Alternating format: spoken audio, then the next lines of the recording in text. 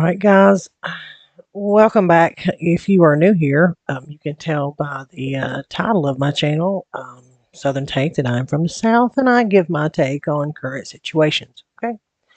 I never saw myself doing a video about Mr. Tate right here. So many people cover him. I thought, what can I add to this situation?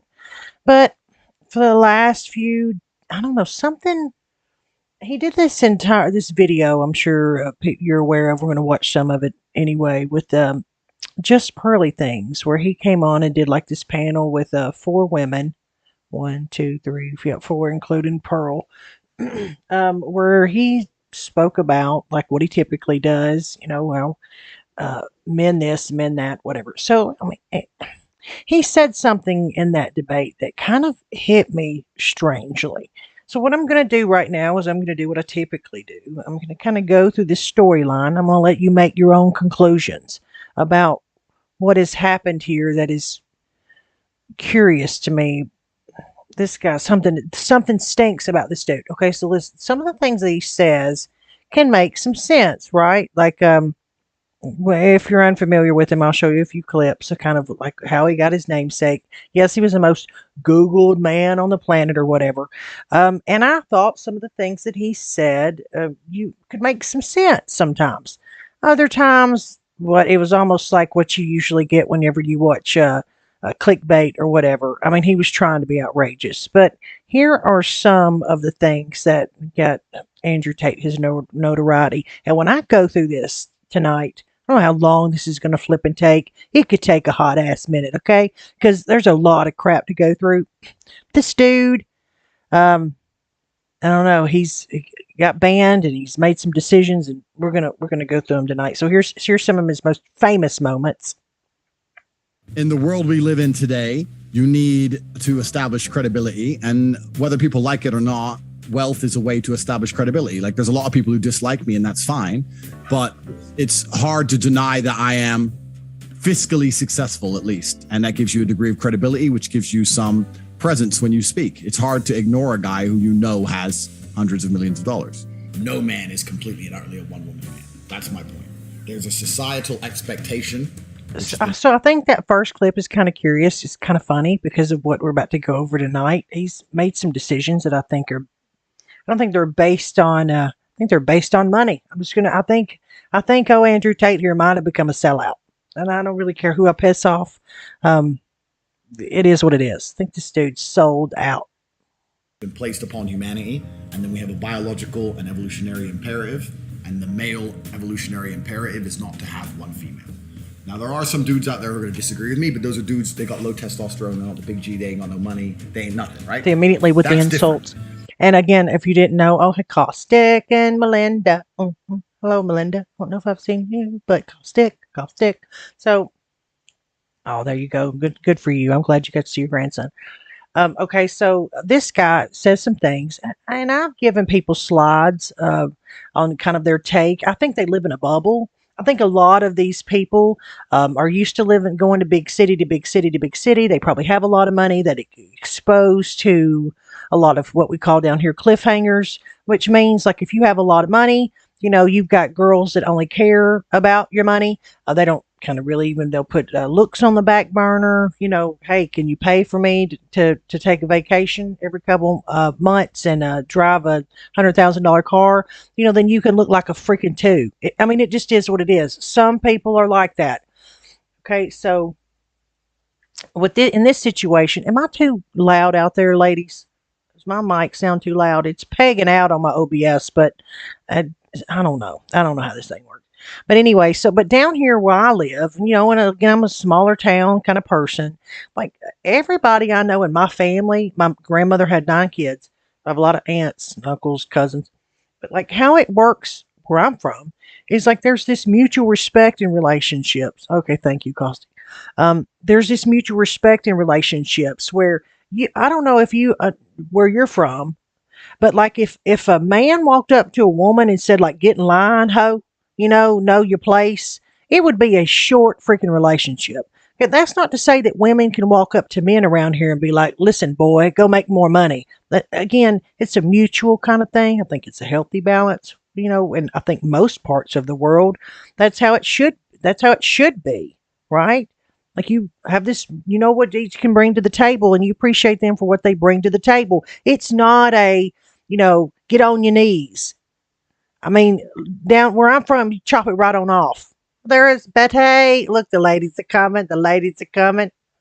Thanks, But any Melinda. man who's actually in a position of status, since the dawn of human time, every single king, every single sultan, all of them had more than one chick. That's actually the natural human state. No, I don't give a So fuck. that's where he starts talking about like it's a natural human state for all these, for men to have more than one woman. But if you ever watched Andrew Tate, like he stayed pretty neutral religiously, but he always put off the air that he was like more of a Christian, right? He didn't disrespect Islam or anything like that. I mean, because most people that are out there, content creators, he's trying to sell his Hustler University. You're not trying to make one faction mad at you and not want anything to do with you. You're trying to sell a product, and that product is you. So you'll ride that line of not trying to tick people off. Now, I've been doing this for so long, I really don't give a damn. I'm going to be who I am, and I think I encourage everybody else to be that way to a certain degree. Listen, you're not trying to hurt people's feelings, but you should stand firm in what you believe. Okay, so this guy, we'll play a couple more minutes of it, but this was his persona. Going out here, he's a rich guy. He commands his space, and women, get to it, ladies. Get in the kitchen. Describe your ideal man. My ideal man Betty! is Drake, but loyal. Oh man! You know the What did you call us, Caustic? What do we call it? What is that? The Cougar Club? The Club of Cougars? What? problem with Drake. Let me tell you something. He's gay, I know. I know. I've had about 1,000 women say the same thing to me. What? 1,000 women have said to me, Drake has the hands of a girl. Oh my god. You can look at a man and see Okay. a man's hands. Do you understand me? Like That's his a hands. first. I didn't know that. You know, Yeah. look, Google Drake. Put it on the screen. Okay, so again, if you notice, some of the things he says is okay because I do believe society has gotten gone way too far with women. I believe that there are a lot of women today that think that they're a 10 that really are a 4. I believe that society's like, oh no, honey, you're not obese. Love your curves. Forget the diabetes and the heart disease. Whatever. That's now somehow horrible to say to a person. To me, that's wrong. Stop giving people bad medical advice. Stop telling people that it's okay to be 150 pounds overweight. All right. They might have kids and mothers that love them, but it is what it is. So there's this. So, okay, he was rising to fame. He was going on this Fresh and Fit. He was doing all these little like podcasts and stuff. And then, bam, he got banned. By the end of August, Andrew Tate finally, and of course you heard the rejoicing, whatever. Oh, yay, hip, hip, hooray. Dude's got banned. So he gets banned on Facebook. He gets banned. YouTube finally bans him. And I say finally, I don't agree with it. I think you can hit the big X, and you can stop listening to somebody you don't freaking agree with them. Okay. I think it's a hard line when you ban somebody. I think when you hurt kids, yeah, it's a line for me. I think when you stream things where where you're hurting other people, physically hurting other people, I think no, nobody should be okay with that, right? But anyway, so he gets banned again at the end of August. Google owned social media site took action following Meta's decision to ban Mr. Tate from Facebook and Instagram. So you know how it works. They all onslaught. They all freaking did it, right? Club of Cougars. That's right. I love that, by the way. Inside joke. Former kickboxer rose to fame in 2016 when he was removed from TV show Big Brother over a video which appeared to depict him attacking a woman. He's come out later and said that the people were kind of like trying to get him to get into a fight, like he could. And the show, knowing that this man was a professional kickboxer, asked him to leave because he knew that he could actually physically hurt people. That was his side, what he came out and said later, right? So he went on to gain notoriety online. Twitter banned him for saying women should bear responsibility for being SA'd. At the time of his removal from Big Brother in 2016, Mr. Tate said the controversial video had been edited. I mean, he said stuff like that before. So I don't know where he's going there. Google, which owns YouTube, told the BBC we terminated channels associated with Tate for multiple violations of our community guidelines. Okay, so I'm just follow me here. Again, you can all draw your own conclusions. I'm just follow the timeline. Put these things together, and then you think if any of this stuff makes sense to you, because it made sense to me. So this isn't August, is when he gets the big ban hammer, right, from all these different places. Okay. And I'm going to let him tell you in his own words why he says that he got banned. Because I'm going to try to be fair here. I don't like taking the one side or the other side. Ladies, do y'all know who Andrew Tate is out there? Do you know who he is? You heard about him? I mean, it was he brags about being the most Googled man, in the world. Andrew Tate. Okay, so here we go. Not told anyone what I did.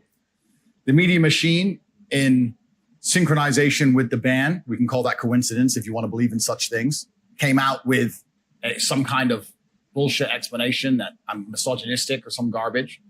But the actual social media companies themselves provided no explanation at all, no correspondence. Well, he was hugely popular. He got a lot of views, but he marketed himself really smart. I don't think you can knock Tate for how he marketed himself because he had this Hustler University, like these courses.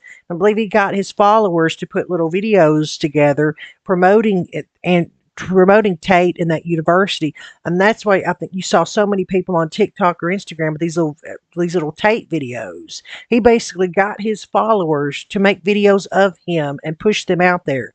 So like it was genius. So that's why you saw all of a sudden all these damn videos with Andrew Tate. You're looking around like, who the hell is Andrew Tate, right? But he was genius in his marketing abilities. At all, they just deleted me. That was it. Now, are you Yeah, afraid so. Yeah, Peter. I think he's hilariously ridiculous as well. I think that I think though that he could make some decent points, but it wasn't enough. He had to shoot himself in the foot. So this is his own words why he was banned. Again, I'm going to be fair here, but I'm going to when I get to the end of this, if I would be curious if you come to the same conclusion as I am. Because remember, at the very beginning of that other video, he talked about his moral convictions and how you have to stand in what you believe and da da da da da and yada yada yada. doing anything about it? Are you, having your legal team trying to find out why they did that, or you're not taking any action right now? I do have a lot of things happening behind the scenes. However, and perhaps I'm becoming optimistic in my old age, but I believe that in due course, the social media companies will realize the mistake they made. I think that, and like I said, I don't have intimate knowledge of the workings of social media companies, but assuming they are semi-professional to any regard, and that is a big assumption, but let's assume they're professional. That means that when they ban somebody like me, especially the most Google search person on the planet, they must have teams which are analyzing in real time the response to said action, right? Mm-hmm. They should have people sitting there on the ground analyzing. Now they attacked me with their... Well, they all do this in one fell swoop. Okay, he's nothing new here. He's not the striped zebra. Okay, we know these social media companies come together and they ban freaking people all in one fell swoop. That is what happens. It's not right. It's freaking wrong, but it's what happens. Again, I want to point out too. This was 3 months ago. Okay, so remember he got banned and removed in August. Okay, we're now at the end of December. So 4 months is when it's been since he's been banned. So 3 months ago, a month later is when he come on and did this with Patrick on Valuetainment. By the way, this guy does some pretty daggum good interviews. If you've never seen the one he did with the rancher, the cattle farmer in Texas, it's really good, talking about what they're doing with these farmers. Media machine, because first they shut you up so they can lie about you. So they shut me up. Then they did the massive media push to try and attempt to lie about me. But despite that, the majority of comments regarding me are still positive. The majority of people believe and understand that this ban is unfair. And if these companies have any degree of professionalism, they're analyzing this in real time and they're understanding that this makes us look very bad. People didn't believe the lie. People didn't believe what we attempted to smear this man with. Nobody is buying this narrative. And this is going to have a negative. Which isn't right. It's not true. I mean, he had people like Ludwig on YouTube. I mean, all these huge content creators, more left-leaning people, were constantly dragging him. And these people had huge audiences. So he had the reverse side of this. And I don't care what these content creators say, and I can prove it if y'all want me to get down to that, where they try and say, oh, we're against banning, we're against censorship. And then I could show you evidence where somebody said something bad about that content creator, their followers went and brigaded that person on, I think the one I have, the specific example I have is a content creator with the name of Destiny. He had went on Fresh and Fit podcast. There was a girl there. She had spoken out that she really didn't like him, and his viewers went over there and bombarded her so much on her TikTok platform. He put out a video tagging her name in it. You know why they did that? They harassed her so much she had to put her channel on private. So they do it. They do harass and bully and go after her. I don't care what kind of a moral high ground they try and take. It's a lot of bullshit. Effect on us for a very, very long time, because when you're in charge of the world, which they are, as soon as you're no longer seen as just and fair, you're seen as tyrannical. And once you're seen as tyrannical, then there's going to be some kind of mass movement against you. So if I was a social media executive, I would sit and I would analyze the data and I would say, listen, guys, we will have a monopoly. We want to retain our monopoly. Let's be smart here. Being known as tyrannical amongst the public consciousness across the entire planet is going to make it very difficult for us. Exactly, Caustic. They really are. I'll try to join. Oh, thanks, Kelsey. Try to join the live.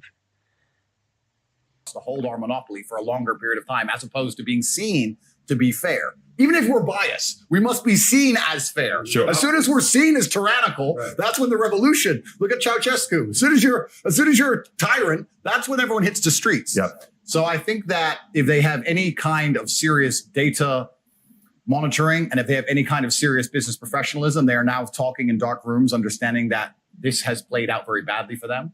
And if they intend on keeping their monopoly into the future, that they need to change something. Maybe I'm being optimistic, but we will Who see. was the first one to take you off? Meta. Meta was first. So Meta. Facebook, Instagram. Facebook Insta, bam. Okay. I And was- then it was a domino effect. Yeah, so Meta took me Well, as you know, Facebook owns Instagram, so that makes. But yes, these people go. They come together as a big group. They send out their and look what Elon's been exposing on Twitter. Yeah, they all communicate, and that when we all knew they communicated with the government, and this is where it gets into dicey territory. Not even die. It gets it's horrible. It's scary. It should scare everyone when you have the damn federal government coming in and saying you need to shut this person up. You need to stop this narrative. You need to silence this person. You need to remove these posts. Yeah, you know that's when they start getting tyrannical. down. So it's quite interesting, actually. I had a YouTube channel for a while. It was never so large. I had 738,000 subscribers. It took me a long time to build it up. I got a strike on YouTube, which prevented me. Well, amen to that. It takes a hell of a long time to build up your damn channel. But I don't blame anybody but myself. I need to get more consistent and do more. I've researched so much it blow your flipping mind. I have pages of content where I could do videos, but by the time I get done researching it, you're like, it's yesterday's news. I just need to be more consistent. I need to start trying to do it more often. From posting. It's got a strike. No big deal. The next day, Meta took me down, deleted my Facebook and my Instagram. So what he's saying there is first he got a YouTube strike, and then Meta and Instagram took him down after he got his YouTube strike. That's kind of, well, that's The interesting. press came out at exactly the same time in sync, saying that I'm a misogynistic, dangerous person, that I'm harmful, that I am the reason that the world is not a perfect place, world hunger, you name it, all my fault. Attacked me across all of this. And I thought, okay, let me film a message that I can get out on my YouTube, my final message, which I don't know if you guys have seen. I ended up putting on freetopg.com. Let me film my final message explaining how this is unfair and unjust. We filmed it. We produced it. We got it all edited within 12 hours, head to toe ready to go, but we couldn't Thanks, Melinda. You're awesome. I appreciate that. post it because of the YouTube strike. So we're waiting for the YouTube strike to expire. A few hours before the YouTube strike expires, guess what happens? They banned me from YouTube. Then they banned me from Discord. Then they banned me from Airbnb. They banned me from Stripe.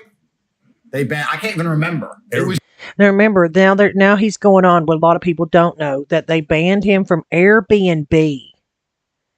That sounds like weird, right? They banned him from Airbnb, and then they banned him from Stripe. If you don't know what Stripe is, it's another like a kind of like a PayPal derivative where you can donate to people. Airbnb. It was just emails coming in faster than you could believe. Ban. So The it wasn't Matrix- just the socials. Oh, no. The Matrix presses a button, my friend. And Yeah. every app on your phone stops working. Uber. You Uber? name it. Uber. Stop. You name it. Wait, you can't use Uber? Well, I can use Uber. You just start a new account, right? But, Yeah. oh, sorry, Uber. Catch me. But But yeah, your main account on Uber was taken. they take everything from you. Anything that- Everything. So again, this is important to remember. It wasn't just YouTube and Instagram. It was Airbnb and Uber. Coordinated effort all at once. coordinate effort all at once. Every single one of them just goes no. Delete, delete, delete, delete, delete, and they come at you and they come at you with everything. And Banking, Stripe. banks, Payment processor. and banks, UK-based banks as well. High Street banks. But I can name Santander, HSBC, Barclays, etc. all at the same Massive time. banks. Oh no, sorry, to change. We've decided because blah blah, some bullshit, some. And I want you to pay attention to this because now he's talking about the banks that booted him, that wouldn't do business with him. So you have to imagine his income, from what other research that I've derived, a lot of his income came from like his Hustler University, where they had to pay a certain, a monthly payment to be a member of this Hustler University, and he had thousands of members, thousands. And so then he was kicked out of Discord. He was kicked off of these banks. So you're watching this man's financial security get ripped out from under him, right? So now you got to think. I don't care who you are. If you're living his lifestyle. I think you said he had 32 cars. You're watching your ability to make money diminish. Period. And I think that's their goal a lot of times. Letter close your accounts. Well, of course it So is. they take all your banking, they take your payment processing, they take all your social media presence, they take your Discord, they take your Skype, they take all your accounts, your ability to communicate with people, and then they lie about you in the press. If you enjoyed this video and you want to watch the entire podcast, click over. Okay, so we got it. Here we go. So we got now they've took the bunch of banks away from him, and I've done his social media presence. So again, this was a month after all this happened, right? So now this is September. So then, if anybody knows, he went exclusively over to Rumble. Okay, so this is the following month. So now he's 2 months out of a like YouTube, Instagram, Facebook ban. And so now he's been over here on Rumble. This is October, right? So now we're 2 months out.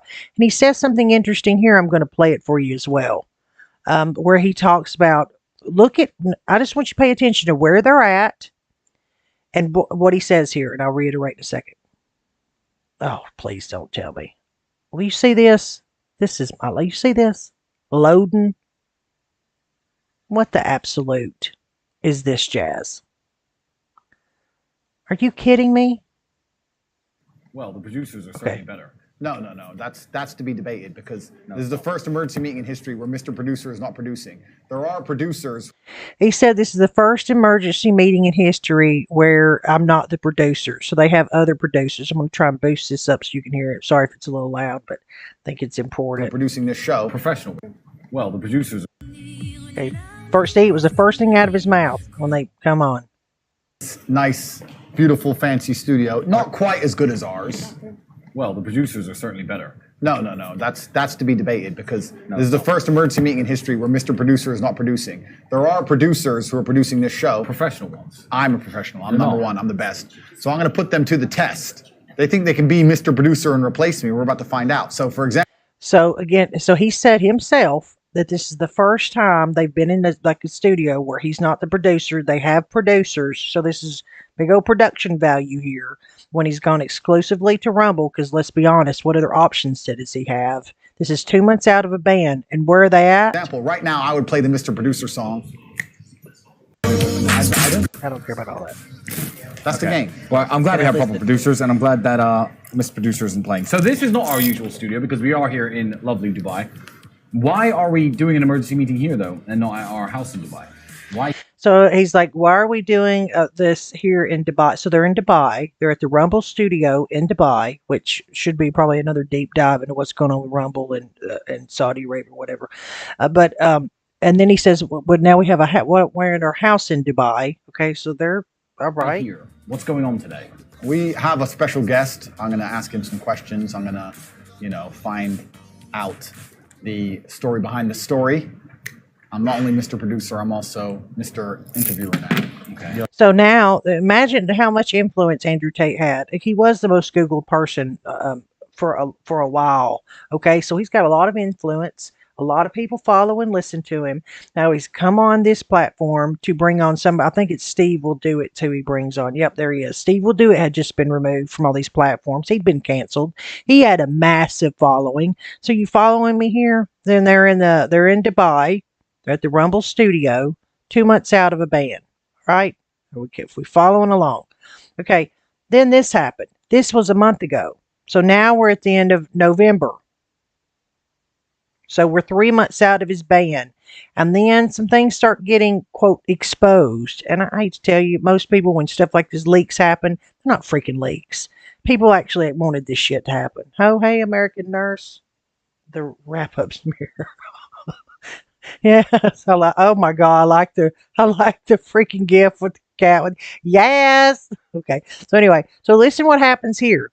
Okay, so all we know for all this time that he's become popular, he talks about how, he's a top G, how women should be submissive to him, they should follow in his footsteps, let the man lead, that women should get accustomed to being cheated on if they want that kind of lifestyle, yada yada yada yada yada.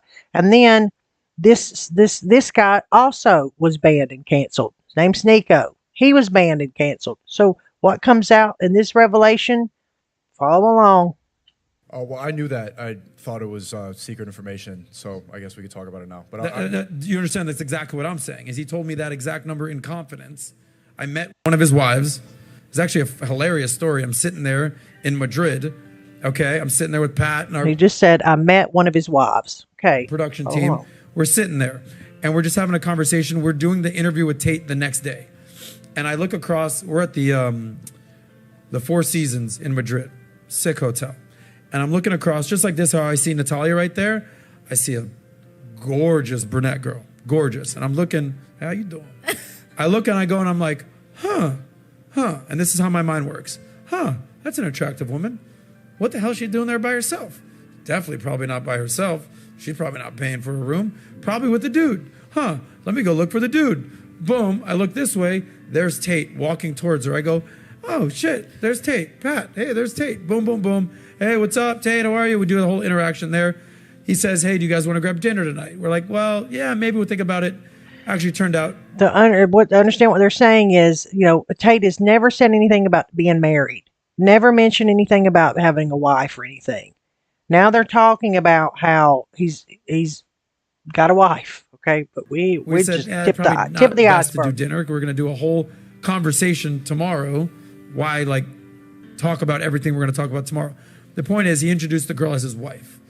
At that point in the interview, we didn't put it on camera. He said, by the way, turn the volume up a little bit on the TV. 35. And if you guess the number correctly, I'll tell you. 2 kids? 2. So they're playing the clip of where he admitted to Aiden Ross, how many kids he had. But see, then it gets fishy here. Fucking 2. You're on live? What do you mean you're on live? Hope you're on live. I'm live.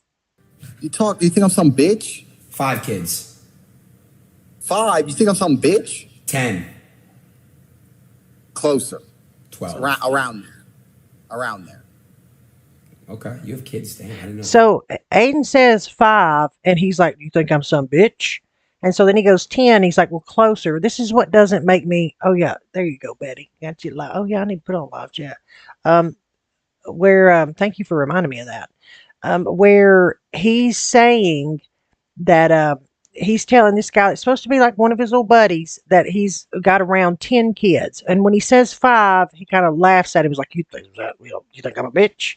Okay. So now it's come out where he's now got around 10 kids. Okay. On this podcast, but this is where it gets weird. Why wouldn't I? Did they all have different baby mothers?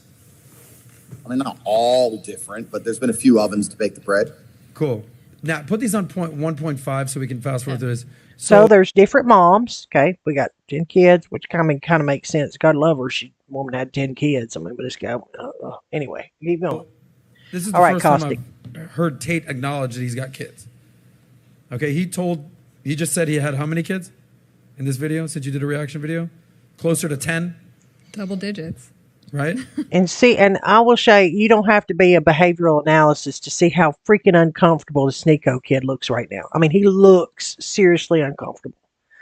We supposed to be talking about this, right? Yeah, I'm not sure how true that is, but. Either do I, because he told me point blank how many kids he had, and the number was more than 3 and less than 5. You can do math. So, but with a few different moms. More than 3, less than 5 means he's got 4. Okay, got 4 kids. But he's acknowledging the fact that he has kids out there. So the top G has kids, per his words. Okay, so when I said at some point you're gonna have kids, at some point I'm gonna have kids, I don't have kids yet. What's your thoughts on that? The fact that he's coming, that's the first time I heard him say he has kids. Oh, well, I knew that. I thought it was secret information, so I guess we could talk about it now. But Do you understand that's exactly what I'm saying? Is he told me that exact number in confidence. I met one of his wives. It's actually a hilarious story. I'm sitting there in Madrid. And again, this makes no sense. Why would you be embarrassed to tell people you have children? And you're a top G. You're a man that's not supposed to be embarrassed about anything. Why would you be embarrassed to say you have kids? I mean, it finally came out. I think his brother Tristan has a daughter, and that came out a few months back. But now we're just now finding out Andrew Tate has children. Again, why would you, I don't know, have just not shared that? Wouldn't be a big deal to share. Okay, I'm sitting there with Pat and our production team. We're sitting there, and we're just having a conversation. We're doing the interview with Tate the next day. And I look across, we're at the Four Seasons in Madrid, sick hotel. And I'm looking across, just like this, how I see Natalia right there. I see a gorgeous brunette girl, gorgeous. And I'm looking, how you doing? Huh, that's an attractive woman. What the hell is she doing there by herself? Huh, let me go look for the dude. Boom, I look this way, there's Tate walking towards her. I go, oh shit, there's Tate. Pat, hey, there's Tate. Boom, boom, boom. Hey, what's up, Tate? How are you? We do the whole interaction there. He says, hey, do you guys want to grab dinner tonight? We're like, well, yeah, maybe we'll think about it. Actually, turned out, we said, yeah, probably not best to do dinner. We're going to do a whole... The point is, he introduced the girl as his wife. At that point in the interview, we didn't put it on camera. He said, by the way, I have 4 kids. I forgot if it was 2 or 3 different women, but like that's not something I kind of put out there, whatever. I said, cool, we've never talked about this. Pat nor I, he said, keep it in confidence. But now he's talking about it right now. You just said the exact same thing. You've never heard him talk about this, right? No. So why now? Why would he reveal that to Aiden Ross of all people? To add some family values to a man that's living in LA, a place full of degeneracy and porn stars, and he's there with cloud chasers and drug dealers. Yeah, just some random guy. By the way, good name. Yeah, it's first you think that, and maybe that's what it is, or maybe he's putting out this persona of where I don't know what I don't understand why you would have this many eyes on you and be this kind of like popular and think that you need to hide the fact that you have kids or that you have. I mean, it's going to get deeper. I'll keep saying that, but let me keep going. Dealers and a bunch of degenerate behavior. So he's trying to show that family's very important. Gotcha. Family values for a guy who has multiple baby mothers. He's just contributing to the fatherless children epidemic in America. Well, he's a father to all of them. Yeah, but when you have children with more than one woman, there's no way that you can be an equally good father to all of them at one time. It's physically impossible. You're supposed to be an equally good father to all of them? But there's no time in the world to be with all these different women and to create. Which again, that's my thing is why I lie, and I'm going to push back with this chick. There's dads that have gotten divorced from the mother, and and they have to figure it out where you spend time with your kids. So this whole I don't know what she's saying here. I don't necessarily agree with. Full household with more than one baby mama, so to speak. I think the main role of a father is to be the provider and a good masculine figure. I don't think you need to be around and as present as much as the mother, especially in the early years. As long as you're there and you are inspiring and you're being a good masculine presence, that's mostly what a child needs. I agree, but it becomes much harder when you have more than one mother of your children to be there for all those kids is all I'm trying to say. Yeah, I think unless they live together, but I think that's probably highly unlikely. Well, in the middle. Okay, so you get the drift. This is the first one that was when they brought it up about how he talked to Aiden about the wives and the kids. Okay, so then we have that, right? Then this was said by Mudahar. He's a Some Ordinary Gamer, and he made this comment, which I thought was pretty interesting, and especially considering kind of where I'm going with this, what he says right here, and it's just a short clip. Again, this is how much deep diving you do to like all the different. I like to hearing different opinions and watching different takes on situations, or maybe because it allows me to maybe think about something differently that I didn't necessarily think about. So like here's what he says in this moment. Hustlers, I made a video. I made a video on Andrew Tate well over a year ago now. I think I was like one of the first commentary channels. So like, this was before his experience. That's not Mudahar. That's another guy on the podcast. It's when we get. I thought it was important to include this to give you context what they're talking about. Explosion on TikTok and like his syndication fucking industrial complex over social media, and then retroactively, I had all these Tate fans come at me and like say like, oh, don't insult our God, you're just a soy boy, whatever. And it's like, in my video, I explicitly state that like I think this dude's playing a character, but I can't tell. And as of right now, I'm fully convinced he's 50% joking 50% of the time, and he hides behind irony, and he's just laughing his ass off whenever he says dumb shit and millions of people. And I think, to give context, this was 4 days ago. So I think that's a lot of people thought that he's even talked about it where he was trying to be edgy and be funny. And I mean, Andrew Tate's talked about this on different interviews where this guy's like, was he clowning around? Is he trying to be funny or like, whatever in an edgy kind of way? I think some people got that impression as well. I don't think he was alone. How can you be in 4 places at the same time? Well, again, that's what I mean. Like, I don't know. You could ask a lot of people that feel like they were trapped into fatherhood that question. I believe that some of them should have maybe strapped on too. And again, you do make your decisions of who you lay down with, both ways, right? Both ways. You follow him. I think it's the effect, like cause and effect. I think it's the effect of so many people being radical on another side. Like you see all this push of this one ideology to say that, kids should be able to make up their minds themselves, and women out here saying that they're 10s when they're really like 5s, and that they deserve the world and everybody should worship them because they're women and stuff. And so you get the extreme other end where it's like, no, women's job is to be in the kitchen and be submissive. And like, so you get the extremes. Well, that's my opinion. However, you think you were one of the first Phillian. Sorry, Buddha. I was just saying, like it's like we talked the other night. It's like, this is Mudahar. This is what he says here in this. Yeah, I'm pretty sure he started out 100% as a character, but it's like if I sat there and I was like, yeah, like if I was out there saying some racist shit every day, like that was out of a bit, I would probably end up being a racist 2 years down the road if I kept, because at some point, like it's not a bit anymore; it becomes part of you as a character. Yeah. Yeah. The same with sexism or anything. There's like studies known that it's like most people can relate to this. Have you ever started saying something as a joke? Like you like I used to say epic in my vocabulary. Like basically, his point he's trying to make is like you say something loud enough, long enough, and you start buying into your own bullshit. And if any of you followed the Amber Heard trial with Johnny Depp, I mean, I think the certain degree of Amber Heard, she was really believing her own shit. Like she had told so many stories and told so many lies that she was literally espousing it like she believed it, even though there was proof that she was lying. Oh, no. Okay, so there's that. So then this happens, right? This is a month ago. Okay, so now we're at the end of November in this one. And this is whenever he comes out and says he's become Muslim. Now he worships Islam. He practices Islam, which I'm like, okay, this is a little weird considering how much he's talked about Christianity was raised as Christian. So are you following along? So he's been deplatformed, debanked. So now he's got to worry about some kind of like income. People want influencers. It's like Scientology and Tom Cruise. Scientologists have to follow that quote religion, whatever. I don't think it's really something like a cult. They have to follow it to a T, like they call people suppressive people that don't follow the L. Ron Hubbard's doctrine, to the fullest. They get admonished, disciplined, etc., etc.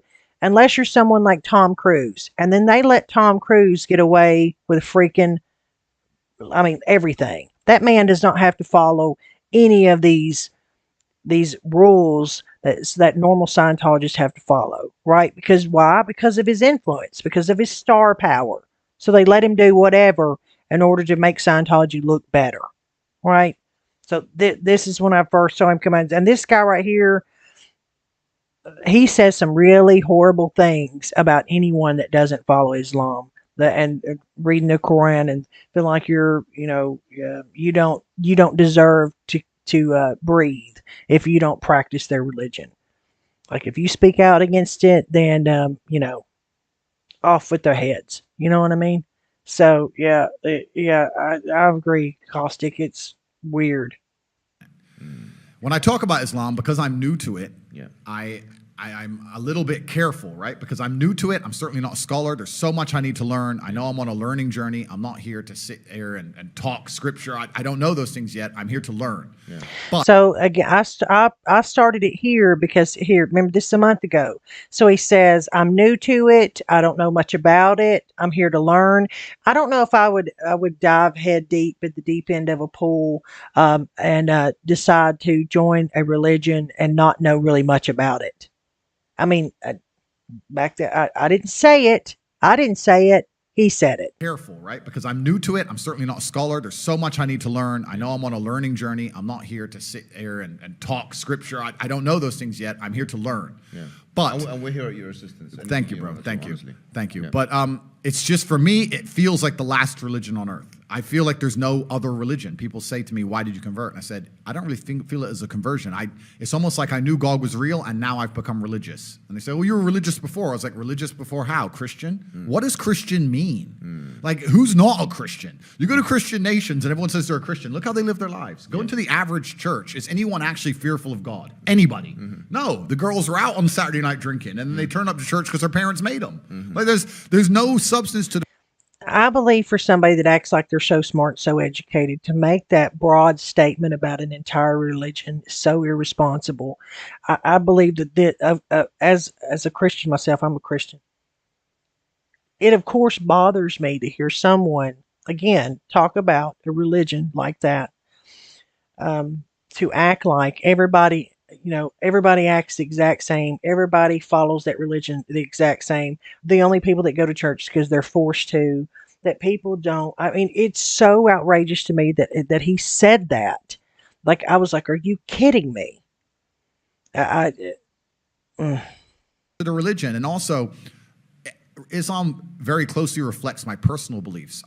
Through my personal life, I've learned that if you don't have standards and you're not a strong person who's prepared to defend his ideas, you will be crushed. Yes. And we look at most religions in the world today, which are not prepared to defend their ideas. What's happened to them? They're just getting crushed. And now we have Christianity as an idea, which is And then see the quotation marks he does right there. I mean, how disrespectful can you be? It's so unbecoming. It's like listen. There's a huge difference between the two, and here's my point of view, and here's what I know. And I've done a pretty good deep dive in this, and I'll show you a little bit about one guy that was in Islam and left it. There's a real big to me. There's these two different ways to practice a religion. You've got one religion based on faith, having faith and being allowed to come to your thoughts and your relationship with God yourself. And then you have another religion that's based on fear, where if you change your mind or want to leave and want to become the atheist or convert or whatever, that religion says that your life should be ended. There's no two ways about it. This man over here to the right himself has called for that on a guy that left Islam. And I can pull that up at some point if you don't believe me. But whenever you have a religion that allows you to find your way and doesn't call for the end of your life if you decide to leave it. And another one's like, no. If you ever leave, you're over. That's the end. And that I have to be careful how I talk on this certain platform. I don't like it. It is what it is. But like, that is the reality of the difference in the two. The biggest one for me. So I don't know. Do you want a religion based on your freedom and your ability to choose and your ability to practice and follow and learning and your in time and be able to make mistakes and ask questions? Or do you want to follow one that's like demands that you do exactly what they say and follow it exactly to this letter of the law? Or you can, I mean, some of Sharia law and some of the laws that are applied, especially like towards women And I don't care whether or not you believe in the LGBT community or not. That's up for you, just like it is for me. But like, I don't think Christians call for their lives to be ended. Pretty sure, even at the most staunchest Christians that are like, no, no, that's against us. We don't believe in that. Blah blah blah. They don't think these people should be killed, and one religion does. Basically said, well, we can't set any firm rules because everyone will just quit. So instead, let's make it so easy to be a Christian that nobody has to put any effort in. Yeah. And then Again, so easy that you don't have to put any effort. How, like, it's almost like, how dare you? It's like, I don't know. Okay, this is where I start getting the impression. Why does it feel like he's kissing ass here? And like doing whatever he needs to be doing. I don't know. Is there some kind of fear because he knows that he's lost every ability he's got to make an income? That he needs somebody to help, finance him, his lifestyle. And who's that going to be? I don't know. Just a thought. Everybody, no matter what, out there. And hopefully we can keep the church doors open. That's not God to me. God to me is strong. God to me is something to be feared. Yeah. God to me is someone that people are afraid to mock. Yeah. God to me is someone that you have to go out of your way to prove. Fear, being afraid of mocking God because of God is one thing. Being afraid to mock a god or a prophet, especially in this case, because the other followers of that religion will do something harmful to you, is idiotic to me. And I'm going to show you. I'm going to show you. Love me some Asmongold, by the way. If you don't follow Asmongold, he's flipping hilarious. I love his But so this was put on his, like, it looks like it was on his Reddit thread or whatever, where Tristan talks about it. And I love how Asmongold talks about this a little bit right here. I'm going to let him say a couple things, and then I'll move on. But I just find it curious the timing of when Andrew Tate came out and said that he was now a practicing Muslim. The timing of his cancellation, him coming out talking about, by the way, Islam will grant somebody that's not, like, say, a prophet, they say it's okay for them to have up to 4 wives. Now Andrew Tate's come out and said now he has 4 wives. Just so there you go. Just give me a minute. And now I'm going to get to probably the most asked question that I've been asked, not just today, not just yesterday, not just on this Ask Me Anything, and not just on my Instagram. In the last month, the question that I have been asked the very most is, how has Andrew's conversion to Islam affected your brotherhood? How has it affected your relationship? Is it going to affect your relationship? Is it going to be strange living in a household with 2 faiths? Are you going to convert? Yeah, it is weird how he sounds a lot like him. These are a bunch of questions that have obviously come through, and I'm going to try to answer all of them within the next few minutes. So, Andrew's initial point about Islam he was making many months ago, before he officially went loud with his conversion. I knew about his thoughts and the way his heart was leaning for a very long time. And Andrew made a very good point, a very strong point. And his point about Islam was this. He said, if you walk around a Catholic country, a country like Italy, and you insult Jesus Christ, or if you walk around England and you insult Jesus Christ, you could say offensive things about him. You could tell an English person or an Italian, here you go, say something bad about Jesus Christ or your God. Here's some money. Will you do that? And people would do that largely as a whole. And also saying bad things about Jesus Christ and their God. Nobody would face any repercussions. You could walk around the street freely saying these slanderous things, which is very rude and very impolite. Again, I think it says a lot when you're not trying to make people to agree with you out of fear. Out of the fear of somebody putting their hands on you or becoming violent towards you. Like, again, I'm going to give something here and just a complete different take. Okay, I've trained dogs a lot my whole life. And I don't believe... there's 2 ways you can train a dog, okay? You can beat a damn dog to death. You can hold it up by its leash and about choke it out if it's misbehaving. You can put an e-collar on it, shock it if it doesn't pay attention. That's one way. And that's training based on fear. That's a dog will do what you want it to do because it's scared you're going to hurt it. Versus the way that I believe and that I do it, I train a dog in a way that it wants to please me, that it gets positive reinforcement. If it does something bad, I don't reward it. I will cut off playtime or I'll do whatever. It's basically like putting a kid in timeout. I don't put my hands on the dog because I want that dog to listen to me and follow me and be loyal to me because it wants to, because it loves me or it at least respects me. There's a big difference between getting people to follow you because they care about you and they appreciate you and they believe in you versus getting a group of people to follow you out of fear, out of scared what'll happen if they don't. And you would do anything about it. However, in the Muslim world, you see where I'm going here, such a example is simply unthinkable. A Muslim would never insult his own prophet. He'd never insult his own God. And that too, if you were in a Muslim country or even in the presence of Muslim people and you were to insult their God or their prophet, they would be absolutely furious. Someone might even punch you in the face. And that's very fair enough. But what... I feel like that's a pretty bad argument. That's not a good thing at all. Yeah, if somebody gets pissed off and starts hitting you because, I'm a little bit confused here. How's this a positive? And there's plenty of Muslims that, by the way, live here in the U.S. and are totally in favor of people that are able to criticize Islam. It's like a double negative. And there is some truth to that as well. If you watch, say, like not all, it depends on where you are, of course. But if a Muslim family lives in America and they're, say, the second generation, right? So the first generation of the family, then they have kids and the kids get older.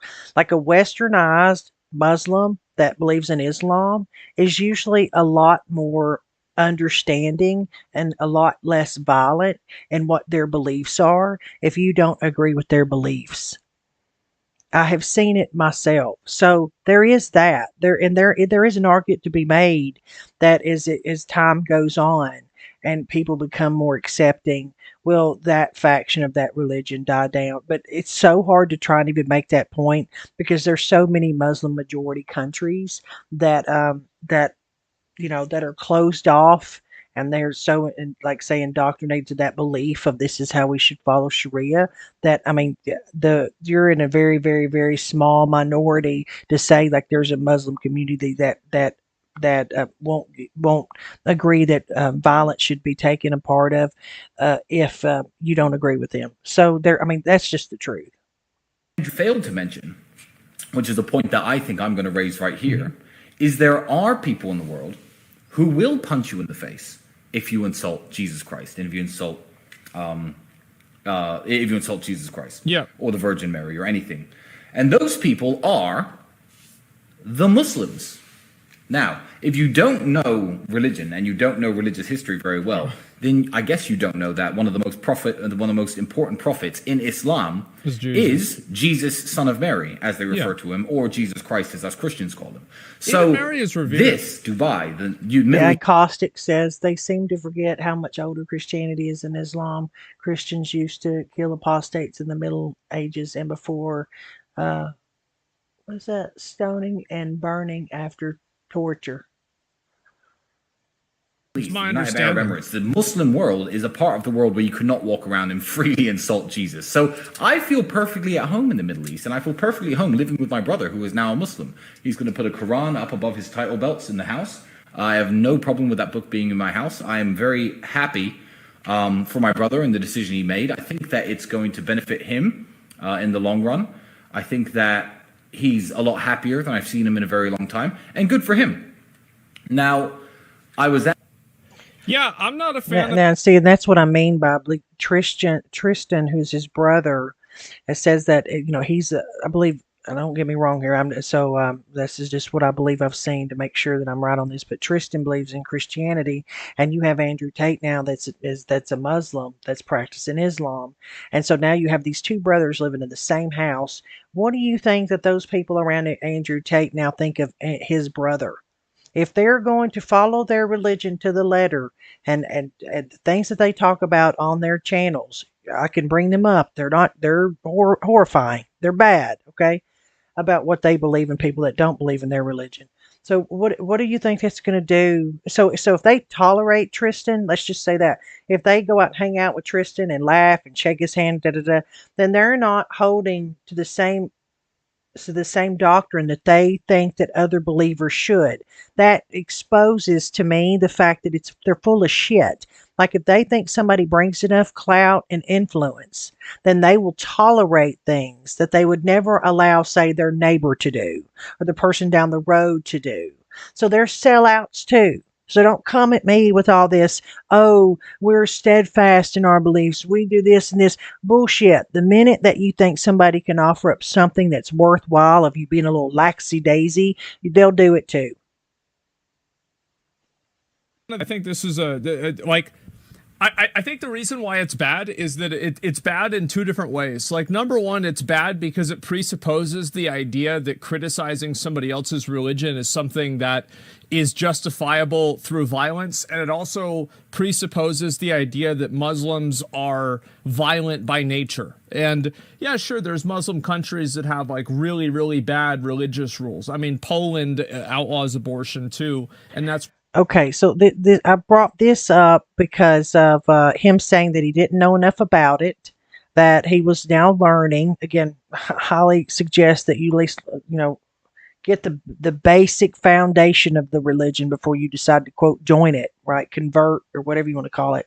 This is from the apostate prophet who is an ex-Muslim who left the religion. Now he's an atheist. So, that is what it is. One of his closest friends is a Christian, David Wood. He gets in these really good debates.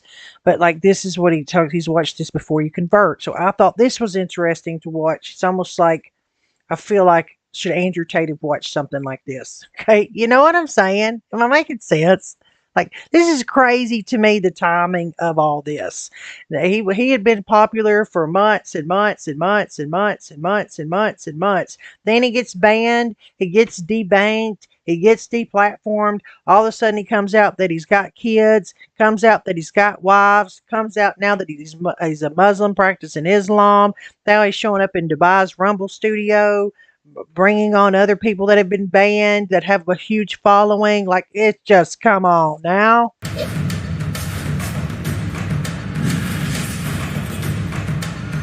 If you ever like really good debates between like Christianity and Islam, and like even like again he's a atheist, like he's really good because he knows the Quran. Hi everyone and welcome. This is the Apostate Prophet. Yeah, exactly, Caustic. Exactly. I hope you're having a great day. If you are thinking of converting to Islam, then you may have heard a lot of things about Islam. If people want you to convert to Islam, they will only praise Islam, because Muslims do not only have to believe in Islam, it is also their obligation to convert others. They will not accept that something about Islam could be wrong or bad, and they will react. So is this their job to convert others? Now I'm showing you this, and hopefully you guys enjoy this or whatever. I'm showing you this to highlight.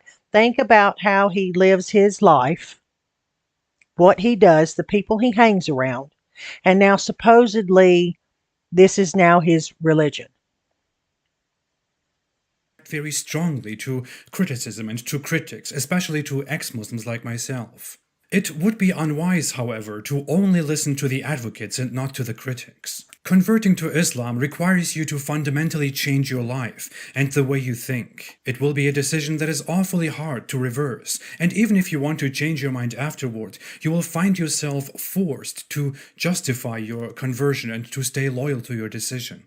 So, before you buy this product based on the good reviews, let me tell you about why I returned this product called Islam. I have talked a lot about what is wrong with Islamic theology and scripture. Today I want to talk about the main figure of Islam, Muhammad. Talking about Muhammad and reviewing him before joining or leaving Islam is so important because it is a core teaching in Islam that Muhammad is Allah's final and perfect messenger. It is required to believe in Allah and in Muhammad, to revere Muhammad and respect. Do you guys know a lot about Islam? Have you ever seen anything like this? Watched anything like this? I find it again as a Christian. I find it interesting. I think it's important to know, um, educate yourself, even if it's outside of your practice or what you know. Like again, this dude does some really good debates. I've spent hours watching his debates. That's why I know the very same people that are all like that are all hunky dory have actually called for this man's death. That's just true. They have called for this man that you're seeing speaking. They've called for his death. They have watched him do it. They've done it on YouTube. To obey him, to praise him when he's mentioned, and to love him more than anyone else. He is taught to be the perfect example for all humankind. Everything he did is good, and he must be followed and imitated. But where do we get this idea that Muhammad is perfect, the final messenger of Allah, and that he needs to be obeyed from? Primarily, Muslims get it from the Quran, the holy book of Islam. But why would we listen to the Quran? It is believed that the Quran was revealed to Muhammad through an angel, and Muhammad then recited those revelations over a span of 23 years to multiple people in his surrounding who memorized or took notes of those revelations. After Muhammad died, and many of those memorizers and scribes died too, his successors came up with the idea to compile all the remaining memories and notes and make it one book, which became the first Quran. And we know that all of this happened because we are told so in orally transmitted reports known as the Hadith, which were compiled in books known as the Hadith books generations after Muhammad. So, in short, we have these Hadith books whose authors tell us that person A said, that person B said, that person C said, that person D said, that person E said, that he went around to collect Quran verses from the minds and notes of many other people from the alphabet. Ugh. Have you ever heard the game Telephone? They have a death sentence on it. But yeah, Melinda. Yeah, there's a lot of things about that comes out with the folklore about how uh, the planet's held up and the what the sun does when it sets goes behind a chair or something. I can find that for you. It's out Who there. listened to Muhammad, who recited those verses to them. Oh, and of course, E collected all the right verses from these minds and notes, and together with person F And don't get me started on Aisha, the 6-year-old wife that consummated at 9. person G then accurately compiled the entire Quran and turned it into the book that we have today. And we are to trust all of that. All of this already calls into question the entire reliability and authenticity of the Quran and Islam. But if we did assume, for the sake of the argument, that all of this is indeed true and that everything went right in this process, then we have one more problem. Muhammad recited these verses, these revelations, over 20 years to his people after he supposedly received revelations through an angel which only appeared to him. But how exactly can we trust him? All we have is a man who tells us to obey a book which he himself claims to him was inspired to him by God. So Muhammad tells us to obey the Quran, which tells us to obey Muhammad, who tells us to obey the Quran, which tells us to obey Muhammad, who tells us to obey the Quran. And again, I will reiterate here, you can believe whatever you want to believe. I think, though, it's extremely important to understand what that means if you're going to. I don't believe you enter in any religion haphazardly. Like he said in that other video I showed. Well, I'm learning. I don't really know that much, especially when it means joining this certain religion, because the other religions you can join and leave and not have to worry about there being a daggum target on your back. Quran and so on. How do we know that we can trust Muhammad in all of this? If we look at Islamic traditions, we see that Muhammad used to hang out in a cave near Mecca, where he also received his first revelation. As reported, a giant, terrifying figure, the angel Gabriel, came to him and started giving the revelations to him. And he was very scared. He didn't know what was going on. He went home to his wife Khadijah. It is said that her cousin Waraka, who converted to Christianity and who was studying the Bible, then told Muhammad that he must be inspired by God, and that this terrifying figure must be God. Have you heard about the goat? Where the goat ate some of the pages. Aisha said the goat ate it and she couldn't figure out where they were when it talked about, I think it's like breastfeeding. Something that I remember I saw that a while back. I was like, what? The goat ate your homework? I mean, that's what? God's angel. Of course, that is what More we like the goat ate your your prophecies. know from reports or from Muhammad himself. Neither this first inspiration nor this conversation can be documented. And we also don't know what Muhammad actually saw. We understand that Muhammad wanted to keep receiving these revelations, and he considered himself a messenger. When he wouldn't get these revelations, he would become extremely destructively depressed. According to some reports, he wanted to commit suicide and throw himself off a mountain. In other reports, once the angel did not appear to him, and he was very frustrated, and later that day he explained that the angel did not come to him because there was a dog in his house, and he then wanted the dog and all dogs Yeah, where's all my PETA at? About to come around on this one.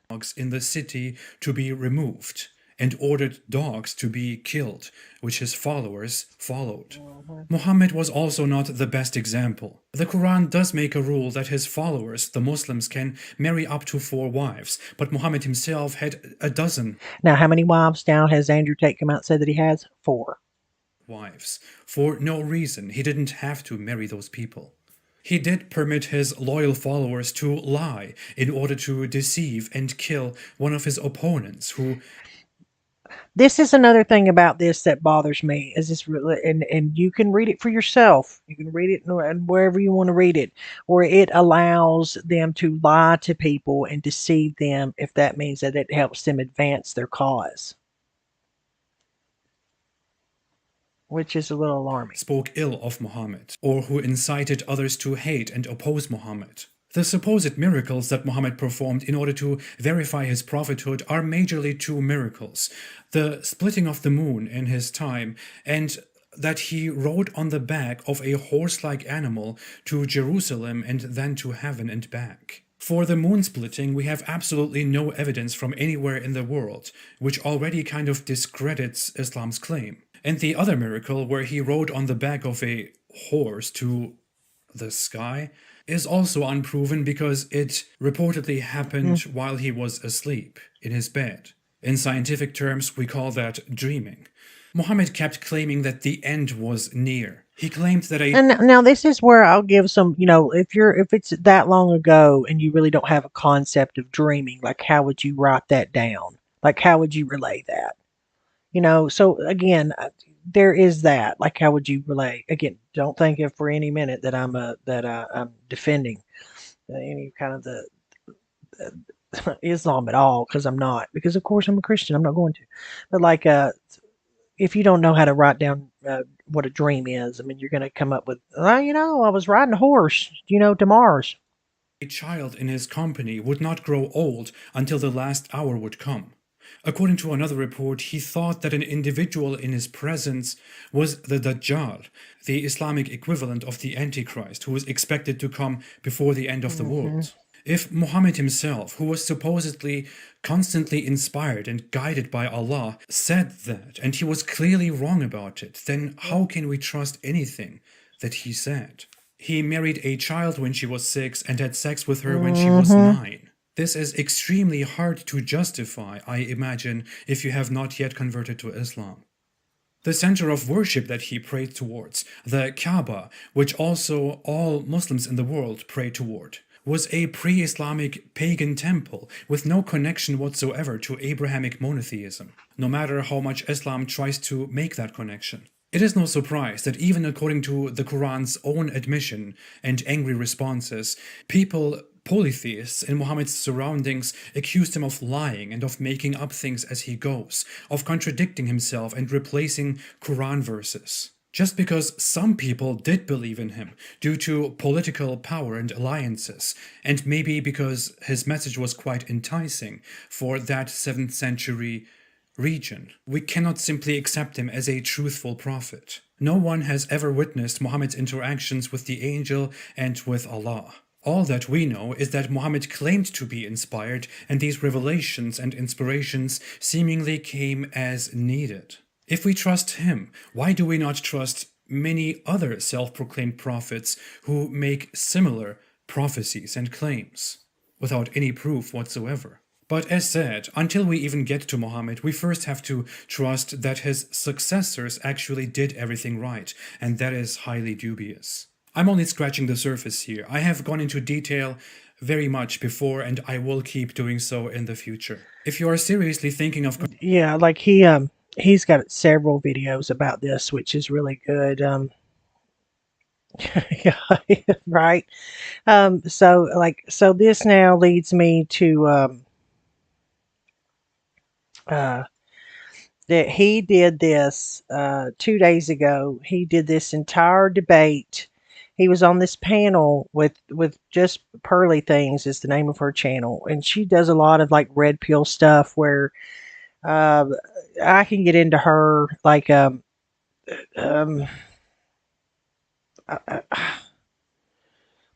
she comes at it from where she says, "Oh yes, women should listen. You know, women should obey their husbands." She lived in like she lived. She was a one percenter. She lived in mansions. Then she kind of tries to say, "Well, but we were humble. You know, we didn't fly during our vacations. We drove." Like the amount of disconnect you have to be like, you know, we suffered, you know, we were humble about it because we got in the, you know, the Escalade and drove to our vacation home instead of flew. Like you realize there's families that can't take vacations because they can't take the time off, or like then her dad built them the largest water slide.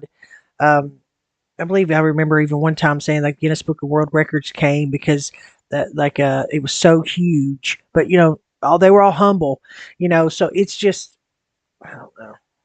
Anyway, so we're gonna watch some of this.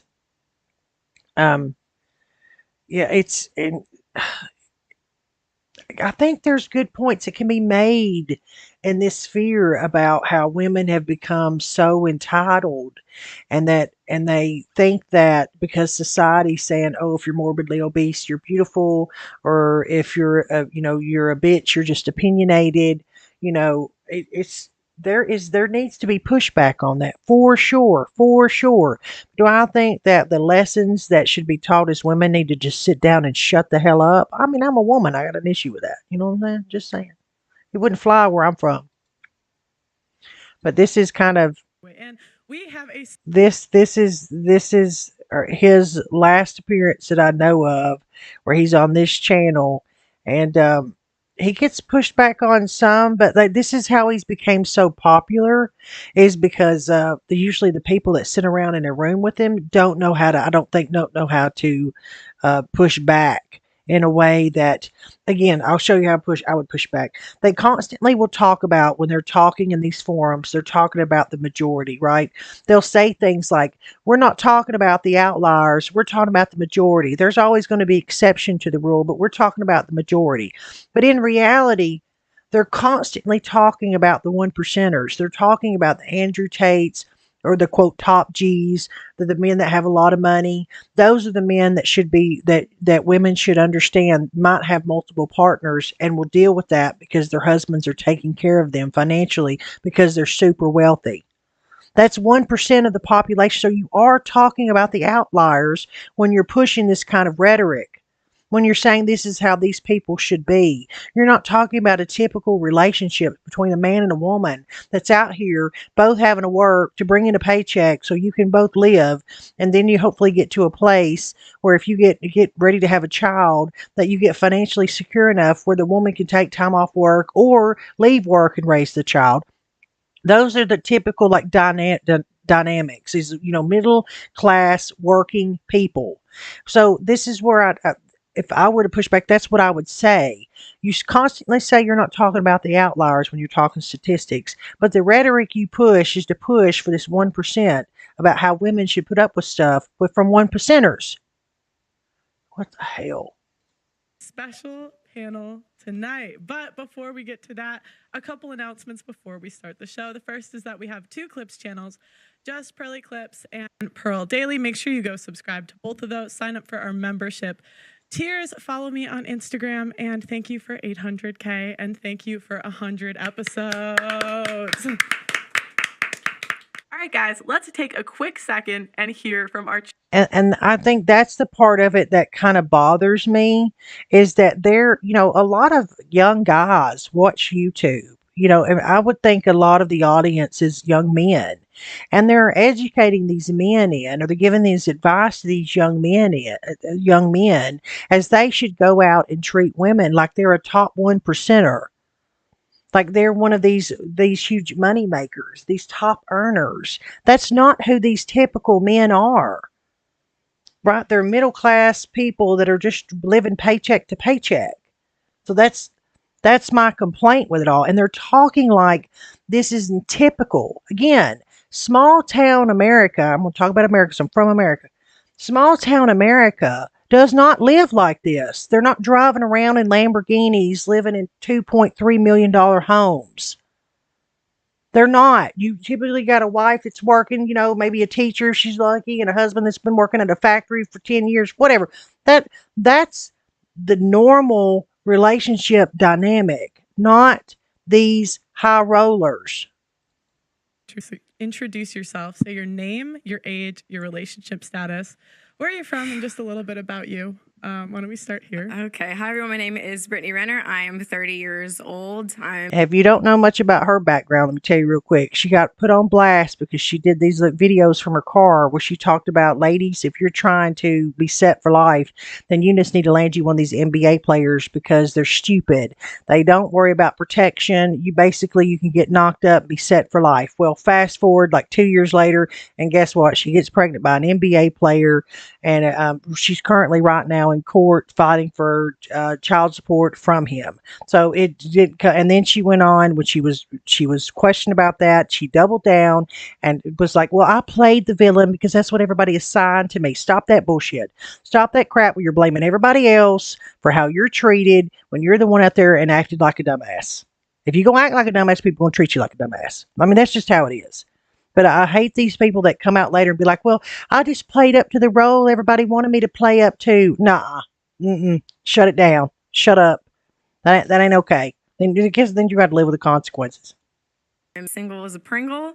I have a 1.5-year-old son, and I'm here to learn something new today. I'll help you with that. That's why they brought me. Damn.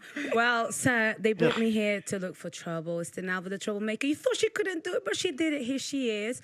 I am freshly fed. You thought she couldn't do it, but she did it. Here she is. Like anybody that talks about themselves like that, run for the damn hills. I am single, not ready to mingle yet. And something interesting about me. Well, I'm a smart. And what that translates into is this woman can't find a man, so you don't have to embarrass yourself that you saying you go out here and be like, "Well, I'm not really looking." Woman, I'm here to see if Mr. Tate can learn something from me. Oh. Sagittarius, relax. See, and then they immediately come out with their star sign. Oh, you see something? This is the issue. Okay, this is the issue where women act like their shit don't stink, and we got a problem, ladies, and y'all probably know it. Yes, we have a problem. There's a lot of women that are getting influenced by the freaking Kardashians that act like everybody's got a face filter on. Everybody's got like walking around getting like these, I know 19, 20-year-olds that are getting injections in their lips and doing all this surgery on themselves. Like, it's like, stop. And then the same people will go out and be like, "But big is beautiful." And yes, queen, or blah, blah, blah, blah. You're beautiful the way you are. Well, they're secretly running off paying $10,000 for plastic flipping surgery. Like, which is it? Pick a lane. Please, be nice. Come on, I wasn't rude. Andrew Tate, 36 years old. I cannot disclose personal information because, of course, my enemies are after me. But yeah, I'm here to educate, as I always am. Perhaps somebody will say something remotely insightful, but at least I get a clementine if not. So I'm chilling with my orange. And it's your girl Esther, the Nigerian queen. I'm here to entertain, to disagree with somebody in here. Oh, Auntie, she's But looking at really, you. really, I am looking at somebody. It's our favorite duo. It's our favorite duo. But no, And this is an issue. If you're going to bring somebody like this on your platform, at least set him around people that have 3 brain cells to bang together. Like, for real though, I'm just here to have a good time. Just get some vibes. And in terms of my relationship status, I am single, doing interviews. I'm not just going for anybody. But yeah, that's how it is. Auntie Jenny here, 54. I'm here to cut out the bullshit. Simple. I like that. Okay. I like that. Thank you guys. Bet all you for- do. Yeah, well, you have to cut the bullshit. That's the problem with the world today. It's too much bullshit. And they're not direct. If they've got something to say to you, just say it. Absolutely. Why are you Don't being be- mean Don't be already? direct. I don't really Say care. it. If you've got something to say, and then did you see what she said? Why are you being a mean old lady? Again, this is probably one of those people that go out there and be like, ageism. Like, these people are such hypocrites. I know that y'all have seen this in your lives, where they'll go out there and act like they're these woke, progressive people that believe everybody should be able to live their lives and do whatever they want to do and not be shamed for it, blah, blah, blah. But the minute, like, they get somewhere else where it's like they forget the propaganda piece, they left their notes at home, they can't find where they put their papers, the veil slips and they become an asshole. just say it. Don't beat around the bush. Just say it. So 'Cause if basically, got I'll something say to it. I already got my just say teammate. it. Just say it. 100%. Hey, Auntie, I Yeah. beg, give the girl a chance to speak now and relax. What girl? Hey, What have I said? this one. What have I said? I'm addressing the elephant in the room. innit? If I had somebody sitting on a panel after I just said something, turned and said, hey, we'll give somebody a chance to speak, relax. If somebody told me to fucking relax, I think I might lose my mind. See, and this is where like the redneck comes out in me. I didn't ask for your opinion. I don't need you to tell me how to act. And this is one of these people, I guarantee you, that are like, oh no, you be who you want to be. She just got done saying how she's almost independent and didn't need nobody. Oh, it gets worse. It gets worse. Like, go get you a glass of wine, ladies, or your bag of popcorn, and gentlemen, the Lord help you. Like, be careful taking these advice from these people. Just please. There's good women out there in the world that haven't been caught up by the Kardashians, and there's good men out in the world that don't act like just slinging their manhood around is enough. Like, and putting $20 down, at Denny's buffet table is enough to like there are normal people in the world. Listen, I don't believe in no elephants in the room. If there's something to say, just say it. Don't beat around the bush. If you got something to say to me, I am here. Talk to my face. There should be no elephant in the room because this ain't no zoo. You understand? So if you got And this is why I like her, because I'm kind of like brash like that to the point. But if you're wondering what's happening, those two, to say, just say it. No, I'm just saying, we're just all big people here. these two right here, this one right here went on another podcast and said something about this one, but about, they call her Auntie, about her, and that's where they're talking about elephant in the room or whatever. She's saying, if you got something to say, then just say it to me. And she's looking off like a deer in headlights, like, huh? Who, me? So if I want to say something to you, I'm going to say something to you straight like I normally do. If I got something to say to Esther, I'm going to tell Esther. Whether she likes it or not, I don't really care. Andrew Tate, my son's older than him, so I don't give a damn who he is. I'm going to just say That's why I waited to say something, because she says, my son's older than you, so I don't give a damn. I read what Caustic put out there. Like, yeah, you got it, Betty. got to say. So whoever don't like it, that's tough. Don't come. You missed out, Brittany. I feel picked on. Okay, so and Brittany too, right? Even Pearl too. Feel better now. Yeah, Auntie gave me Auntie was yelling at me in wife school the other day, so she doesn't give a shit. Okay, so my first Yeah, you heard it, wife school. question is, what is the number one problem facing men today, and what is the number one problem facing women today? I can say something. Come on, ladies. Everybody's I'm going here to educate me. The number one problem. Answer all the questions. Come on, tell the me. number one problem with men is that they don't tell women the truth, and the number one problem with women is that they can't handle the truth. Simple. That's a good paradigm to start from, because it's actually very interesting you say that. A lot of women say, I just want a man who's honest. And then the second you're honest, she's like, what? You did what? It's like, well, then don't ask me for honesty. Of course. The thing that I'll push back and say there, no, I think the problem is that the some of the phrases that he used, like women think like women do, and they apply it to men. I agree with that 100%. I say this all the time if I'm giving any of my friends or whoever advice when they call me about their relationship or whatever. I'm like, remember, this is a man.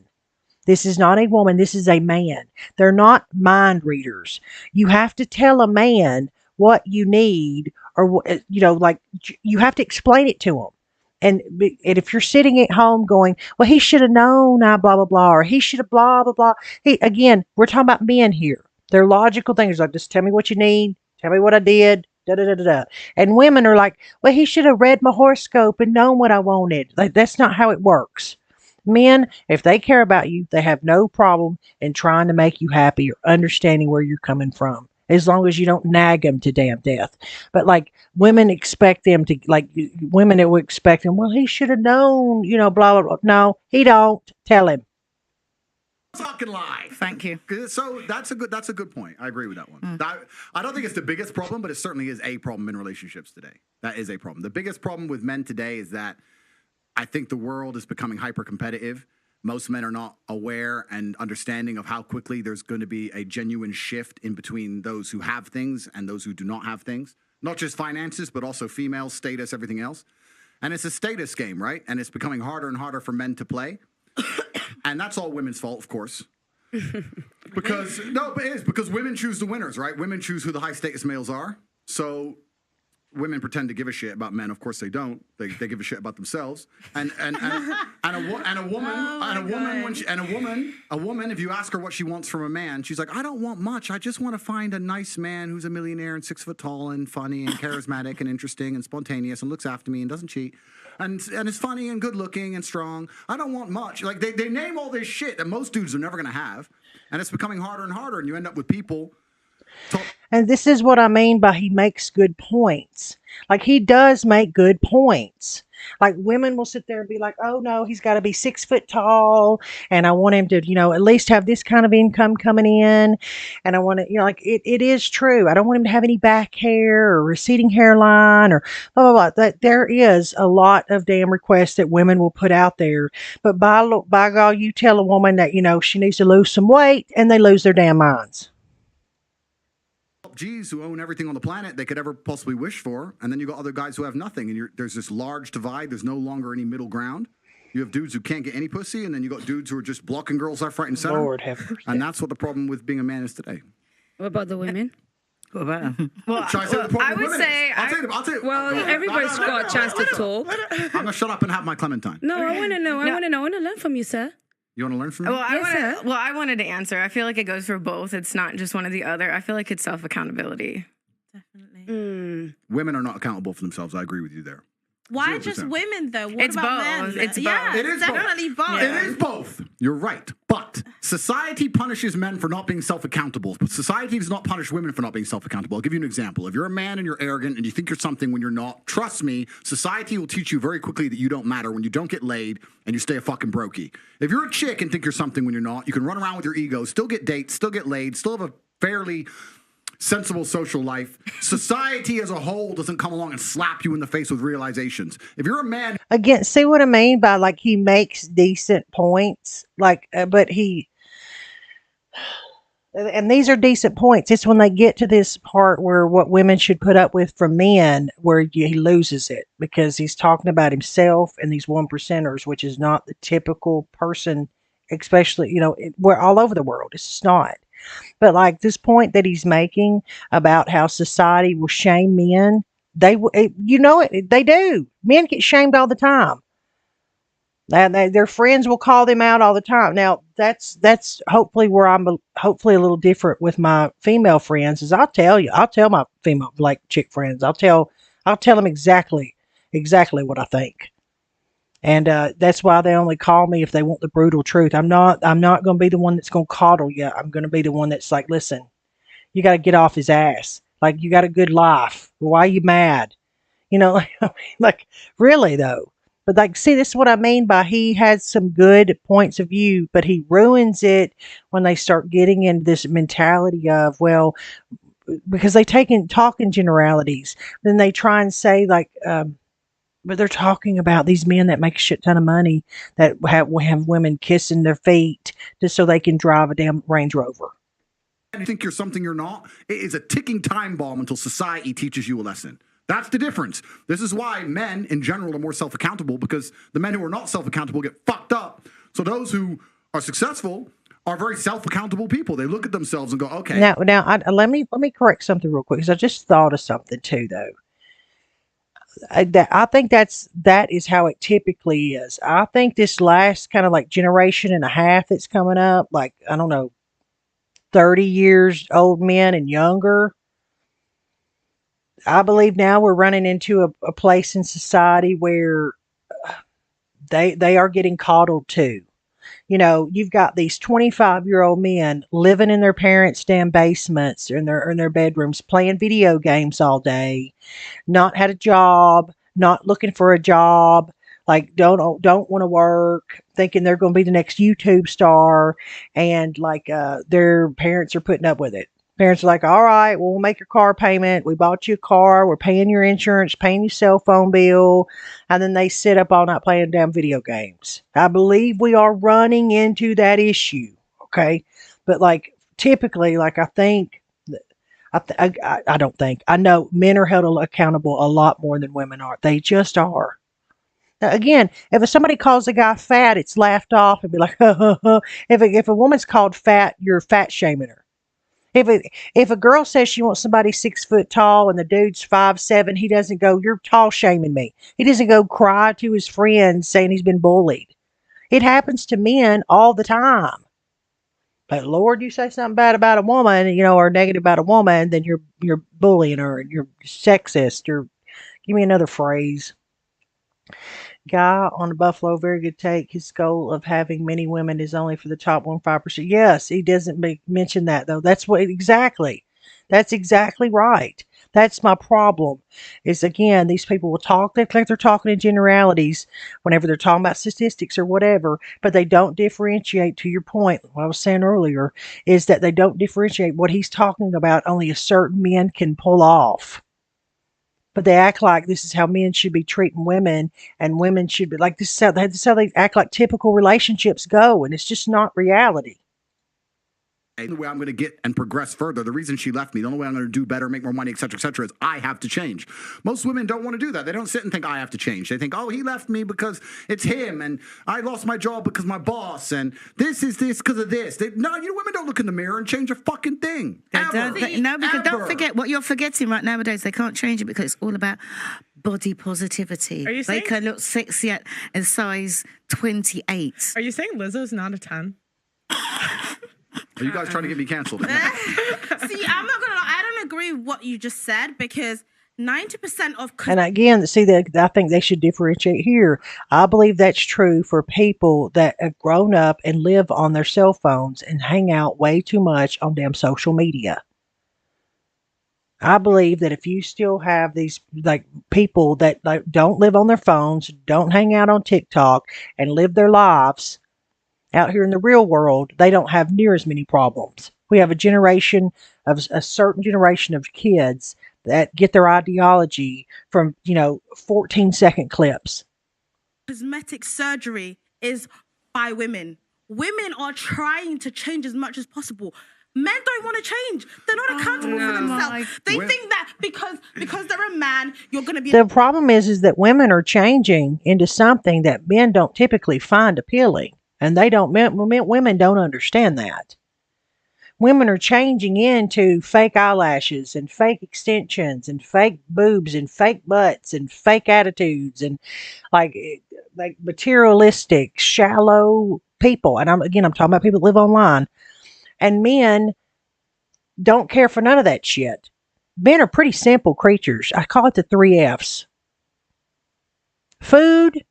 You can imagine what the second F is. Starts with an F. It's with the K. And freedom. Freedom means don't nag them to death. Like, men are pretty damn happy. To them, no. Like, you can't be fat. You stay at home. You're just playing video games, and you expect a woman to want to fuck you. No, she's not going to want to fuck you. Yeah, but then she won't. This is the point. And then she won't, and society will teach them a lesson. They might be able to pull off a little blag with a girl for a year or so, but in general, they're I've seen that caged reality. I've seen that be said, that accusation kind of come out. I, I don't know if I've not. The only way I would push back on it is to say that typically, if they are, they're not damn deplatformed. Like, I'll give you an example. Like, look at Steven Crowder and look at Ben Shapiro. Okay, they're both conservative thinking podcasters, right? One even goes harder than the next. Yeah, Steven Crowder can be a little edgy and stuff like that, but like, look who they have deplatformed, and look who seems to be able to get away with saying things that other people don't. Those are the people I find most curious. You know what I'm saying? And I do find it curious, to your point. That's why I did this entire broadcast, is that I find it curious his timing to convert to a religion right after he was banned. You know what I mean? You know what I mean?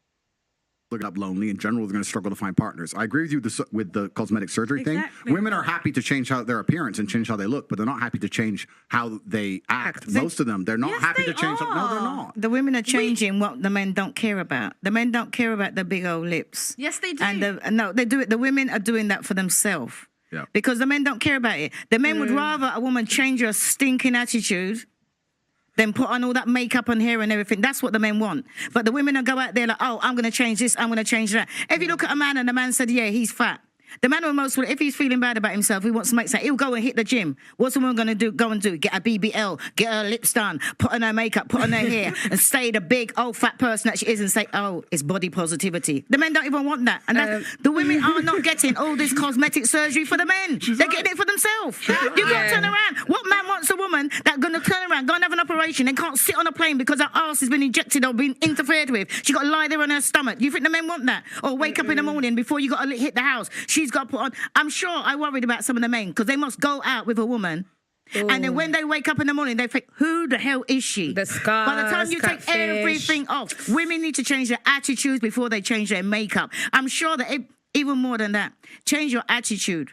Because women will go out there and they would want to change this, they want to change that, all the things that don't count. If you learn to, the same way how women can go out there and learn to put makeup on, learn to cook, learn to wash by hand. Learn to please a man. That is so outdated, That's what you need to do. That's outdated, girl. She said, girl. That's outdated. She's right. For who?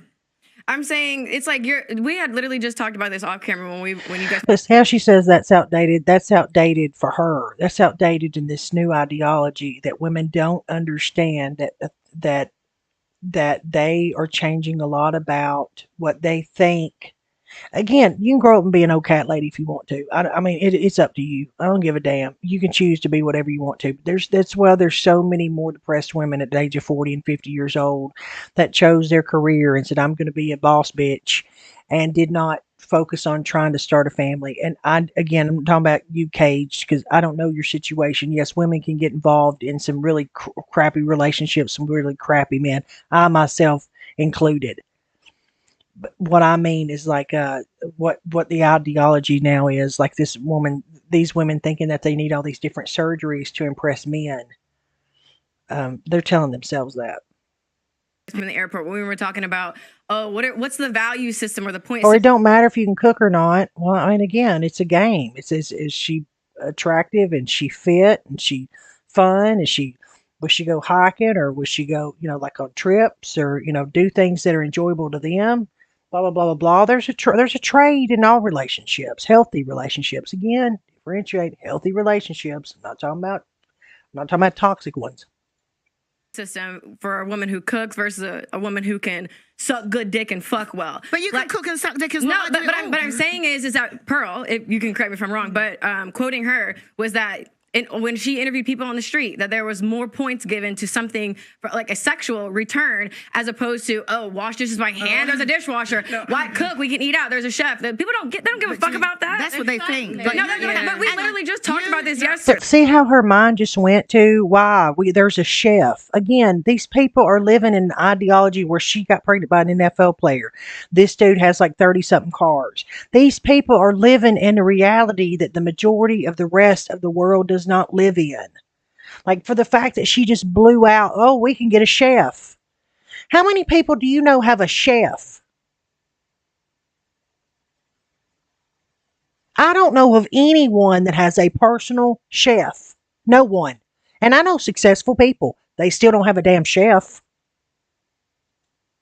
It was okay. I did a street interview and I asked the guys, would you rather have a girl that gave good head or a good cook? And most guys They want picked- this.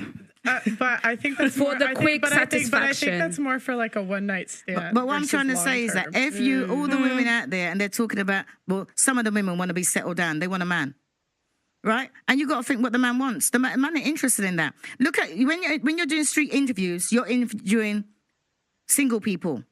Look at the people there that are happily married and ask them what they do. Because all the things that the women out there are doing, you can be a housewife, you can be going out, you can suck head just as good as any old tramp on the street.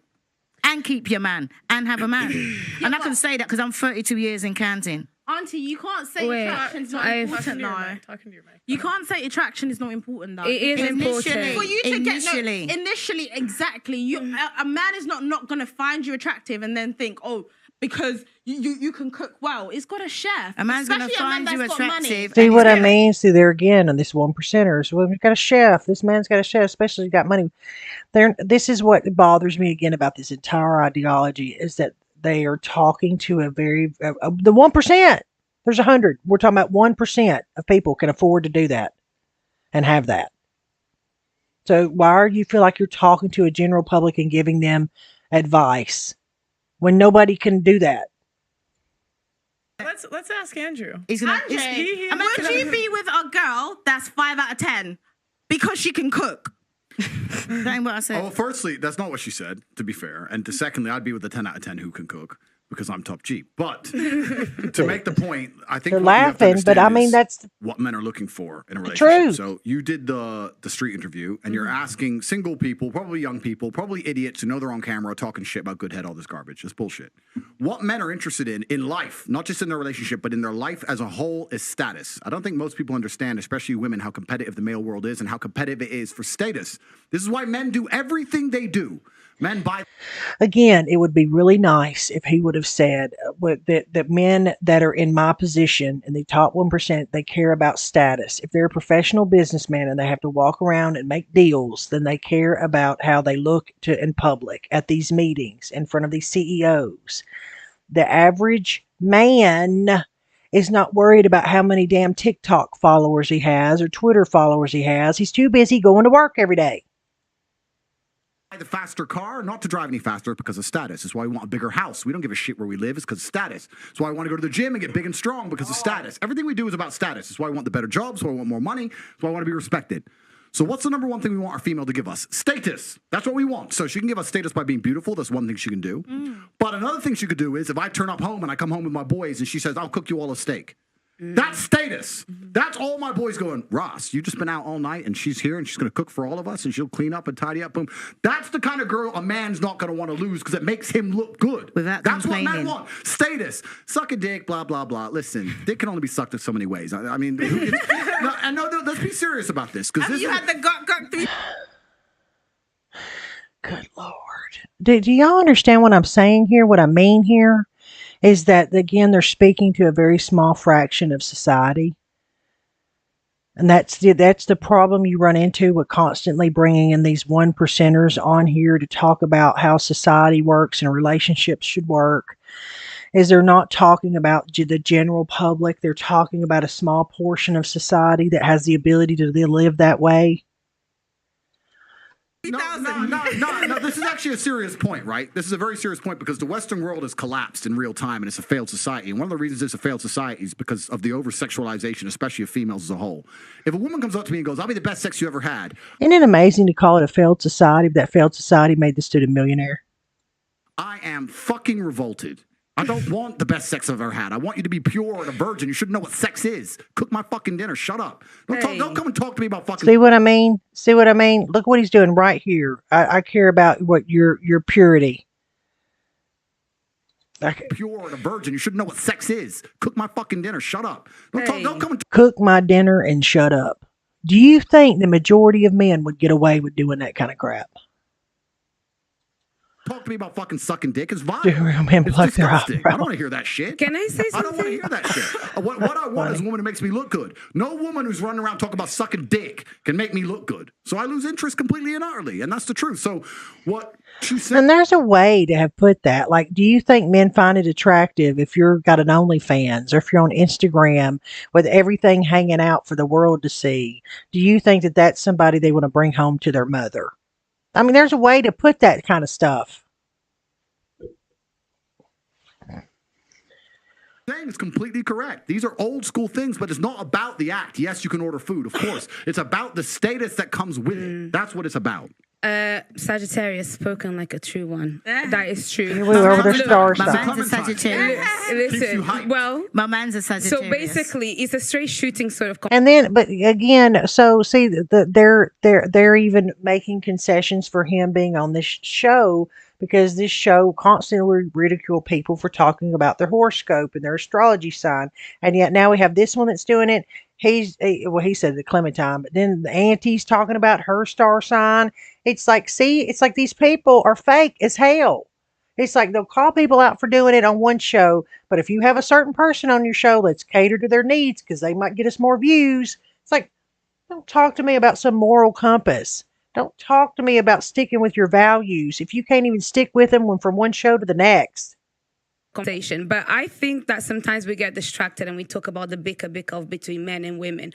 I think that the problem that men and women have is the consequences of the bad decisions that the 1% of powerful men make on our behalf, because our problems are here on we a go with this societal shit. level less than between woman and man. That is why there's a lot of competition between men, this chase for status that they will never get. Why is that the fault of the 1% of men? Because they're the ones that drive the machine that runs this. The West It's is always been that way. yeah, but then think about the men that are at the top now, the corruption and everything that's going on. And this is why it feels very good to sit next to somebody like you and just say, do you know what?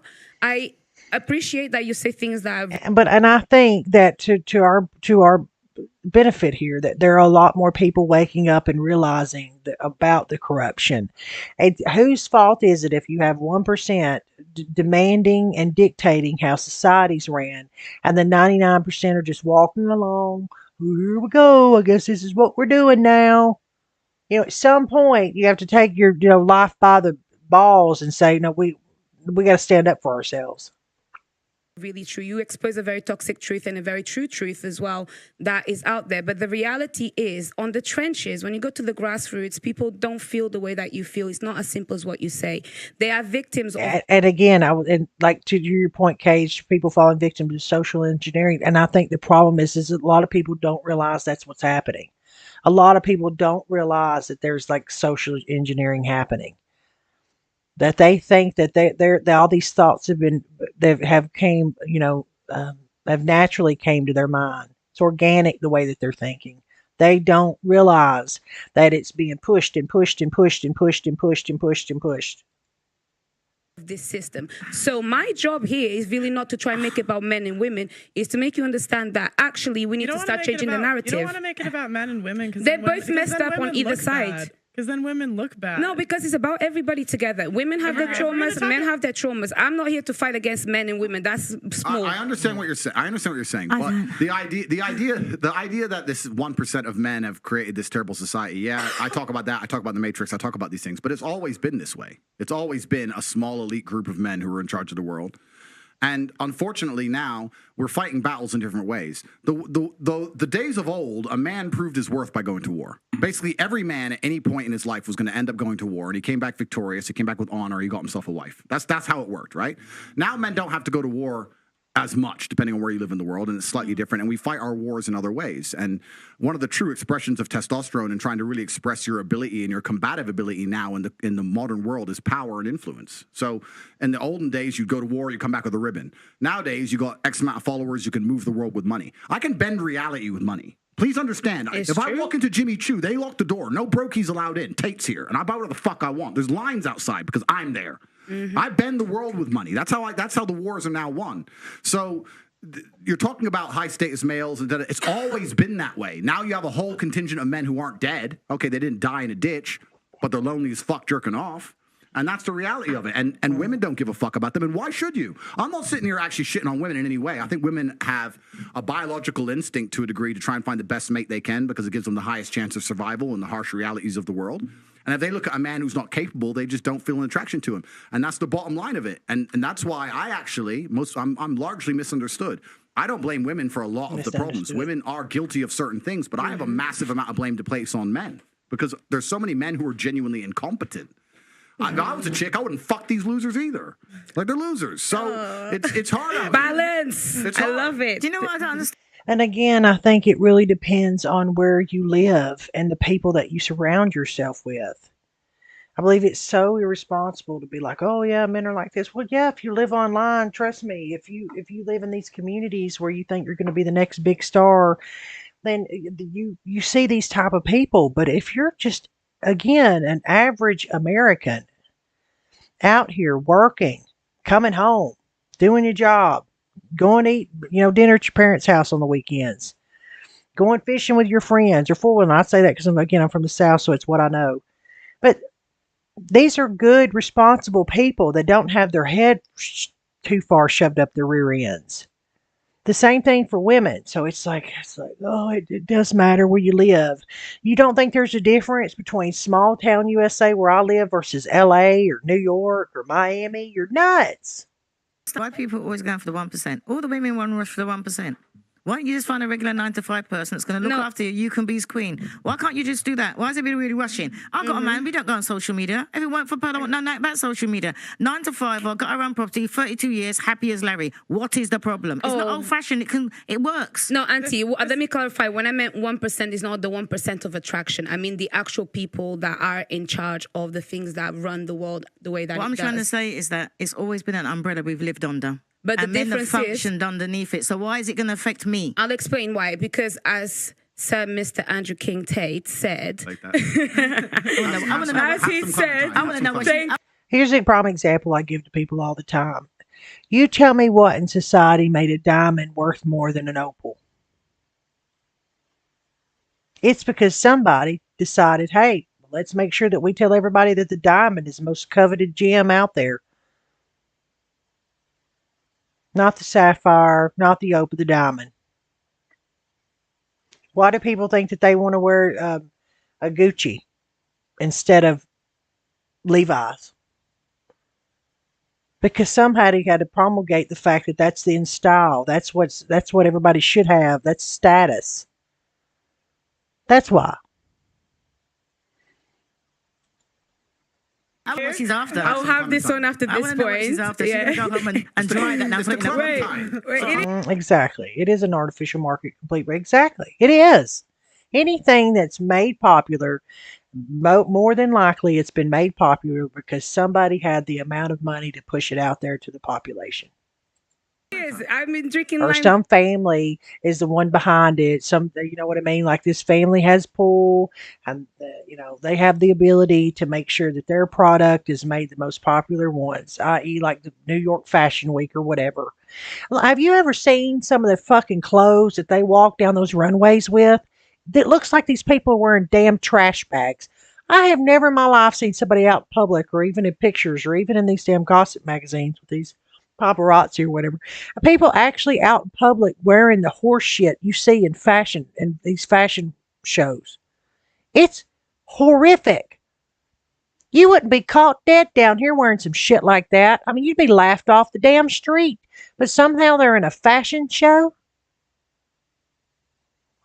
Whatever. As well. So, as he very rightly said, society has now evolved. Before men went. And again, I think to our point, I think that's our job in society is to say, if you need a new car or you're saving for your house, then by all means, go your ass to a yard sale or wherever else, to States or whatever. Get that $2 pair of jeans that'll fit you, that somebody couldn't wear, that don't have a rip in them. Don't you dare be showing your ass up at the fucking mall buying no $200 pair of jeans. Because if you do that, you're a dumbass. Save for your house. Stupid. But people feel like they got to own this shit so like they can fit in with their friends. Screw your friends. Your friends ain't paying your bills.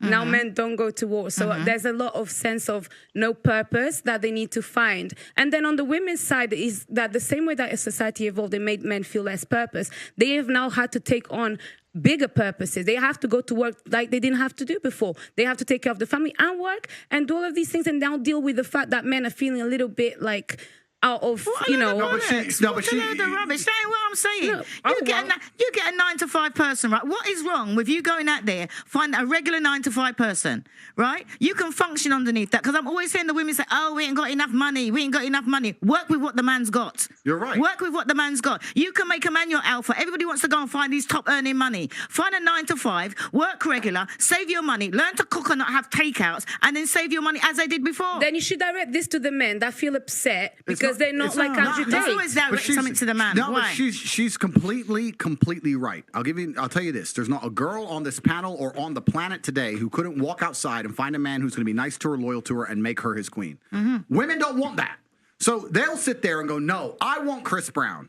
And then they'll go try to get Chris Brown. Then Chris Brown will cheat. And they'll be like, "I can't believe he cheated. I am devastated." Well, what the fuck do you think is going to happen? If I go to the car garage, right, you have to make a decision what you truly want in your life. If you truly want to just find a man who's going to look after you and take care of you, you're going to be his queen, he's going to be loyal, you can find that all day, but you're going to have to... Now, this is the one part in this entire conversation where he talks about, hey, look, if you're just your typical average Joe and your typical average chick, they're like, watch. Settled to a degree where a lot of women perhaps are not prepared to do that. You see how women act. They'd rather chase a fraction of a real G's time than have 100% of the time of a fucking dude who they don't respect at that level. And it's kind of like going to a car dealership. You walk in there, if you want reliability, you can get a Nissan. But if you want to get a Ferrari, it comes with headaches. It's going to come with problems. So when girls say to me, "Oh, you know what, Andrew, you should be loyal to that," men like me don't have to be, and you know that. So why the fuck are you here trying to tell me what to do? Because you... And I wish I could put that on a damn shirt. Men like me don't have to be. And why don't they have to be? Because there's always a gaggle of little damn butt sniffers that are put up with all the bullshit for the money. That's just what it is. There's always a group of women that would rather pick materialistic shit over having a good, faithful husband that might have a little bit of a beer belly. Because why? Because society's telling you that that's the most attractive. But again, I have to reiterate here, that's not typical people coming from typical America. Again, most people out in the middle of damn Oklahoma or out in the middle of here in Tennessee, out in the middle of Mississippi, they ain't out there going, "Oh my God, does he have a Mercedes, or do you think he drives? You think he drives an Audi? Like, which one do you think it is? Bitch, he's driving a 2010 Ford Ranger, okay, and you're gonna be happy with it."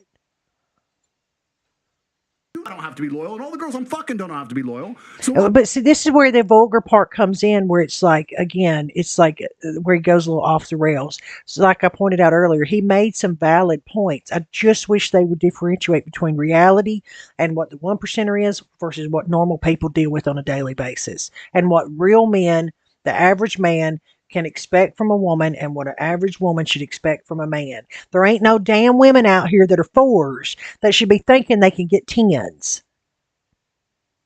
Okay? Period. And we're pushing the society towards telling these women that if they can't find a 10, then it's the man's problem. They don't appreciate your beauty. Girl, bitch, you are half ugly, okay? You ain't gonna go get a Henry Cavill or a Chris Hemsworth. It ain't gonna happen. That's reality. Here you go. That's reality. Why sit there pretending you expected me to be loyal when everyone knew from ground up day one it was never going to ever fucking happen? And you're still here. I think you're still texting me. They're going to be the one that changes you. Well, no, yeah, of course they are. That's the biggest mistake that girls make. Whose fault is this? This is the female decision. They sit there and decide, "No, I want this. Cool, then you're going to have to accept he ain't going to be loyal to you. He's barely going to reply to you." That's the game. They like being cheated. I swear to God, this show has made me believe. I think women like to be cheated on. I don't. I swear to God, no, because all y'all ever talk about is your exes that cheated on you. That's all y'all ever talk about, and Who? it's like Who that's only talks about that? The regular women that are on here. The women that come on the show. Oh, good thing I'm irregular and extraordinaire. But do you not think it's because we're not holding men accountable? So when a man, because he's a top G, cheats on a woman, it's like, well, what do you expect? When you should actually turn around to him and Accountable say, for what? Accountable for his natural evolutionary biology. Is cheating morally correct? Yes. Depends. Yes. How So can you're you say? okay- How can you you're say okay- that? Are you you're joking? okay with your woman cheating on you then? Absolutely not. That's haram. No, because it's around when she cheats on you, but you can cheat on her. There has not been in the history of humanity, across any culture, any book, any story, any fable, there has never been across the history of humanity any respect put on the name of a promiscuous female ever. Ever. You name the biggest conquerors that you can possibly name from history. Genghis Khan, Alexander the Great, all of them. They all had 100 wives, bunch of children, big G, conquered the world. Normal. That is normal evolutionary biology. That's how men are designed to be. There's never been a single female who's been celebrated for her promiscuity ever in history. It's always been frowned upon and disgusting. So yes, we are completely and utterly different. Yes, it's different if a woman cheats on a man. And if a man is at a complete top level of his life and ticks every single box, and if he decides to be loyal, which some do, and I can be loyal, and I have been loyal, but there's also times in my life where I think, fuck it, I don't want to be, and get a new girlfriend every single day of the week. I can do that, and I can decide to do that. If a woman decides to do the same, purely because her value is high enough to attract so many males, because she's beautiful, for example, it is completely different. And I'm going to explain to you why it's completely different, so buckle up. It's different. It's different. It's different. Well, I'll tell you why. It is impossible for a female to be promiscuous on a long enough period of time without devaluing herself, because she is fucking people she shouldn't be fucking. There is no way she is sleeping with endless men, and all of them are either high-value men or treating her the way she should be treated. If you find a woman who slept with 50, 100 dudes, she's either fucking dudes which aren't at her level or haven't worked hard enough to try and get the pussy. She was just too drunk to realize he's a loser who plays video games. Or she's fucking a top G who barely texts her back. So either way, she's fucking dudes she shouldn't be fucking, or a guy who's at the level who doesn't give her the right amount of attention. For a woman to find a guy who's truly on a level, who truly treats her the way she should be treated, that's once every couple years, if that. You ain't just gonna go out there fucking a new dude every week and say, yeah, he's worth pussy. Yeah, he treats me good enough to get my pussy. Da-da-da. And you know what's funny about the universe? It's actually beautiful about the universe because it's equal and opposite forces. When you devalue yourself, it's kind of like men can smell it on you. They can just look at a bitch and go, oh. And that's the way it works. So you have to be very careful as a female and sit and go, does this man truly deserve to fuck me? And if you think about it, the answer 99% of the time, especially if you're promiscuous, is no. So when a woman is sleeping around with all these men, she's devaluing herself. She's devaluing herself, and the world knows, God knows, the universe knows. When a man does it, he doesn't devalue himself at all. That's just the way it works. Can I ask you a question? I mean, y'all agree with that? I mean, I'm sorry, but I think that's the last part anyway. Yeah, I mean, that's just how society works. Men get away with it. Women are kind of like, well, there's a reason why women don't tell you their number. Wait, Esther, 1 second. So, may I ask you a question? What would you say if a woman now is married to 2 men? Haram. Why? No, that's where I think, is that where he said it? I just miss it. Hang on. Wait, I gotta Esther, 1 go second. shut my So, may I door. Is no. So when a woman is sleeping around, the answer 99% of the time, especially if you're promiscuous, is no. So when a woman is sleeping around with all these men, she's devaluing herself. She's Yeah, maybe I herself at missed. all. But is that the So, part may I where he ask you a said question? we had 4 wives? Because there is a part in here. There's also something he says about America when we pulled out of the Middle East that really kind of like got up my ass. Rico Vile. What would you Can't say be, if for a sure. woman now is married to 2 men? Haram. Why? No, I'll tell you why. Let's talk about this. What is the difference between a man, let's say me, I have 4 wives, right? Yeah, there it is. Dadgummit. I did was right there. See, he talks about how he has 4 wives. He just said I have 4 wives. I don't know of any other time he's ever said that until I heard it here. Where he just says it and it just floats right on by. I got 4 wives. Remember, this dude's been all over everywhere. Never even talking about being married. What's the difference between a man having 4 wives and a woman having 4 men? You can impregnate the 4 wives at the same time. You can impregnate the 4 wives at the same time, and we know who the parents are, right? So let's say you had 4 pregnancies, you know who the mother is because she's carrying the baby, and you know. And it might make a lot more sense of why he chose a specific religion that he did. Because, just saying. Who the dad is, top G.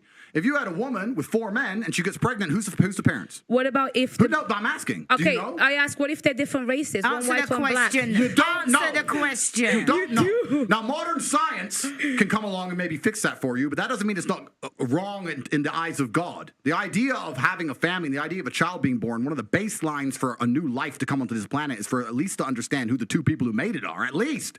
If you have a woman fucking 4 dudes, you don't even know who got her pregnant. So may I just It's disgusting.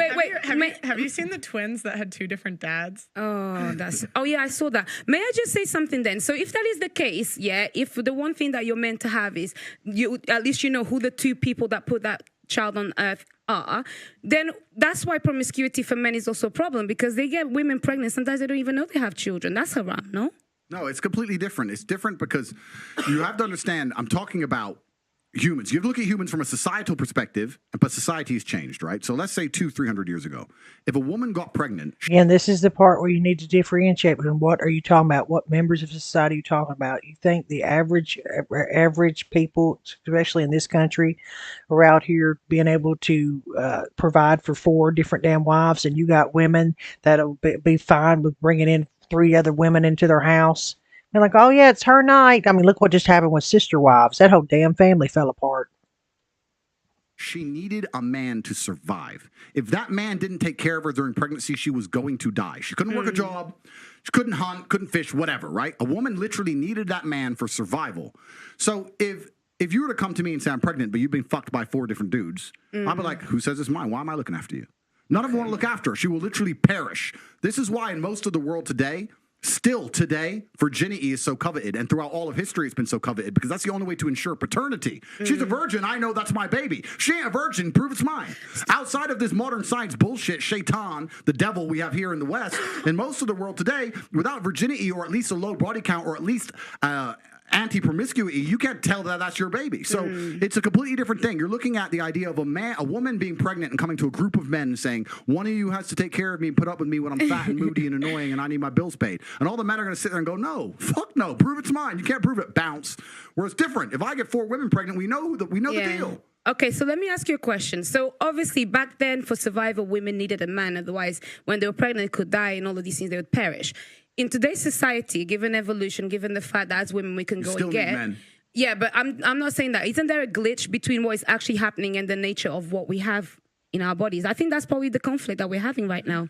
Glitch in what way? In the sense that women don't feel like they need men in the most physical sense, perhaps that's like right. naturally. It's very interesting. Women don't feel like they need men in a physical sense because life is soft, but it's bullshit. And it's bullshit because you still need men by proxy, 1, and 2, the second life gets. Oh, thanks, Melinda. Have a good night, honey.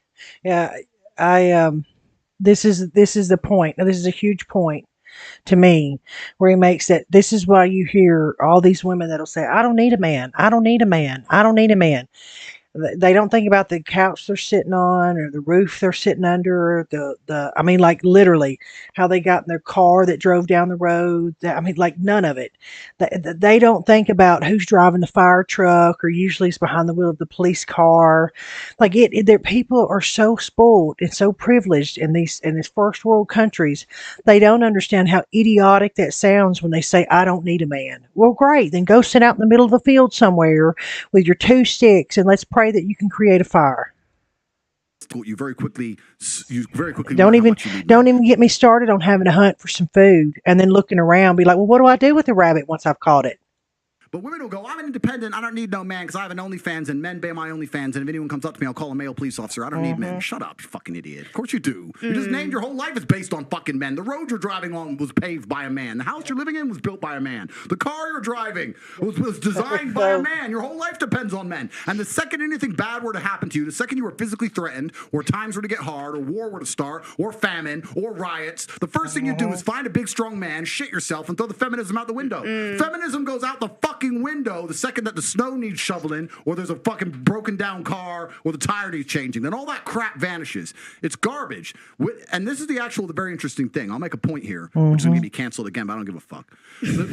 But this is the point. Feminism in and of itself can't be defended. The point of an idea is that it can be defended by the people who believe in it. This has been the whole point of war since the dawn of time. It doesn't matter if it was the Christians against the Hindus. It doesn't matter if it was the Germans against the French. There were people who had ideas and ideologies, and they were prepared to fight each other to defend their ideology. Feminism is an ideology which cannot be defended by feminists. The only people who could defend feminism are the men who subscribe to the garbage. If all the feminists were to get in a... You see the point that he made there, and I believe there's truth to that before social media. I believe that the reason why these ideas thrive is because war is no longer fought on a battlefield. It's fought with thumbs and the enter button. I believe that the society's become so soft that you can protest and fight literally a war all online, calling companies, threaten to expose them with your outrage mob and all that other shit. That's how they're able to survive. Line and say, we want feminism, and the conservative men were to get in a line, you will learn very quickly it's bullshit. I had a friend in Afghanistan when Taliban kicked America out. Right there, what he said. See what he said? I had a friend in Afghanistan that was there when Taliban kicked America out. Did you hear that? Learn very quickly it's bullshit. Listen to this. I had a friend in Afghanistan when Taliban kicked America out. And he told me. And then he just rolls on with that. You can take your hot photo of your sister and you can delete it. Why do I get porn buzz? I don't know. Whenever he made that comment right there, that the Taliban kicked America out, I was like, that is exactly what he would have to say if he converted to Islam. And the fact that this man acts like he's so smart. Oh, thank you, Caustic.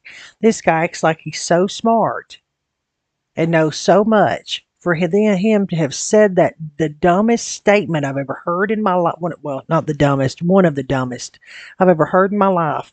That he thinks that he's actually going to sit there with a straight face and say that the Taliban kicked America out.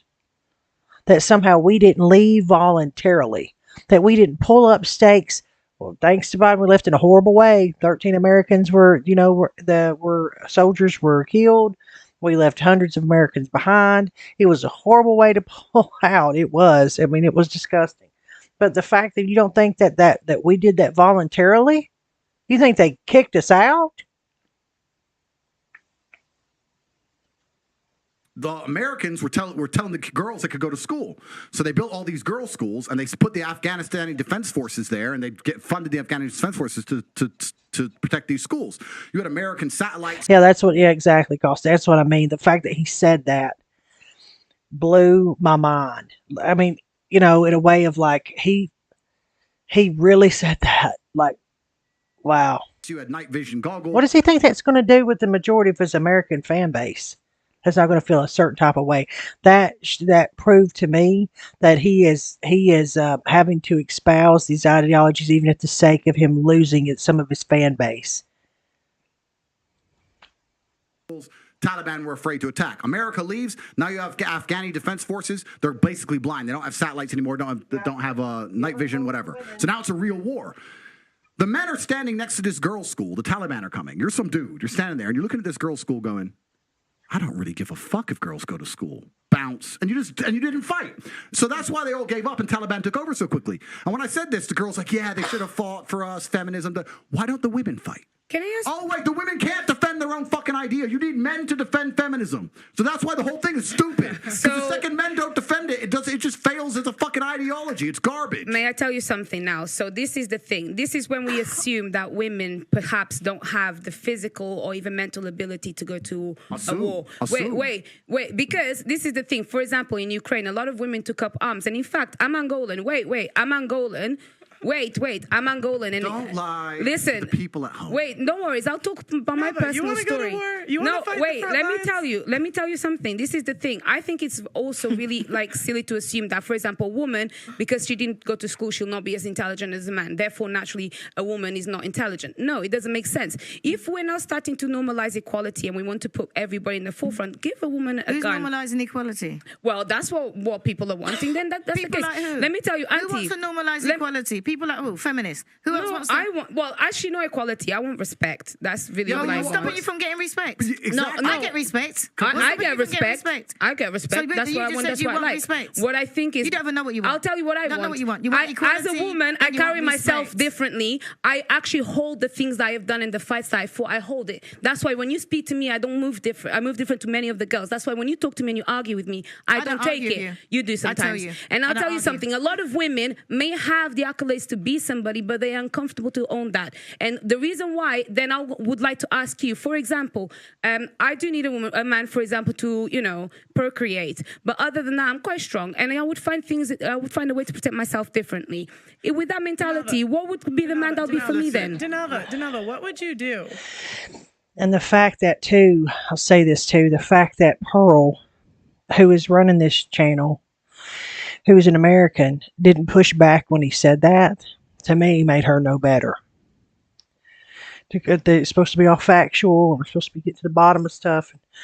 It's all complicity. Whenever you bring on a certain person to your channel that you think can grow your channel because they're a popular figure, and you let them get away with saying some shit you know is not the truth, you're compromising the very thing that you sit here and act like matters so much to you. If one of these security guards broke into your door, what would I do? Yeah, exactly, Caustic. And I think that's to caged point, is that's the huge problem that we're facing today, is that people will bend over backwards for greed and notoriety and all that other crap. It's just sad. You don't think people will stumble upon this video that love him and that I could, you know, piss people off?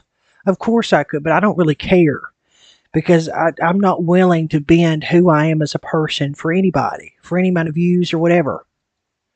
Okay, I'll tell you. Yeah, I talked about it earlier, Caged, about her and the water slide, and then she acts like they're so humble and had hand-me-downs. Well, she's also talking about how they drove to their family vacation. Yeah, she's oblivious. what would you? No, seriously, there's no guns here. She's a feminist. I'll tell you. No, I'm not a feminist. I mean, something to be said, getting advice from between, what is she, 20, I think 26 now, never been married. You know, but we're getting relationship advice. I'm not a feminist. I'm a bit smarter. Okay, Either I play dead, one. Yeah. Okay, they see you're not dead. It's okay. They No, see I'd you be like breathing. this. And then if not, maybe I would kind of like be very gentle and comply to find a way to get out. Yeah, there's a lot of things about that's weird. And his dad was a very famous chess player and traveled a lot. And I remember Tate talking something about, there's a lot of deep dives you can do, a lot of you know how it is. Okay, so if they want to come and kill me, there's not much that many people can do. Let's make an important point. You're talking about equality equaling respect. The way you get respect as a woman is by being feminine. There's nothing, we can be equal and very, very different. I'm not saying that there's not equality, but you've confused equality with the same. You can be equal with completely different things. You can have And again, I think it has a lot to do with where you're from. Again, I have never had an issue with dating, and I don't think it's because I'm super feminine. It's because I'm confident. It's because I know what I deserve, but I don't think I'm all that in a box of chocolates either. But I'm not going to let some men walk all over me for the sake of letting him walk all over me. But I do treat a man with respect, and then vice versa. It's a partnership. It's not a dictatorship. and a knight on a chessboard. They're equal in terms of points, but they do different unless things, right? A woman unless you're one of these rich guys that have a bunch of women that care about money, then you can get away with it.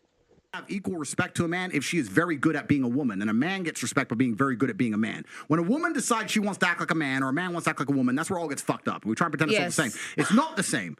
Men and women are good at different things. We have different strengths, different weaknesses. There's nothing wrong with accepting that. There's nothing wrong with saying, I'm a woman, I'm good at X, he's a man, he's good at Y. Then we work together as a team, we have a beautiful family, we're happy forever. It's only confused where you have women who sit and go, no, because in the name of equality, we can fight and work. There's no fucking women on the front line in Ukraine. That is psyop bullshit. They put some chick there dancing around doing Pokemon dances to try and convince men to go fucking die in a ditch. It's garbage. If you go to the front line of Ukraine right now, you do not see women in their makeup and their manicures. You see fucking men in the freezing cold dying. You know where the women are? Dubai. Chilling. That's where the women are. So to sit and pretend that women are just as capable physically as men is a fucking lie. It's delusion. To say that you're as strong as men is delusion. You are good at other things. You're better than men at a lot of things, but it's not the physical world. And the unfortunate reality about life, this is what we're saying when I was saying earlier that feminism goes out the window when things get hard. The harder the world gets, the closer it gets to the baseline of humanity. The unfortunate baseline of humanity is violence.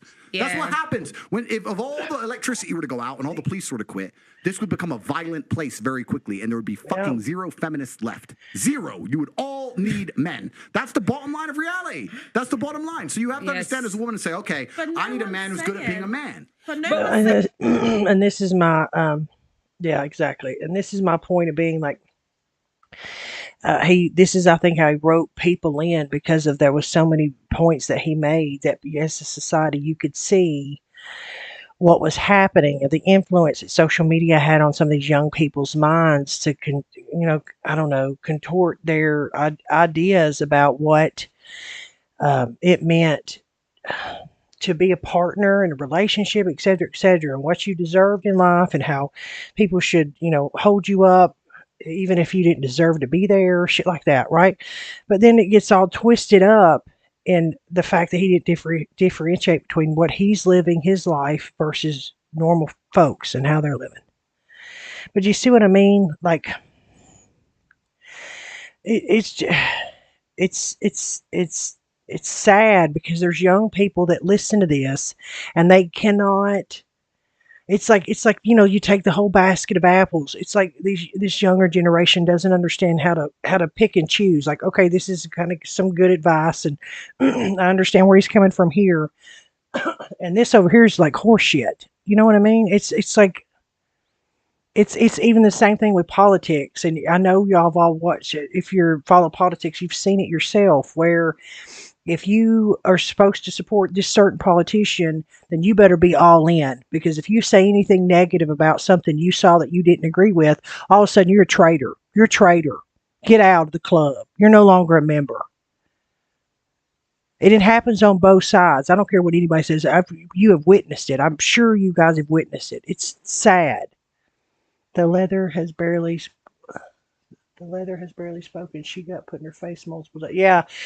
She's she did a thing where they went on another podcast and just raked her, and then the Pearl girl. Well, something happened. Hang on, let me do this really quick. So, because we've probably seen enough of this. Let me go real quick. She did a video, and I've not watched it, so I don't know what it's going to say. But apparently, she says that that they came from or something. I don't know. They had what was it? The Matrix has come for me and Andrew. I do not know. I don't know. I do not know. Welcome. I really don't. I've not seen this. Like the other one, like I'll admit to you guys when I watch something or not. I do.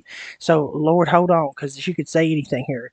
She put this out yesterday. It says the Matrix has come for me and Andrew. So this is after she did this thing with him.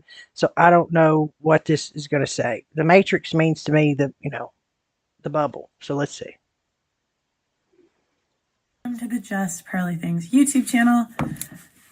Today, welcome to Morning Coffee Thoughts, except I'm not drinking coffee. I'm still coffee free for everyone that's been following along my journey. This is tea. I've been doing better. A lot of people were asking me why. They're like, coffee can be good for you. Why don't you just keep drinking coffee? Black coffee has all these health benefits. I'm like, guys, if I could drink coffee in a healthy way, I would drink coffee. But I like sugar coffee. I like coffee like this much. I was just this Tate video.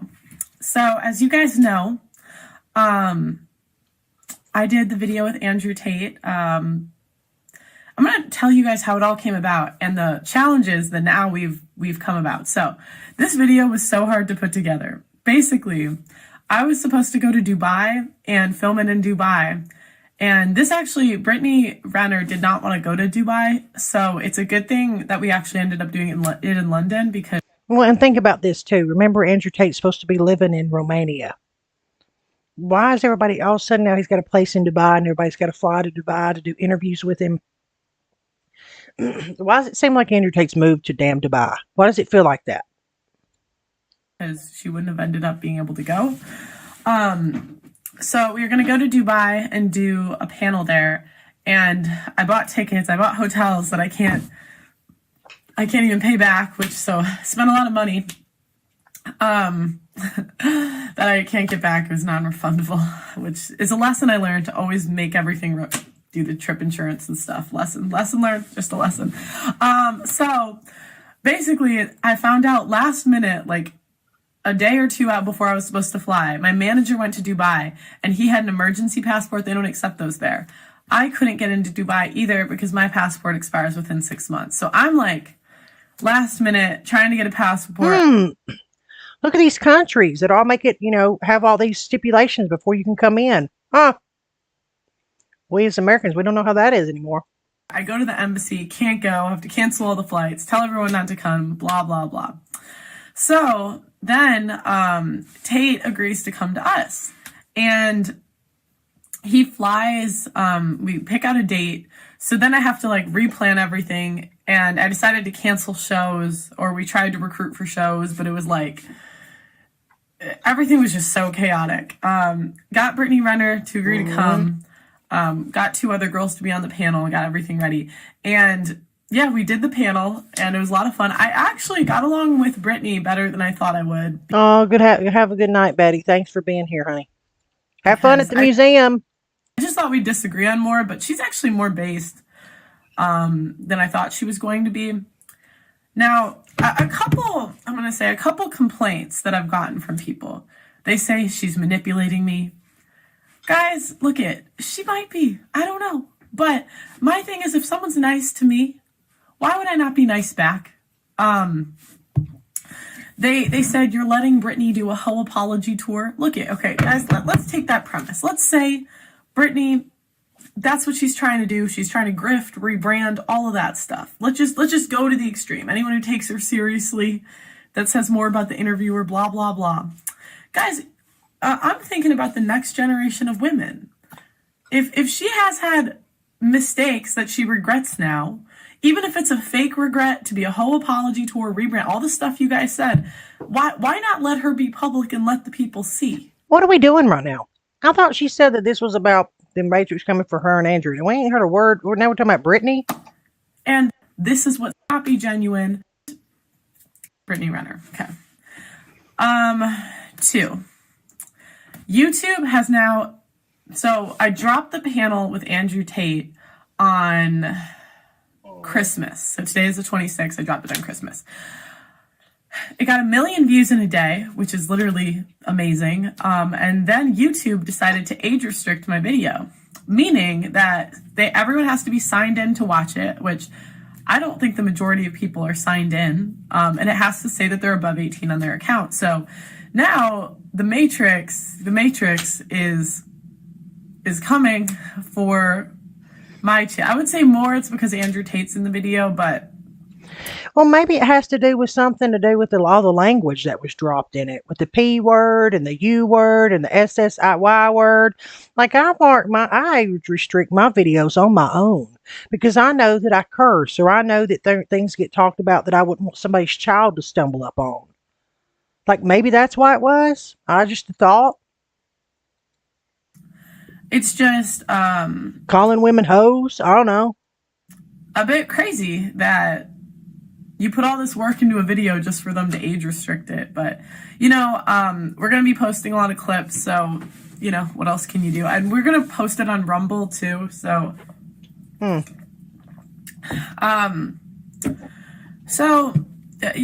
can you do? You just roll with the punches. But if you guys have any interesting ideas for like collabs, I think I'm going to do more with that was the Matrix Tate, is coming for. That was the Matrix is coming for, is because they age restricted her video.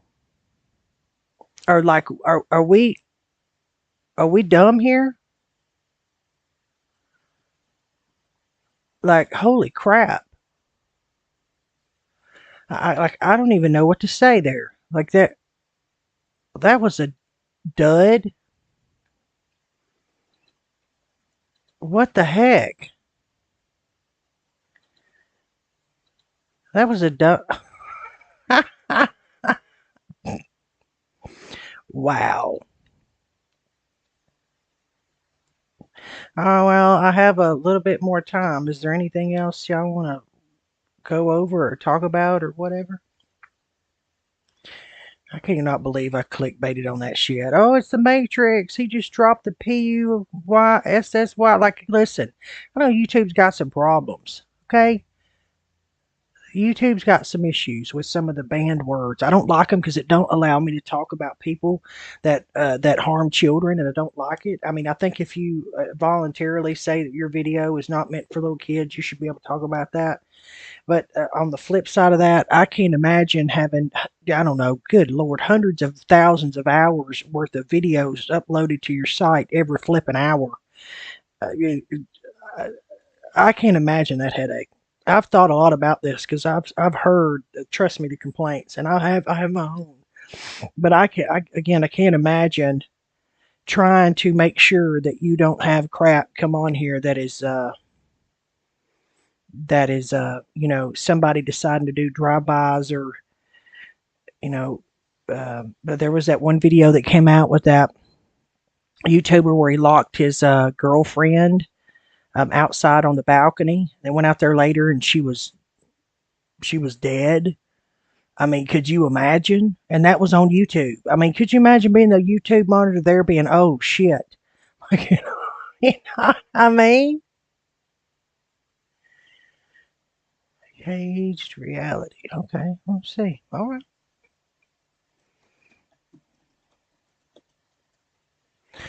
Let's see here. Oh, he's sitting on a ball.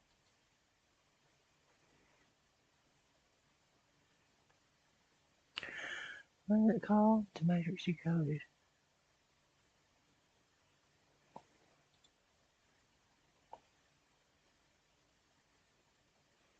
I'm looking. Oh, I got it.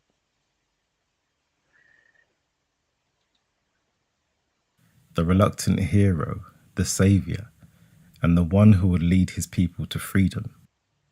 In order to do that, he must sacrifice himself and rise from the dead. Yeah, make sure The this is reluctant it. hero. Man, you got a great radio voice.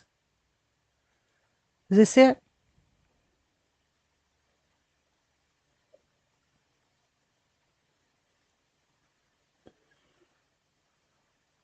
Waiting on you to reply, cause I'm on a na. Okay. Well, you got a good radio voice. For sure, for sure. Okay. All right, we'll watch it. They ain't gonna pop out at me in there. Okay, Cage Reality. There's this channel. I'll subscribe to you. Cause I'm nice like that. All right. Okay, here we go.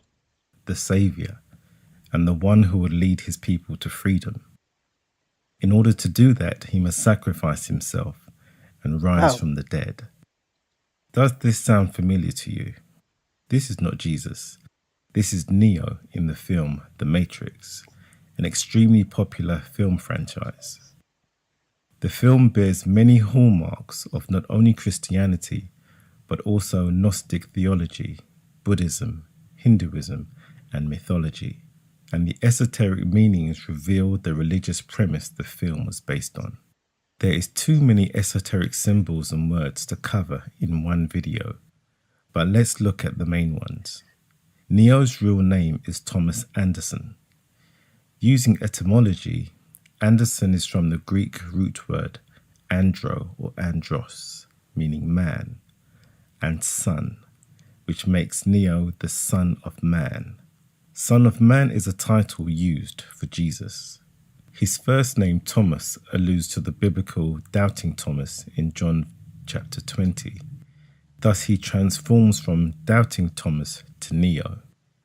The name Neo is a clever anagram for one, O-N-E, equating to Jesus, the so-called chosen one. Morpheus is the god of dreams from Greek mythology, and he frequently makes reference to dreams in the film. Trinity completes the Trinity with Neo and Morpheus, as in the Holy Trinity in the Bible, Father, Son, and Holy Spirit. Cypher has a dual role, one of which equates to Lucifer, Lu Cypher, and refers to himself as the messenger. Lucifer is also referred to as the messenger in 2 Corinthians 12 verse 7. Cypher is also a Judas figure because he betrays the Christ figures Neo and Morpheus. He sells Morpheus for the equivalent of Judas's 30 pieces of silver, steak, wine, and being reinserted into the matrix. The oracle connects to Greco-Roman mythology, such as the oracle at Delphi. Theologically, she operates more like the Holy Spirit, inspiring, directing, and prophesying. She is the origin of the prophecy of the One. Agent Smith is another Lucifer figure, a fallen angel created by the creator of the Matrix. He has hatred and contempt for man and wants man to remain in the Matrix in a world of disillusion. The Merovingian is based on the Merovingian dynasty, the ruling family of the Franks from the middle of the 5th century. Thus the character has a French accent. Persephone is the wife of the Merovingian, taken from Greek mythology, the daughter of Zeus. As we go through the scenes, we reveal more subtle esoteric themes. During one of the first scenes, Neo is addressed as, "Hallelujah, you are my Saviour, my own personal Jesus Christ." Throughout the film, Neo is referred to directly and indirectly as Jesus multiple times. The book he hides his discs and money in is called Simulacra and Simulation, a philosophical book about the relations between reality, symbols, and society. When Neo enters the ship Nebuchadnezzar for the first time, we see a plaque with the inscription Mark 3, number 11, which relates directly to the New Testament Gospel of Mark, chapter 3, verse 11. And unclean spirits, when they saw him, fell down before him and cried, saying, "Thou art the Son of God." The name of the ship, Nebuchadnezzar, is a direct allusion to the Neo-Babylonian king who besieged the city of Jerusalem, and is mentioned in the book of Daniel, in which we find a set of stories announcing the coming of the Messiah by Daniel, who interpreted one of Nebuchadnezzar's dreams. Neo undergoes a baptism, being born again when he is unplugged from the Matrix, and goes through a rebirth from the womb, signified by the pods. When Neo visits the oracle, notice the candidates are all children except for Neo. This goes back to Morpheus' comment soon after waking Neo. "We never free a mind once it's reached a certain age. It's dangerous. The mind has trouble letting go."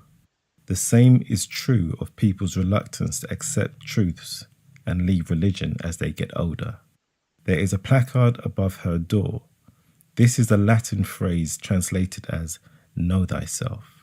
These words were inscribed upon the temple of Delphi, home of the Oracle of Delphi in ancient Greece, on whom the oracle herself was based. You'll also notice the double-headed eagle of Scottish Rite Masonry, illustrating the principle of Gnostic dualism. Morpheus' license plate, DA203, relates to Daniel 2 verse 3. "And the king said unto them, I have dreamed a dream, and my spirit was troubled to know the dream." Agent Smith car reads IS5416, relating to Isaiah 54 verse 16. "Behold, I have created the smith that bloweth the coals in the fire, and that bringeth forth an instrument for his work. And I have created the waster to destroy." In the epic car chase with the villainous twins, their car reads DE2852, relating to Deuteronomy 28 verse 52. "And he shall besiege thee in all thy gates, until thy high and fenced walls come down, wherein thou trusteth, throughout all thy land. And he shall besiege thee in all thy gates, throughout all the land which the Lord thy God hath given thee." The main city. Hi, Bethany. And just so you know, Cage, I know I didn't say much about what you were posting in chat, but Caustic has been around long enough. I have a lot of the research into certain things like this. I've been doing. I mean, trust me, it's. Thanks, Bethany. Bethany, I'm excited you're here too. We just went through a whole Andrew Tate thing for like 3 hours, and now we're watching Cage's realities thing. So Let me know if there's anything you want us to go over. I'll share something after this, Caged, that you might find interesting if I could find it. Is called Zion, which relates to the biblical Jerusalem, humanity's last refuge. There is definitely a parallel between the Babylonian captivity of the Jews and the remnant of humanity forced to live underground in the Matrix. Humans were exiled from the surface of the earth, while a foreign power, the machines, ruled their former homeland. Room 303 relates to Trinity, as she is one of the three forming the Trinity. This is the first room in the film and the last room used in the first Matrix film. 101 is the number on Neo's room, relating to Neo being the one. This number is symbolically shown a number of times. The Merovingian's restaurant is on the floor level 101. The car chase takes place on Highway 101. And 101 is sprayed on the wall when Neo talks to the Oracle in The Matrix Reloaded. Many of the key events and kind of like this. I'll show you some things. I did a deep dive into the Balenciaga stuff, and I don't know if I've seen anybody talk about the certain things about the bears that I found. But if I can find it, we'll do that after this. It's a little nuts now. meetings occur at noon, the number 12. Trinity goes to the power station at 12 midnight. Neo goes to the Merovingian's restaurant at 12 noon. The film makes several references to paying taxes, a subtle reminder to the fact that those trapped in the Matrix are enslaved, paying more than they realized. Paying taxes symbolizes life in the Matrix and not knowing the truth. Agent Smith says, "In one life, you are Thomas A. Anderson. You pay your taxes." Morpheus says, "You can feel it when you pay your taxes." And Neo, in his discussion with Trinity, the Trinity that cracked the IRS database. The names of the ships are also significant. They relate to pagan gods, religions, biblical characters, and mythological weapons. The theme of the resurrection is played out a number of times. In one scene, Neo gives up his life in a crucifix pose. After 72 seconds, analogous to 3 days, Neo rises again or is resurrected. Jesus dies and resurrects after 3 days. Neo's journey in the movie bears many hallmarks of classic myths. Neo is not here to save anyone from sin, and his purpose has nothing to do with bridging the spiritual gap. Neo arrives to release us from ignorance and illusion. The people need liberation from their illusions, not necessarily salvation. In a future video, we will continue to explore the esoteric symbolism in films. Thank you. Oh, okay. So, hang on. The So, all right. So you know what happened with the Balenciaga stuff, right? Anybody here unaware of what happened with Balenciaga, right? I'm trying to find a picture of it.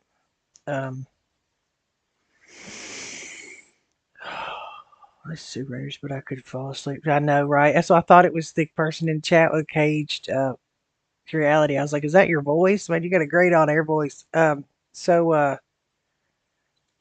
gonna assume that people are familiar with Balenciaga. I'm trying to find a quick reference to. There's one, I think. It's got pictures in there. Gotta be careful. This is stuff I did with all these. One of the most frequent questions I've received about The Shining over the years is of the bear, right? Yes, so I know you're talking about. Okay, do you know about the bear caged? It's well. I do not. There it is. I was trying to find. Okay. All right. This is what I'm talking about. This the Balenciaga thing where I was standing there with bears. Everybody broke down these videos. I mean, a lot. I mean, there was so many people doing it, covering it. Again, this is what I got into earlier when I said I'll do a lot of research on something. I have a whole room with this stuff pulled in it. But this is something that I found that was shocking to me, that I don't know if I saw too many people cover. But if you get into the esoteric and the occultism and the symbolisms and all that side, I've been probably digging into it for about 20 years. It's just, people always like to learn about things they barely know about. Well, here's a side of that story. I don't know if, again, many people covered that I ran into in my research. Take it as you will. Believe what you want to believe. Um, but I found it to be pretty eye-opening. Okay. So everybody knows about Kubrick and The Shining and It and Eyes Wide Open, all this other stuff, right? So always give him a shout out. Um, so I don't feel like that's the right channel. Maybe it is Collective Learning. Okay, so here is a take on it that I didn't see many people talk about or cover that I found pretty damn intriguing. Okay, y'all ready?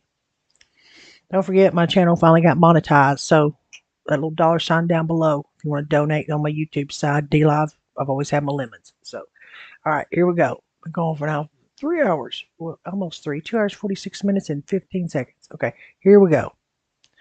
Lord help us. And I apologize if you got kids around. I would take kids out of the room. I got my stuff set for 18 years and older, so I don't want no head crap, no YouTube. Here we go.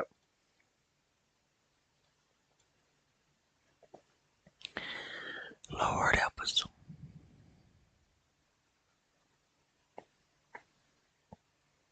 People gonna come up in here and be like, what is this about?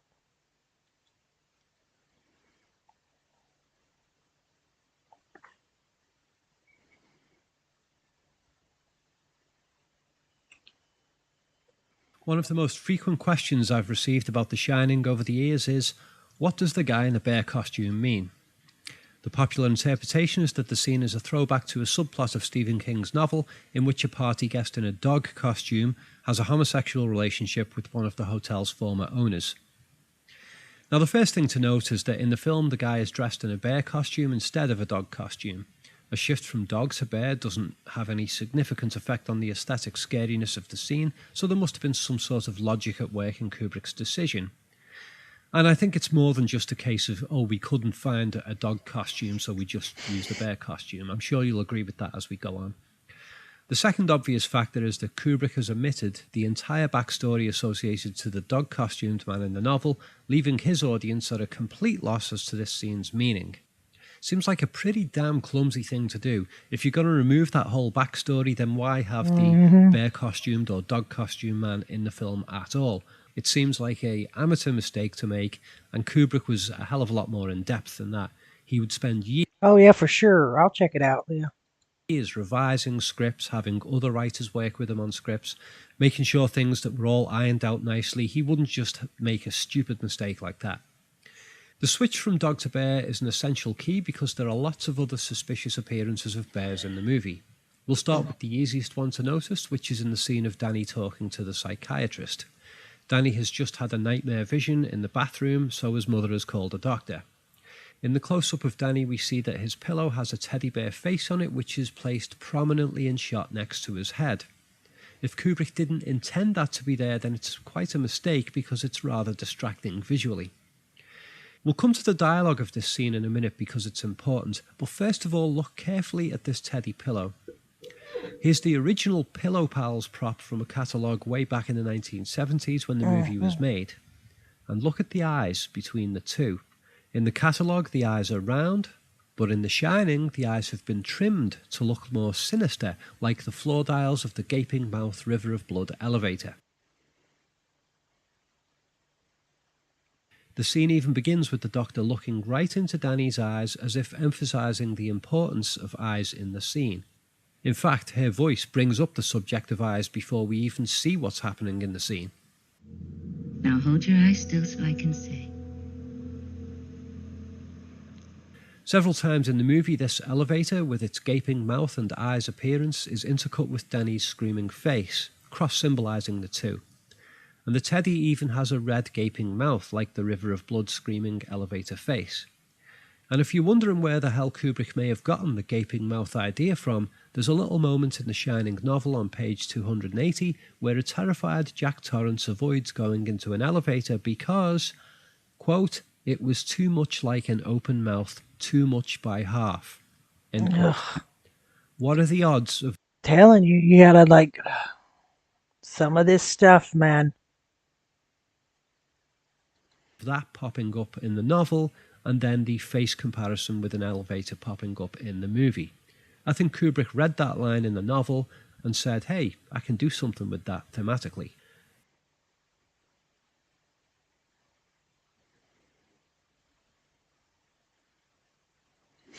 Man, just post what your channel name is, and I'll go check it out when you unlist it. I don't want to. Yeah, don't worry about all that. Just tell me what your channel name is. I don't like checking, like hitting on hot links in my chat room. Trust me, when you had your computer frying by a dirty link, you just so yeah. Just tell me what your channel name is, and whenever you I'll go sub whenever you unlist it. I'll check it out.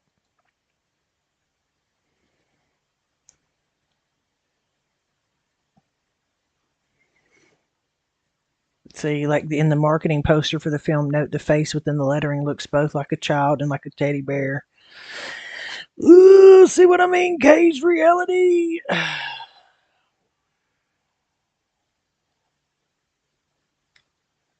Another conceptual link is that both of these bear appearances are featured in relation to beds or bedrooms.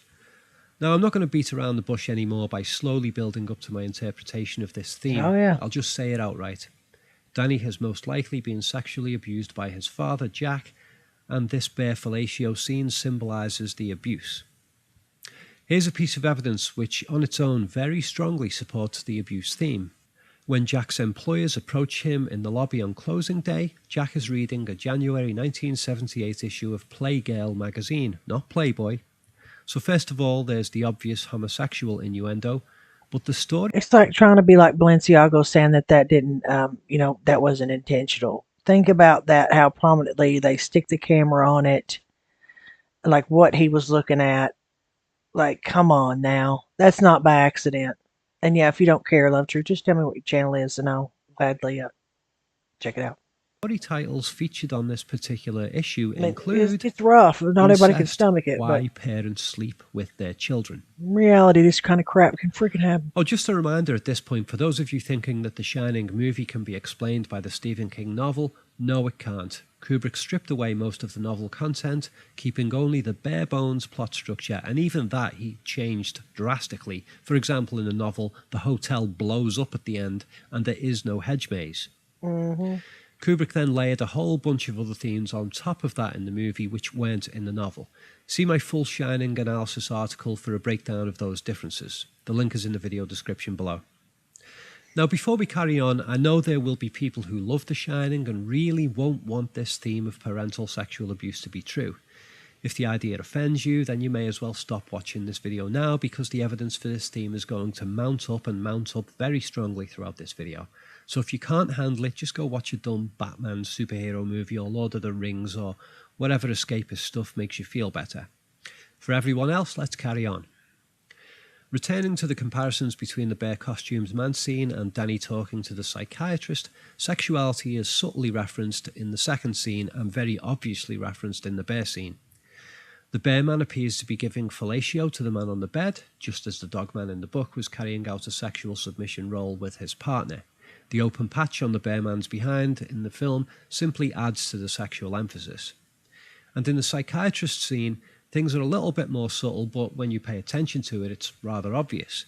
Danny lays on the bed with his jeans removed and his hands curiously covering his groin area.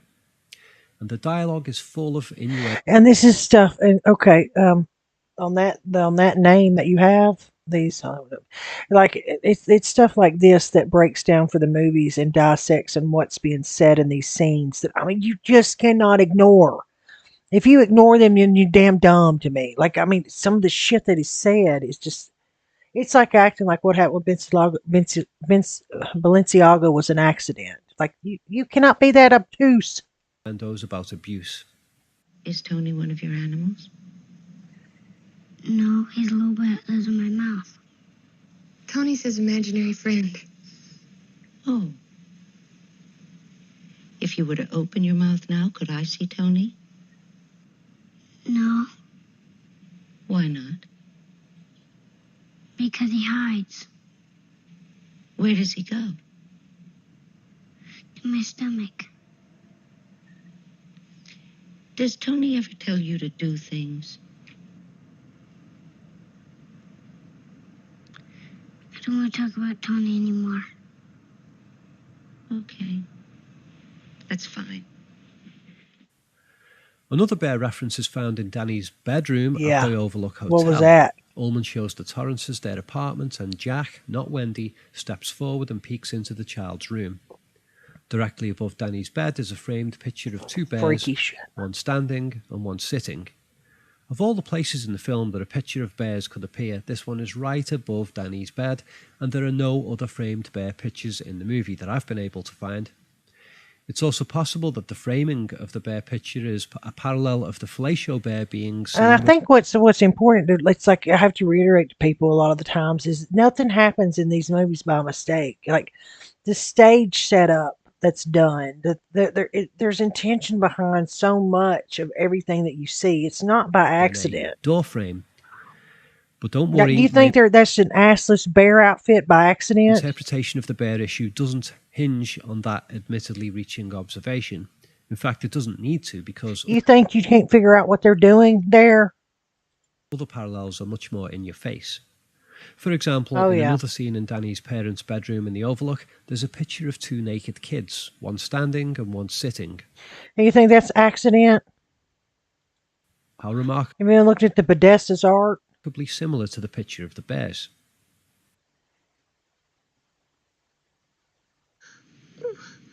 What about those bruises on his neck? I think he did it to himself.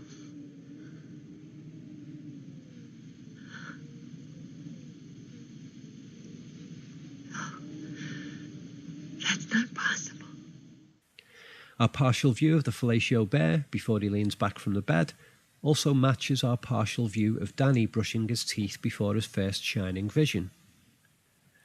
Danny's mouth will be full of frothy toothpaste, and the bear-suited man, well, I'm sure you can come up with your own image of what's in his mouth. So, are these strange parallels implying that Jack forced his son to perform fellatio? And if so, when did it happen? Well, I'm going to condense things a little bit here because there's a hell of a lot of evidence, but I'm just going to give you the shortest version that I can.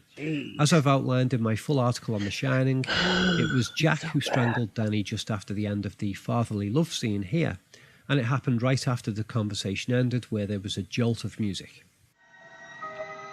You would never hurt Mommy or me, would you? I love you more than anything else in the whole world. I'll never do anything to hurt you. Never. And the scary part is you think that this actor has been an actor for years, doesn't know exactly what he's portraying in this movie. You know that, don't you? Hmm? Yes, Dad.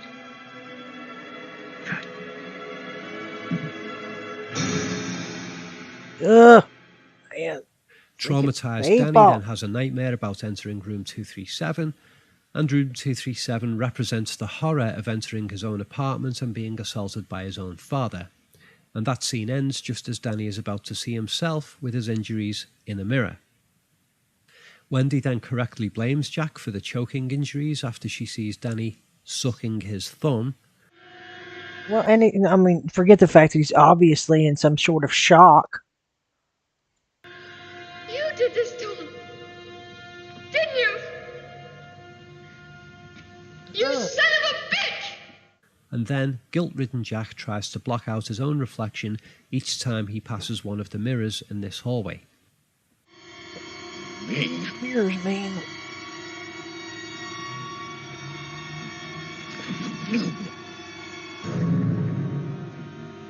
Ugh.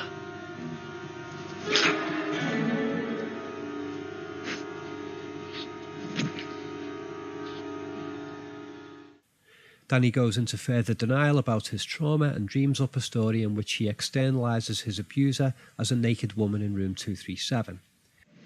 There's someone else in the hotel with us. There's a crazy woman in one of the rooms. She tried to strangle Danny. Are you out of your fucking mind? No. It's the truth, really. I swear it. Danny told me. He went up into one of the bedrooms. The door was open and he saw this crazy woman in the bathtub. She tried to strangle him. Which room was it? Jack, having heard this story from Wendy, knows it's not true because he knows he is the culprit himself. So he lies to his wife that he'll go check the room out, and instead goes to sleep off his drunkenness and has a nightmare about what he did to his own son. In that nightmare, Jack takes on the role of his own abused son and experiences the horror of what he inflicted himself. Are y'all the same person? Caged, Lindsay, and Love Truth? Is that all? His own abusive self, his ugly side, is seen in a mirror, personified as a rotting, naked woman. So we have two parallel love scenes, the first one of parental affection, and the second of which turns into a sexual abuse nightmare.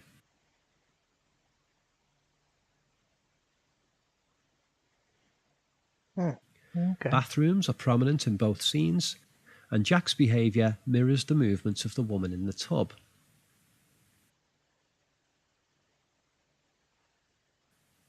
Plus, the layout of the non-existent room 237 mirrors the layout of the Torrance apartment.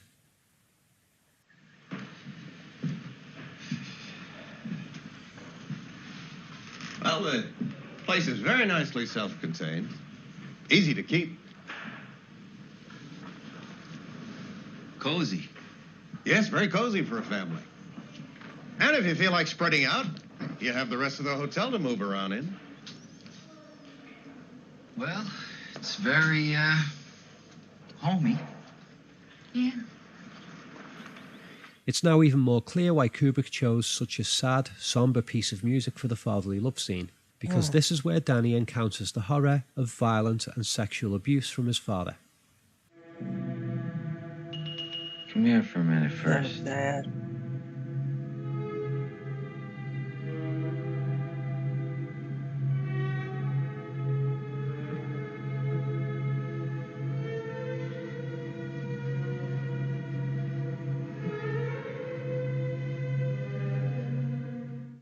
There's loads more evidence to support the fatherly abuse narrative. For example, Get them there are dishes lots done, of lady. hardcore porn pictures of women on the billboards in the basement. This is while Jack is dreaming about killing his family, as he claims. So weird. And being that this is a YouTube video, I can't show you these porn pictures, so if you have a HD copy of the movie, then I suggest you Go check it out! But I can show you here that among these porn pictures is a sign with the prominent word choking. And there's another one when she runs out the room. Choking and porn pictures in the same scene.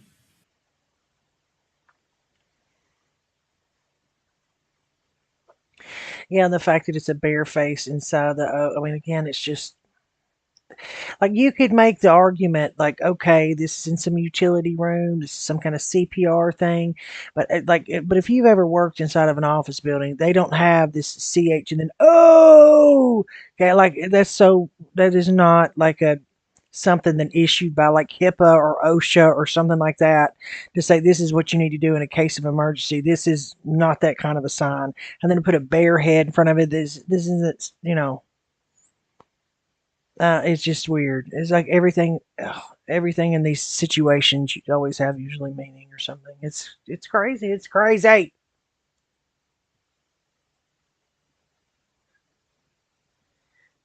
So did Jack really dream about killing his family, or did he dream about a sexual assault that he just committed earlier against his own son, who funnily enough shows up traumatized a minute later?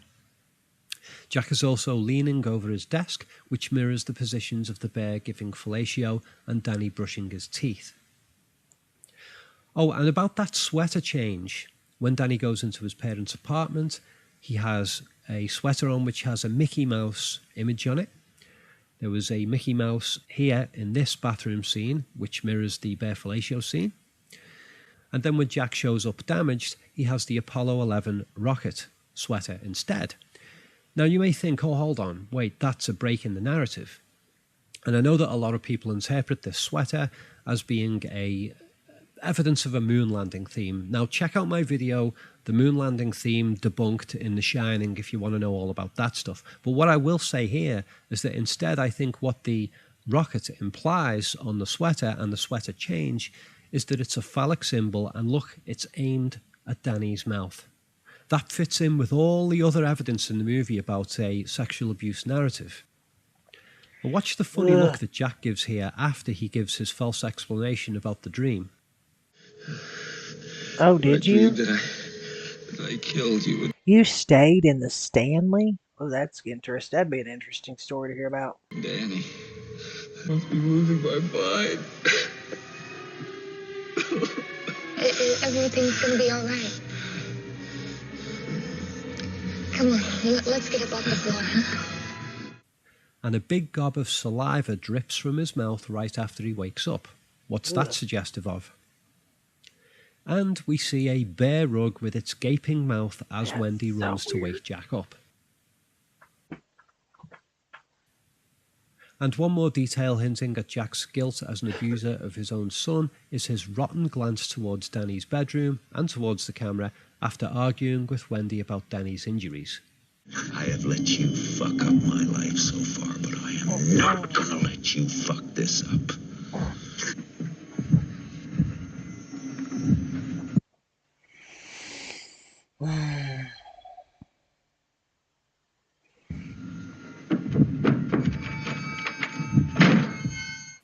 There's so much evidence for this fatherly abuse theme that I've only shown you a portion of it here in this video.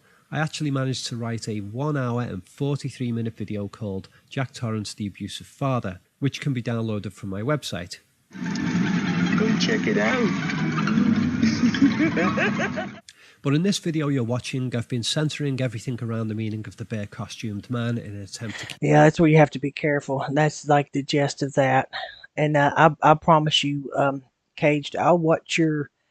And it's on that other one after I get off. I no offense to you, but like me streaming a video for like that's just been uploaded after I just got monetized. So I'm taking a copy of her name, put it over here and here. And if it's all cool, I'll show it next time for sure. Caustic, is there anything that you want me to look at? Anything to cheer us up or to think about? Or I can call it a night? I got so much stuff. Wendy was a messed up little bad. Oh yeah. Love me some Ruby Falls, girl. It's a beautiful place. Beautiful place. See all the people standing at the bottom of the shot? That's why it's one of my transitions. Or I'll show you the hang on. Do I have it in here?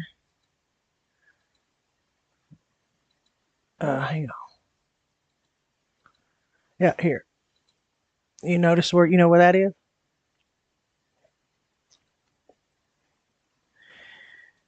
Yeah.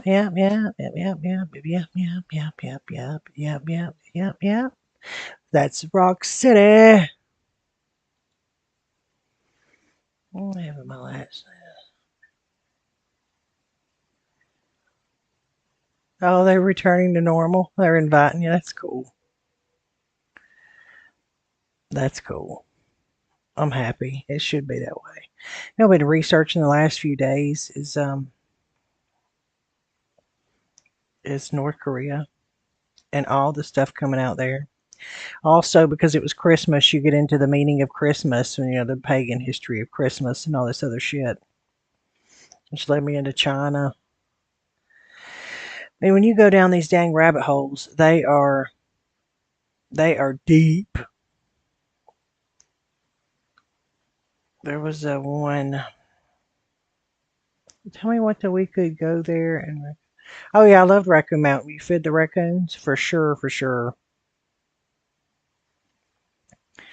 We used to feed them. Oh, I got into Casey Anthony. I'm looking through all my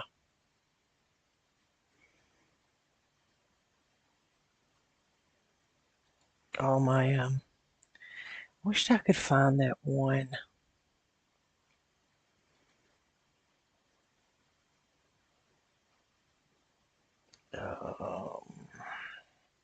Come on, tell me something. No, the one where they had the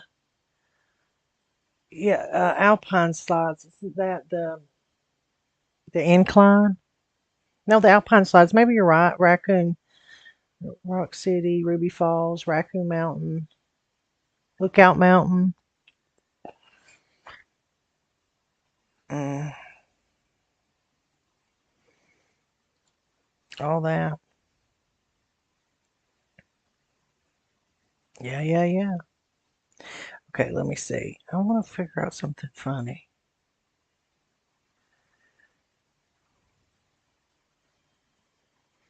Need a break from the.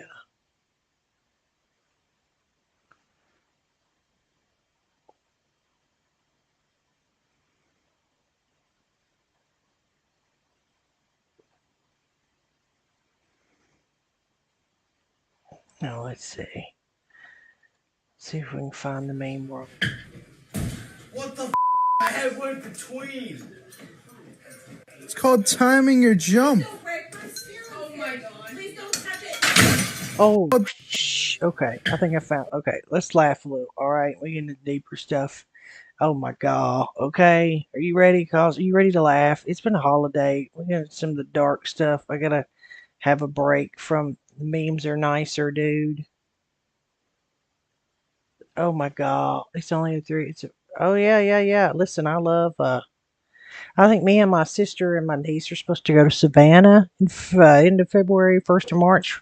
Mine and my niece's birthdays are 4 days apart, and so I think my sister wants to go up there. All right, let's laugh. Some y'all ready to laugh? Okay. Main culture is the best culture, and then I can get into some esoteric stuff if y'all want me to keep going. The problem is that okay, let's just laugh, right? Okay, what? I had one between. It's called timing your jump. What? Oh my god.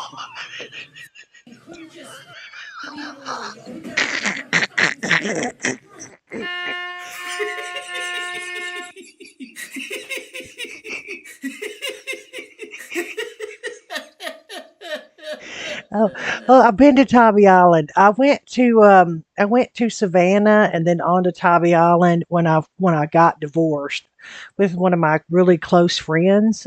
Right after my divorce, um, it was rough, and so my friend took me, and we went there for like 3 or 4 days. We didn't really hang out in Savannah. We stopped by Savannah, and then we drove on and spent our time in on Tybee Island. So, like with my sister, my mother, who Lord rest in peace, she died in 2017. She always wanted to go to Savannah, and she always wanted to eat at Lady and Sons, Paula Dean's restaurant down there. And so when my sister said something about going, I was like, well, mom always wanted to eat there. So I've been kind of looking into it, Caustic. If there's any, um, yeah,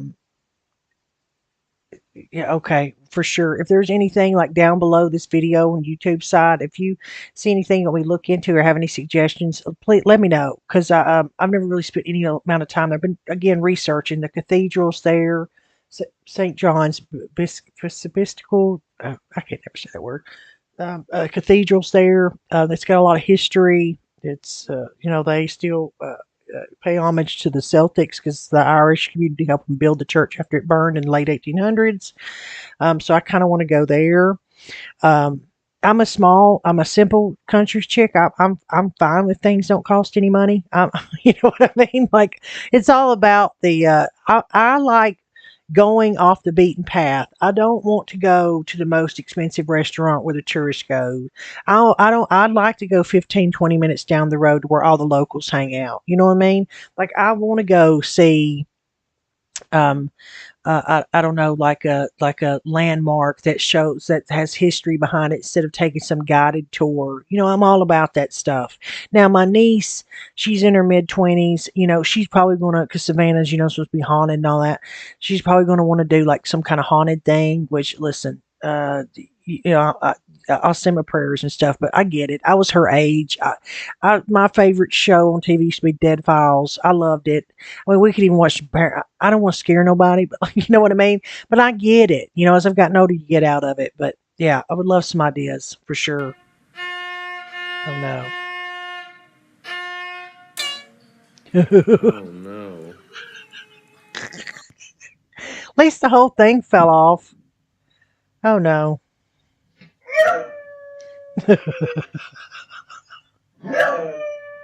That's society. When our society has gotten so bad that our dogs are too freaking lazy to want to jump down and get their bone, they want to howl out like somebody stepped on their paw. I mean, that is literally society summed up in a beagle hound. And there's about $50 worth of drinks that are now that people are going to slide through on the dance floor.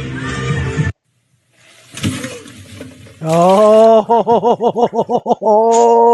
now I'm gonna tell you what I do in that situation as a Southern girl, Caustic. You can relate, okay? What I would do in this situation, right there, you probably put about 3 pounds of sugar, okay, in that thing of Kool-Aid. So what I would do is I would immediately clean up the mess from around the counter. I would take that jug, I'd find me a mason jar or something, and I'd separate that out. And I would hopefully got that same kind of like grape Kool-Aid or whatever. And I would make that as my base. And every time it was time to make Kool-Aid, I would take a jar, I'd section that out. God help you. What, 2 cups of sugar? That's probably 3 pounds. They probably only make like 3 things. Kool-Aid takes a lot of sugar. And I would put that down in another, like that pitcher, and I would pour my concentrate, and then I would just add my another thing of Kool-Aid and some water. I would not let that go to waste, and I sure as shit wasn't drinking enough fucking sugar to last me for the month in one glass. Okay, so that's what you do in that situation. Now in the South, when we're doing holidays, 4th of July, whatever, and it's sweet tea down here. Okay, like my Aunt Joy does this a lot, and that's where I learned it. Her and her husband, my Uncle Mike, they'll make those base of like the tea where you'll steep your tea on the stove, then you'll add all the sugar in to make a big gallon jug, but it's a concentrate, right? So you have it in a smaller container. You only put enough sugar and boil your tea bags. You just don't add all the water. So when it's ready for another tea, you just dump that in your container and pour your water in, so it don't take up as much room in your fridge, but you're ready to go with another jug of tea. I'd do that with that Kool-Aid. Look at her face. That's hilarious. Oh shit, look at this dog. Oh,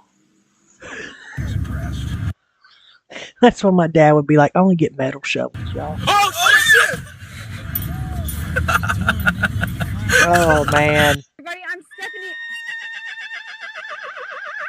Everybody, I'm Stephanie Quayle. Everybody, I'm Stephanie. At a horse. Stephanie Quayle. Hey, everybody, now is he pooping? Yeah. Okay, great. Hey, I'm Stephanie Quayle. Hey, I'm Stephanie Quayle, born and raised. Hey, everybody. It's not gonna happen, lady. This horse is like, screw your damn camera. Take number 140. A wine lover's worst nightmare. I got loud all of a sudden. I'm scared to hear this crash. Oh no. Oh no. Look at the dog. Oh no. And then the problem is, how the hell do you write that? Yeah, exactly. Introduce the horse first. How do you write that? How do you walk in here and then push that up? You're going to have to go in there and take out every single one of them wine bottles. And the minute you hit that, take out one, you better damn well be prepared that 10 of them liable to fall when you pull out the one. That's horrible.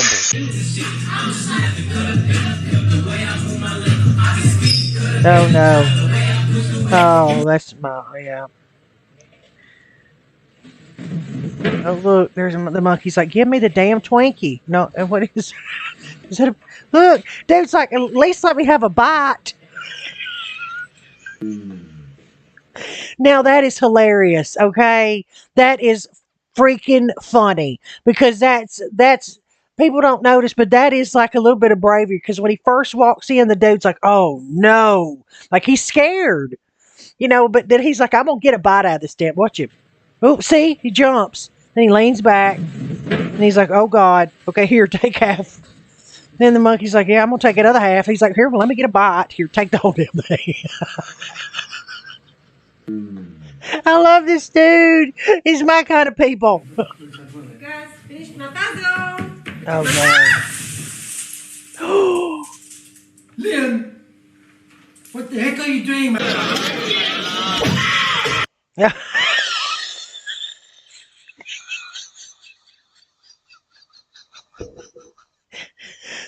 Oh, my head hurts. I'm laughing. Look, watch. What the heck are you doing, man?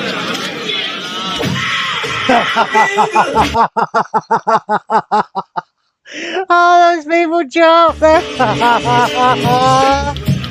Oh my God. I love You know what? In life,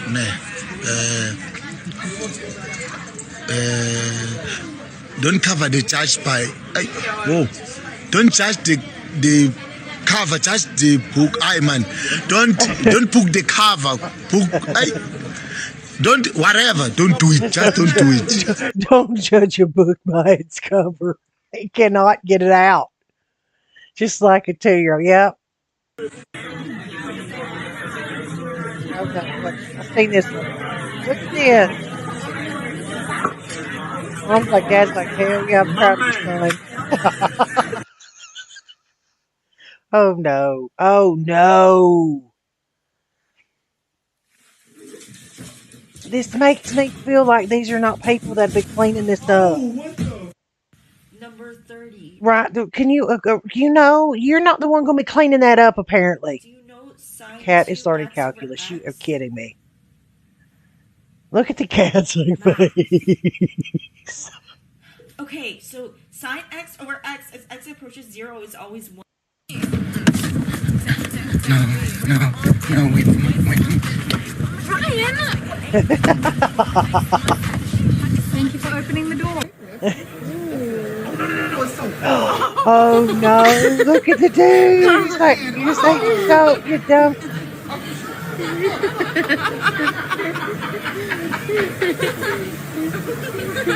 Oh my God! He's like, here's your barf bag. If the fish tank falls. Oh no! Don't say that.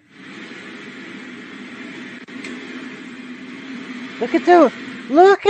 Look at the electric cords right here by all the water as you're sliding across the floor. You can't, but Lord, this is society today, folks. This is what dumbing down of America. The dumbing down of America.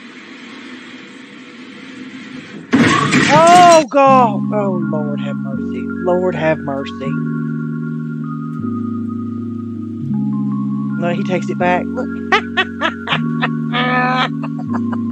That's perfect. That was perfect.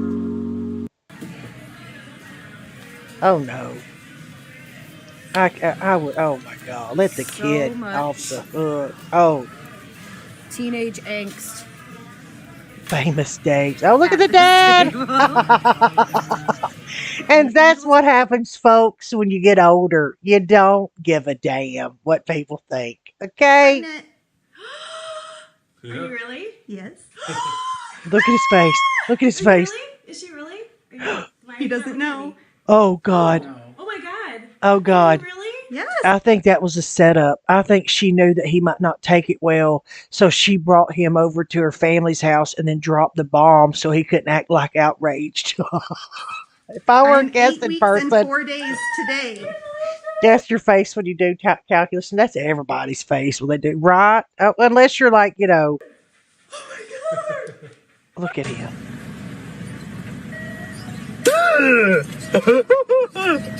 Really? Is your life really that boring that you have nothing better to do? He's a kid. How old are you? 3, obviously. Go get a job or something.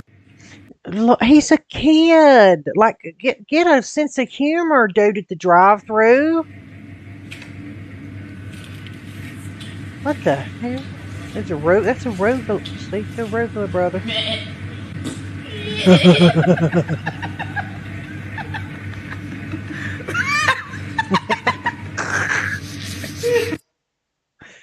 Oh no, I was gonna smell its butt. You know that. Why do you gotta put your face all up in there?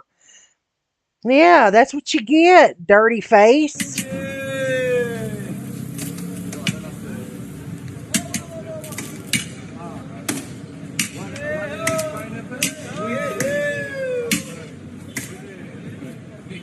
Ah, perfect.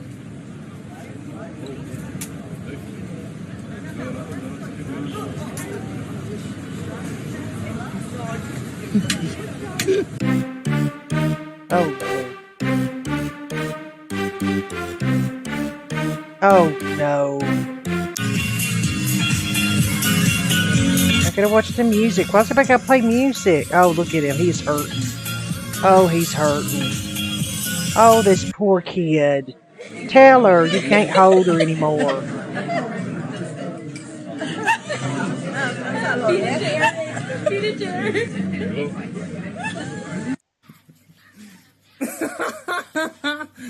Mimi, what are you doing? Oh no.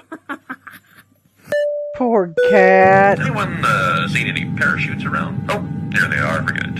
Uh-oh, just enough for me and the co-pilot. Sit back and relax. Oh my God, this would be, to me, I don't care what anybody says, and I get it, but that to me would be the best freaking pilot you could ever ask for on a plane. Like somebody that would come over the intercom and be like, where's the parachutes? Oh, there's only two. Man, for, like, this is beautiful. Anyone seen any parachutes around? Oh, there they are. Forget it. Uh-oh, just enough for me and the co-pilot. Sit back and relax, everyone.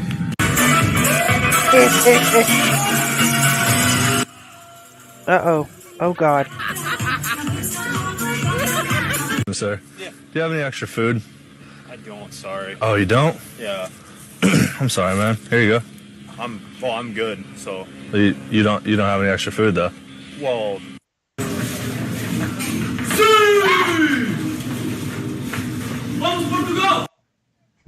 What? I don't know. That's cute. I mean, yes. That is good, Doug.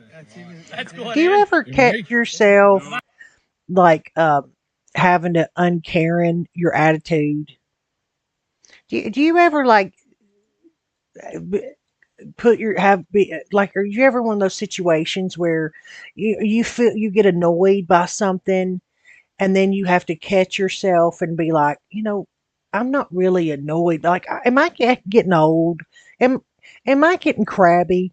Like, okay, somebody's making a little bit, a lot of noise, right? And it's later on at night. But you know what? I was young once too. Just put on some damn headphones. Yeah, right. Like I have to stop myself from doing that, right? Like, thank God I don't feel the need to do it very often. But I think it's good that we're aware of it. And then, we like kind of like dial it back a little. Because again, there was nothing when I was younger worse than running into a crabby ass old lady or middle aged lady. And you're just like, Jesus, she ain't getting laid or something, right? Like, I think it's try to remember we were all young once. Let these youngins have their fun as long as they're not lunatics about it. Come on. Oh no. That's me golfing right there. That's me golfing. It completely missed the hole and then run off into the damn river. That's me right there. That's my golf game.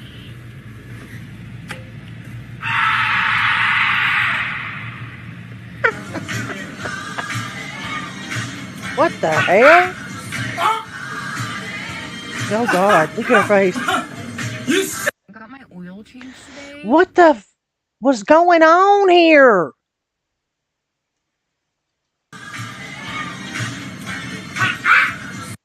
Got the baby on a string, the big pink rollers. Like, this has got to be a skit.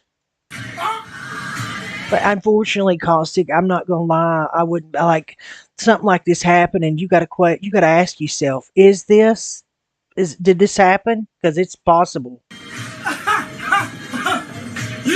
Got my oil change today? The oil change one.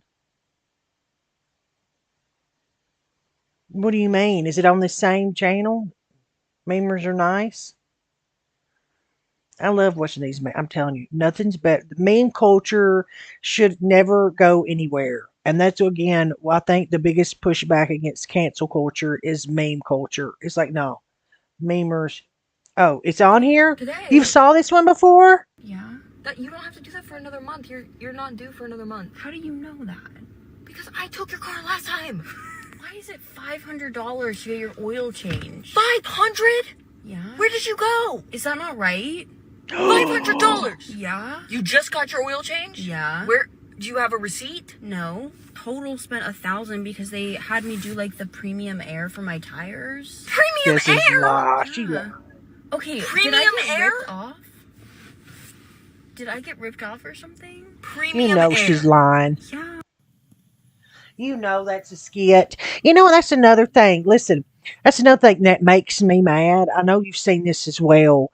How many people are pushing out these videos now on like TikTok or wherever, YouTube or whatever, where they're staging it like it actually happened. And it's all a lie. It's all staged. Nothing about the whole thing was true.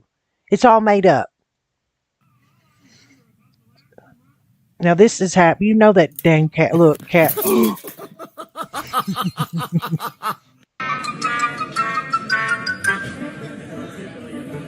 Oh no.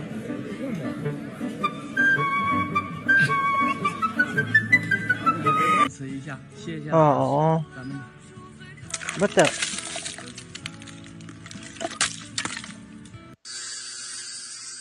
Oh God.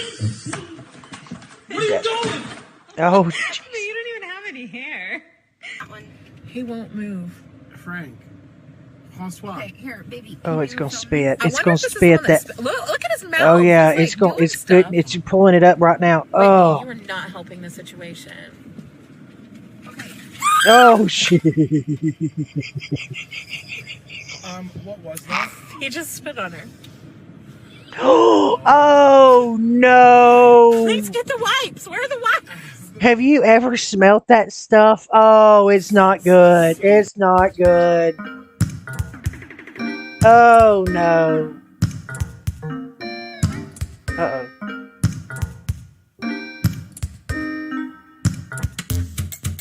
What are we doing? Oh no, look at his shoes. Oh! I put off all the stuff I had to do until today. What? And now, ow. What? I don't even understand that. Look, she's gonna hit the guy. Look, she's gonna hit the scooper upper. Oh no, never mind. That's a good one, because like you see the ball catcher guy, the scooper upper, the trolley dude coming across. You know what these golf courses do. Where'd I go? Would the WHO consider Taiwan's membership? Oh no.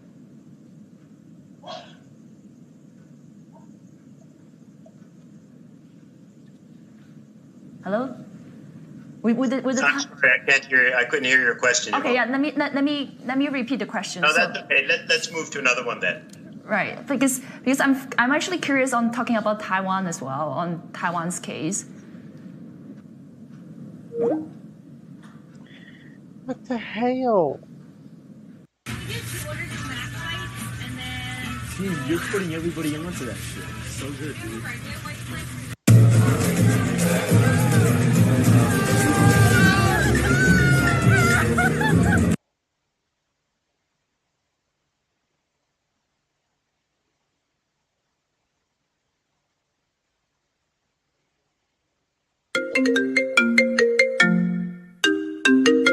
Hello, this is an automated call from the NHS Health Service.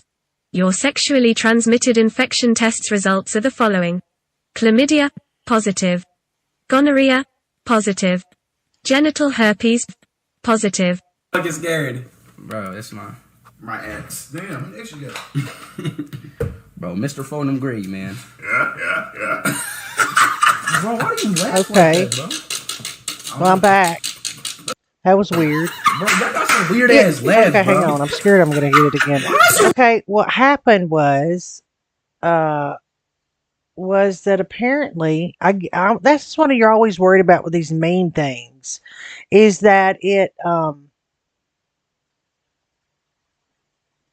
that if they play music in the background, then you have to worry about it messing up your stream because somebody has played music in the damn background. Like, that's the issue. So, but thankfully, I guess YouTube looked at it and was like, well, listen, ain't nothing she could do. She ain't her damn fault. Because I like dadgummit. TikTok's different. TikTok, you don't have to have a conversation with your damn people and tell them, like, YouTubers like to play stuff too.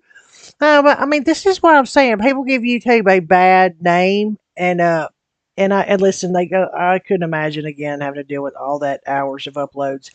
But I will say that, like, for YouTube, they give all the time. They give you all kinds of ideas for how to grow your stream.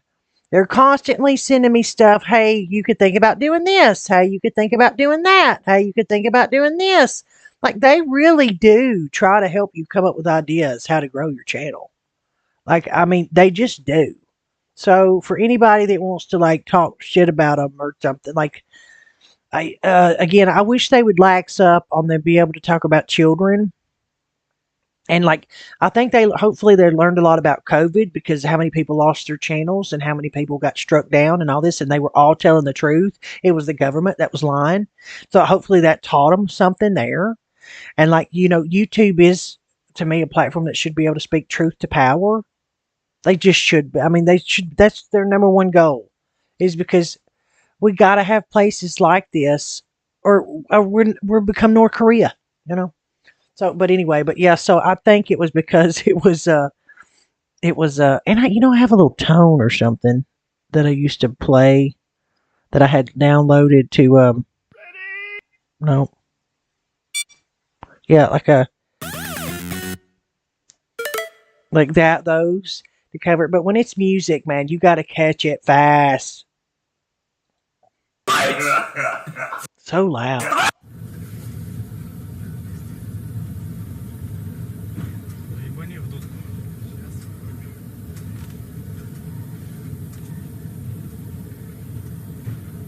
Давай.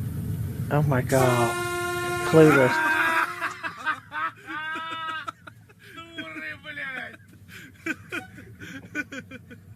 Oh my god. Which how can respond? It's not. The corn. That's so funny. Oh no. Oh no. But you ever get that caustic where you see where people, I don't know how you feel, like, especially for people I've seen and where I'm from and stuff. They used to do the same thing with, like, when I was streamed to D Live, they would be like, oh, D Live this, and I was like, listen, D Live has always been good to me. Like, I understand people wanting to, like, give mature tags to mature content. That doesn't mean they're trying to, like, trying to pick on you or whatever. Like, do I believe that they can be almost corrupted by certain people? But I think a lot of the times it has to do with, like individual employees too. Like, I just feel like people give them a really hard time, and I think I do think that there's a way to go about it. I think you should have a sit down conversation about why I think certain words should be allowed, especially if you're not geared to kids and stuff. But, like, again, I have never seen any other platform offer so many suggestions, so many pointers and how to try and grow, make it so easy for you to try and to reach people and stuff. Like, it just, nobody can compete with YouTube. I don't care what anybody says. I know Rumble's trying to do its thing, and I think Odyssey's like a really clear platform. The pictures look good, but ain't nobody got it built like YouTube. They just don't. All the help and this, I don't know, the analytics and all that shit. Yeah. Like the Captain Corey algorithm got him. Yeah, like it's and I think if you appeal and you make your case and you're honest about it, or you're not if you're not an asshole, guess what? They're a lot more likely to help you. But if you go in with a you're just a blah blah, I mean, would you want to help somebody that walked into your house and was like, "Bitch, get me a drink"? Or are you more liable to help somebody that knocked on your door and be like, "Ma'am, I'm so sorry. My car broke down. A couple, things down. I don't want you to open your door. I understand, but could you mind if you could set out a glass of water on your front porch? I'll step way back into the grass." You know what I mean? Like you'd be like, "Yeah, let me get you a glass of water." You know. Told you. I mean, I'm not going to get you a Dr. Pepper. Okay, well then don't ask if you can help me if you're not going to help me. Oh damn. I mean, that's if you're not going to be genuine. Then don't talk to me at all. I don't do slave work. Sorry, I'm not going to go get you a Dr. Pepper. Okay, well, you're a public servant. I thought it might be reasonable to ask. I mean, you're the one who asked Public me if you can help servant, me. give me a though. Dr. Yeah, I did. Pepper. Okay, if you don't want to help me, then don't ask. That's fine. Well, this is something I can do for you as a police officer, not as a... Yeah. Is there a gas station down the road? Here, Yeah. I'll give you a little extra. You can get Oh, my yourself a God. drink too. Really? Yeah. Grab yourself a drink too. You like Dr. Pepper? Do you see him? Yeah, but I don't need them. I'm too fat as it is. Look at me. Okay. No, don't be... Now he's disarming him a little bit, and he really looked down at that money and thought, "Should I do it?" Yeah, I bet. Like real again, real estate, and you're in Georgia, right?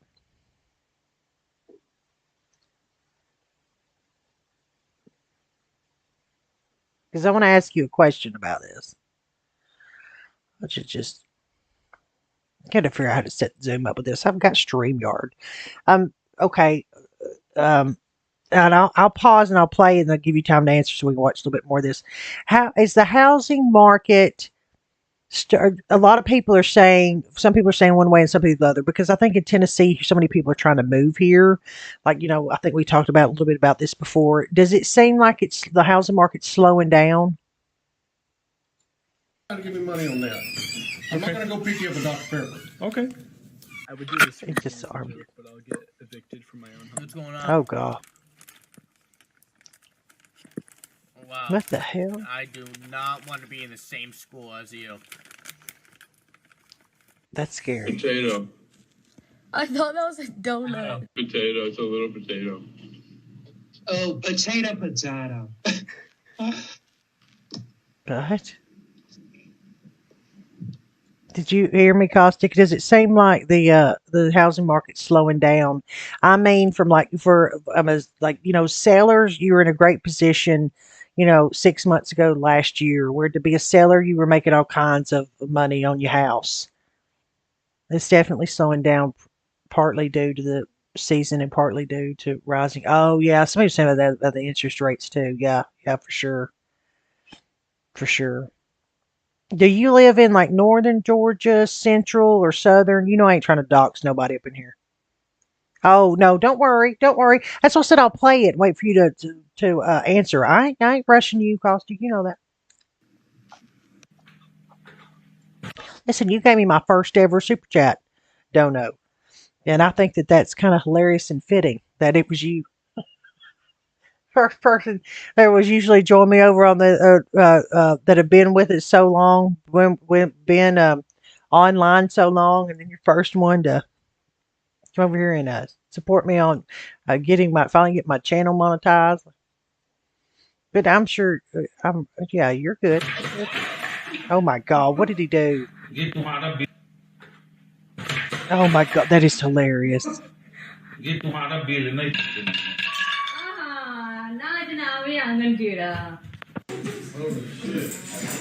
Oh Jesus! Look at that cat. And look, I guarantee you, he's trying to protect that cat from that dog. Between Atlanta and Augusta is where I live, along the I-20 corridor. Augusta is north of Atlanta, right? No. You see, I had family that lives in Cartersville and then lived in Ackworth. And then my sister lives in Atlanta. And then my nephew lives in Athens. Okay, And my Aunt Juanita lives in Cartersville. so you're at a party, And then my Aunt Patsy I'm lived random in girl. I'm not your girlfriend, right? Yeah. What? So what would you do? Ready? Okay. Hey. Hi. Free to do that. Why? What? All right. I'm not your girlfriend. Oh, Not. Okay. Okay. See, this is a prime example of like what I was talking about earlier. It's weird how stuff slides into stuff. Like this is maybe a skit or a video or whatever, but at the end of the day, it doesn't matter. The fact that she smacked him upside the head like that, like no, not no, no hell no. You don't put your hands on. Like, how do you think it would come across if he smacked her upside the back of her head? Hey. Hi. Free to do that. Why? All right. I'm not your girlfriend. Oh, Not. Okay. Okay, I'm ready. I'm I'm a ready. random girl. Okay. Like I don't know you. Okay, got it. Yeah. Hey. Hi, how you doing? What the hell, Justin? What? You Redo just it. You just Redo said it. hi. Redo it. I can't say hi. Okay. All right. One more time. I'm a random girl. Not your girlfriend. You said that already. I got it. Not. Okay. I'm Wow. not there. Well, I'm assuming that's looking like more and more like your future if you keep screaming in his face. I have a girlfriend though. Are you freaking kidding me, Justin? What the?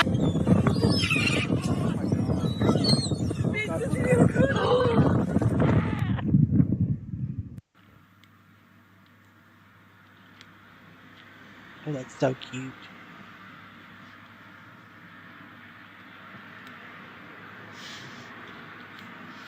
I mean, there's something to be said about animals. I'm telling you, I've been looking for another dog. Like I said, I lost Alfie, um, back in May, and so I've been thinking about getting another big dog. Oh, this is east of Atlanta. Athens is northeast of Atlanta. Okay. But are you like say you're not northeast, you're just east? Wait a minute. Wait a minute. Sellers are not getting the craziest. Okay. Between Atlanta and Augusta is where I live along the 20s. Okay. And then sellers are not getting the crazy prices like before. The houses are staying on the market longer and sellers are having to make concessions instead of saying as is. Oh, that's good. I mean, that's good. I mean, as long as they're getting their money back for their house or like making some profit on it, like it's good that they can't just be like, listen, I know my foundation's cracking, but as is, or I know that the appraisals came by and it says it's worth 10,000 less than I'm asking, but whatever, you know what I mean? Okay. The east, yeah, I'm kind of familiar with the 20, but I was trying to think map. Yep. That's good. Yeah, there's a house, a couple houses down from where my dad is. I would love to have. Of course, I can't. I listen. I'm crippled. Ain't no way I can afford it. I wished I would play. I play the lottery every once in a while, dreaming and hoping. But like they're asking $740,000 for a house on 5 acres.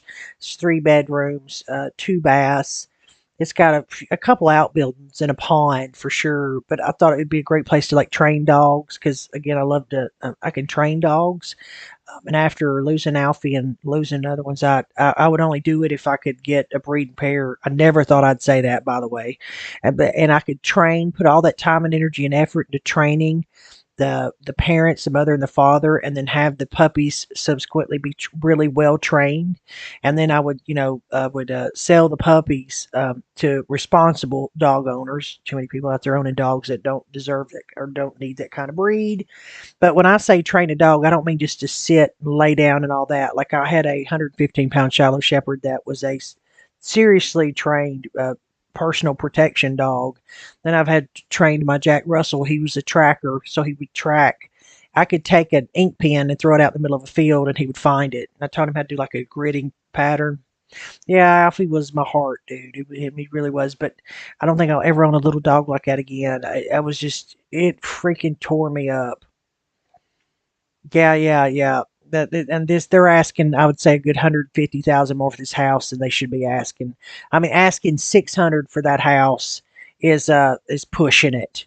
You know what I mean? Because this house was built like in 1981, and they remodeled like the one end of it, like a bedroom and a bonus room below. But like the rest of the house is like 1981. You know what I mean? Like it's got like laminate floors. It doesn't have hardwoods. Like it's yeah, yeah, yeah, yeah. I'm gonna get a big dog. I'm gonna get it for personal protection and train it very well and do that route. Okay. So, you see that every single week my parents give me money. Yeah. So I can save it when I grow up. Mm-hmm. So I have about £500. Jeez. Yeah. And I know the PS5 is £500. Yeah. So I will give you that money. Say wallah. Wallah. I'll give you that money to Buy the PS5. yeah. Okay. To buy the PS5. But Go on. under one condition. Yeah. I have to slap you 3 times. And then I'll give you the money. Wallah. Go on. Okay. 1, Oh God. 2. Where you going, Hannah? Hannah, where you going? I said 3, not 2. Hannah! Hannah!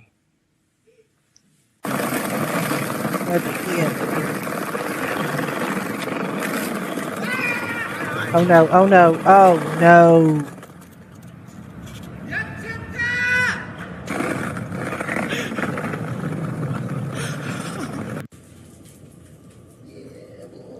Look at that kid, like classy mom.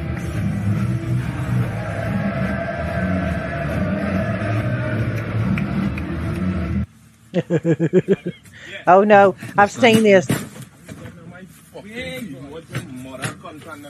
Like how much of an idiot do you have to be to grab the bottom of a like 50-inch, I'd say 52-inch television, maybe 42-inch, and grab the bottom of it like you're grabbing the bottom of a daggum, I don't know, a picture frame of an 8x10 and think that's going to suffice. Like, look at this. Watch it. Let it go. Got it. And then he just pushes it down. Oh my God, this is that guy that serenaded that girl. Surely you two won't get me for this. I mean, come on, you can tell this isn't like a... Come on now. There's your boyfriend. Oh, look at him. He's going to stand out there and be like, oh, thank you. Oh, no. Oh, no. Oh, no. What did he... Oh, no. Guys, I finally made it to New York City! Lady, shut the f*** up! Oh, no. This is a tragedy waiting to happen. 7 years unemployed. That is the smartest thing ever. Everybody should be doing that. Putting cake with candles on. Talk about how long they ain't had a job.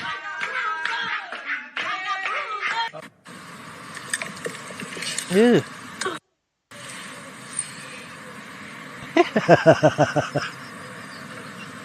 Mom, did we just pregame a funeral? Shut the fuck up and act sober.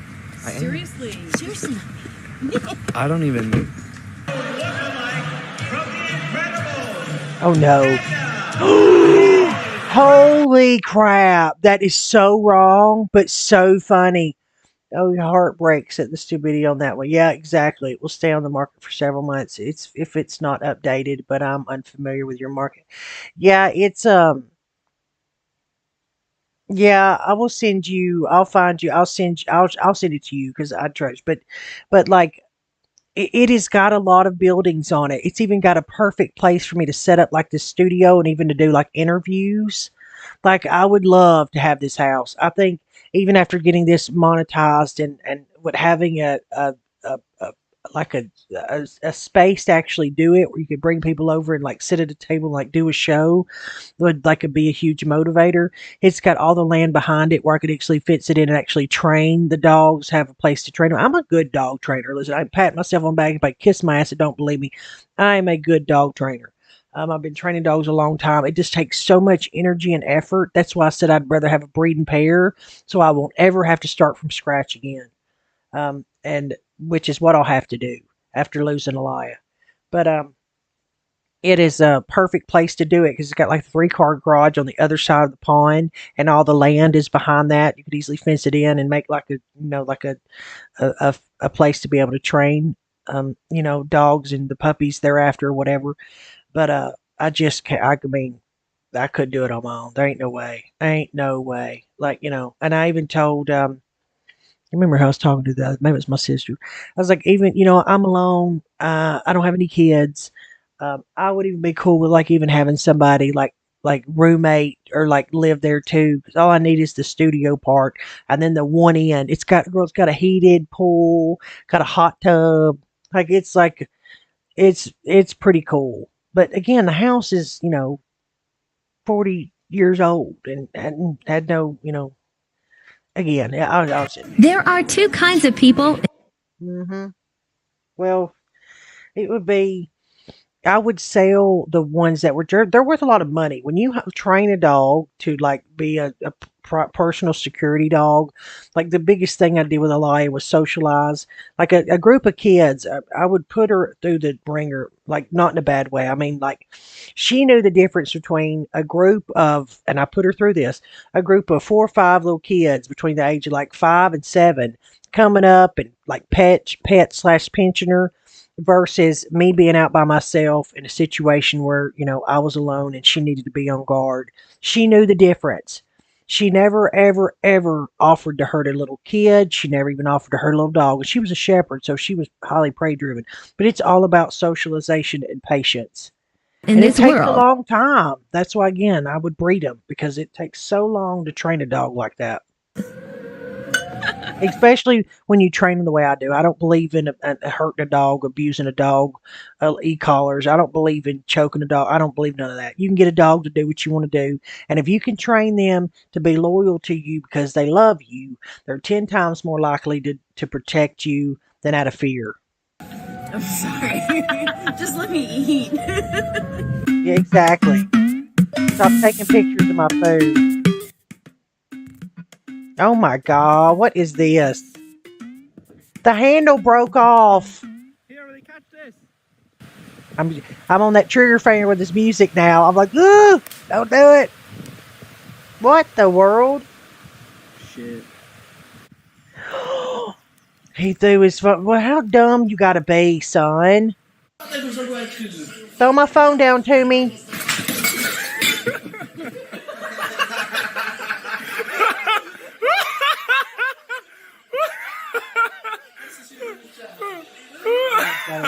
Culture. Love me.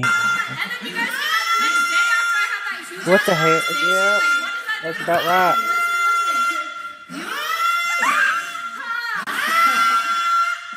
right.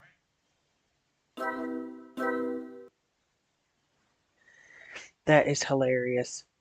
Best people dying inside so far. Do one more of these and then we'll probably get. Do you have any meme channels that you like? There's the.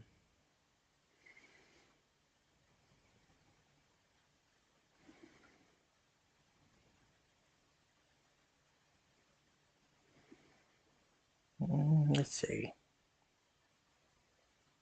Yeah, he did a good job, didn't he?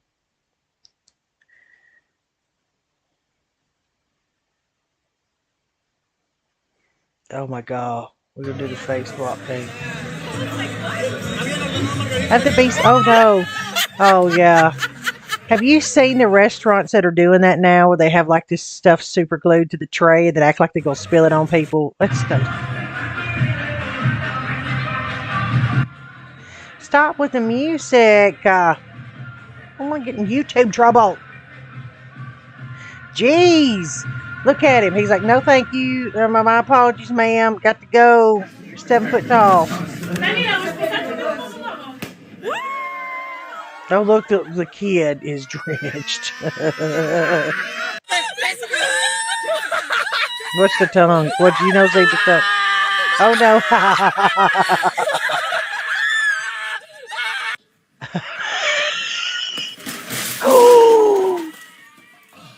No. At least whoever's laughing's laughing. Look at this tray of food. Oh no. Oh, he's helping him carry it. The handle broke off. Oh no. You hear the woman, I think as a woman in the background, she's the one laughing. They get like, you've got, it's either laugh or you're going to damn cry. That's the reality.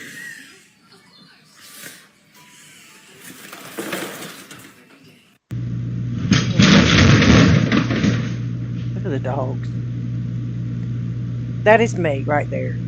That is, you just stand there and you look at it like, oh God, do I even want to look at the front?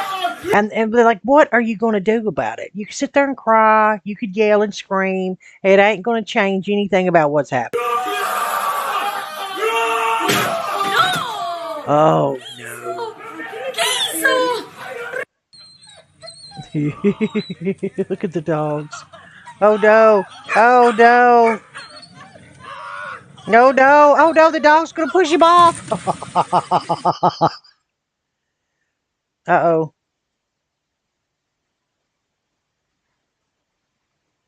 I missed, what did she do? What did I miss? Hold on. Oh, no, she dropped it, and it... Again, see, but at least they're laughing, and her coworker over here's laughing. First Lamborghini ride. Here we go. Maybe the last. Stop it!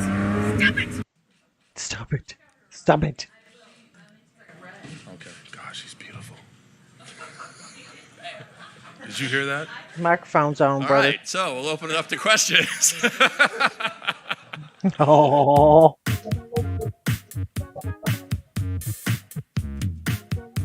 Well, there's your motor. Oh no. Look, but I gotta drink the beer. Let me finish my beer. But you know the oh no. Why would you do that? There goes your pie, brother. No, there. Oh no. I'm so nervous, Caustic, about the music. I'm like, ugh. Because that's what happened. I looked when you wrote that, and I was like, what's going on? And I looked up at my thing, and it said that my video had been temporarily disabled because it detected audio or whatever, like video. I was like, what the hell? What do I do? Still showing I was on. I didn't know what to do. I'd never seen anything like that. I was like, oh no. And so I guess after a minute, it cuts it back on. I don't know. It came back on, which is good, thankfully. That's something that could be such worse about it. What did he say? What I meant? Oh.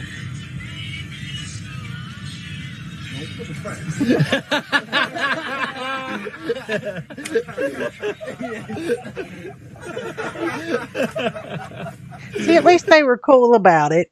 He didn't have his headphones plugged in so they could all hear it. So instead of being jerks about it, they start snapping to it. See, that's the way I wish people would be. That's the way people need to be. Watch.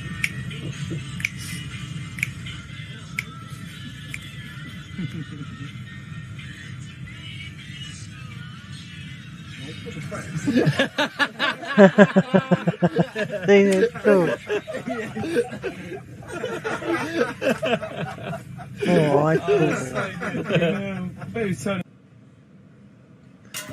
cool. Oh no. Oh no. Oh God. Here comes the good look. Here comes the turkeys. Oh no.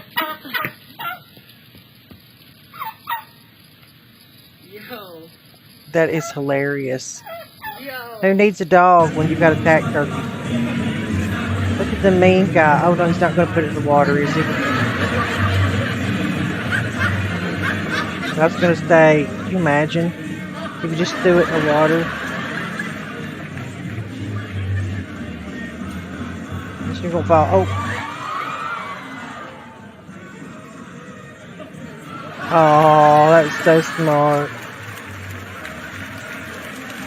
That was cute.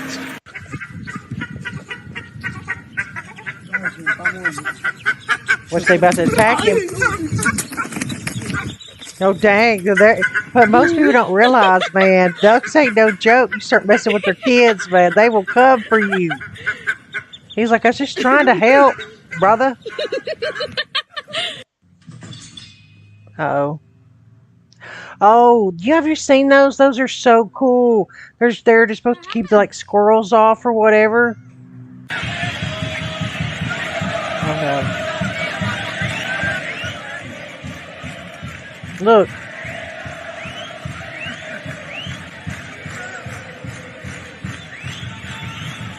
That's cool. Mom, this tells you which celebrity you look like. Oh, no. Oh, I got Megan Fox. Yeah, that ain't happening. Yeah.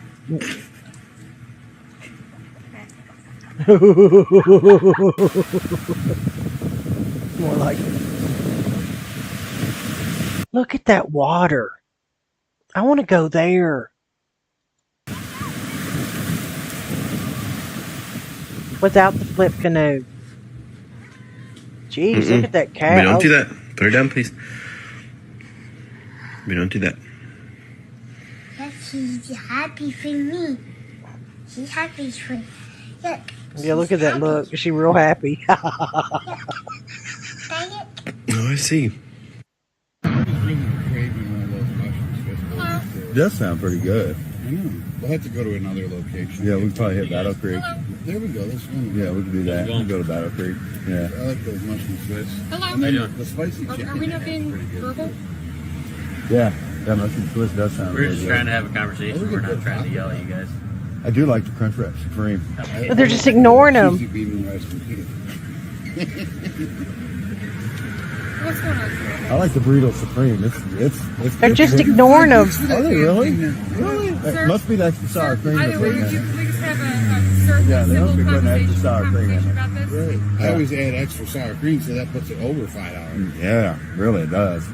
Gentlemen, can we have a conversation about what's going on? I just at least want to have a talk with you. At least the sound of the traffic drowning out that music over there. It is, yeah. It is nice. It didn't travel this far. I was worried that the music was going to travel over here, but it didn't. They don't know what to do. My sister's going to Fiji. Oh, man.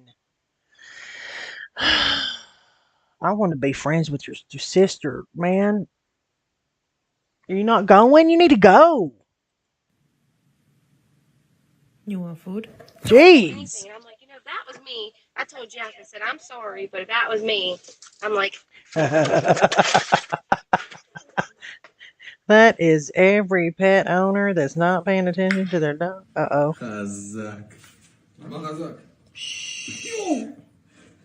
Watch it come up to the top or something. Watch.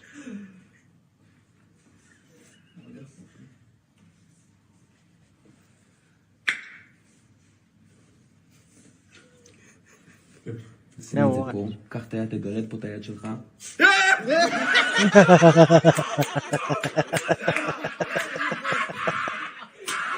That was real. I saw this one before, where he's signing stuff and he's taking pictures of them where this person makes fun of him because he's got old Beto, not Adidas. Oh no.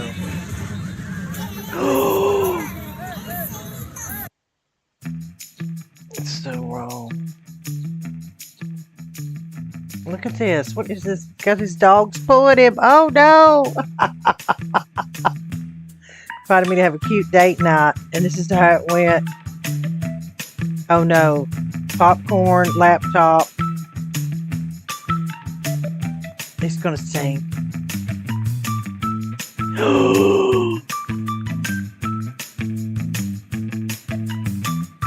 Oh no. Literally above the head. Why do we need this much water for the... No, don't go fast. Don't go fast. You know they did this to this kid on purpose. Oh my, look at him. He's where? Oh no! To pull off a stunt like that, again, I am wondering who in the world is going to clean up that mess. Look at this. The bird flies in. Oh, a little extra weight on there. Don't worry about my bird friend. Oh, he's just going to take my... Oh, no, he just took the money. Oh, no. Oh, no. Oh. I just want to make sure you're okay. You're not plotting anything, are you? Okay, I love you. Okay. I'll see you later. Yeah. Oh, look, it's ripping. Look, it's ripping. Oh, my God, that hurts. Oh, my God, that hurts. And even for millions of other species, home hangs in the balance. Human actions are destroying habitats, decimating our entire ecosystem and disrupting the cycle of life. And with the rise in drought cases, it is up to us to be guardians of our own natural world, save our wild species, and provide a home.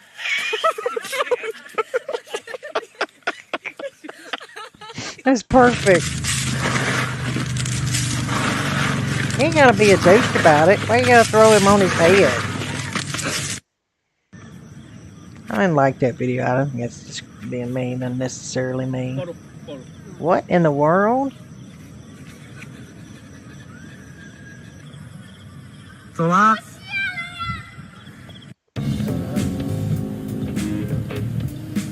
Themes are the best. Okay. The only one I have on. Oh yeah, I'll have to. Yeah. Oh, I missed it. I was looking up to see if you typed anything. Oh no! Oh my God! Look at all that damage. Oh no! Now they're caught on the fender. Sir, Bro, sir, oh no! can I tell you a joke? You're an idiot. What do you call an alligator? People think they can't move that fast on land. They're idiots. In a vest. An investigator. You know what's funny too, right? Okay. What happens when you sleep with a gator prostitute? You get gator AIDS. Oh my God. Okay. Wait, you don't think these are funny? Come on, these are funny. This thing's these like, are funny. I gotta get out of But here. dude, these are funny. He's lucky. Dude, come back. Wait. What do you call an alligator using a GPS? A navigator. You didn't think they were fun?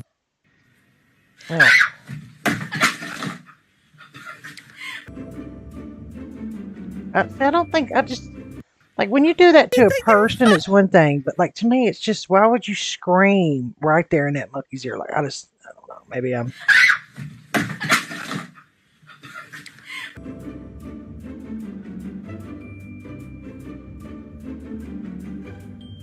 What?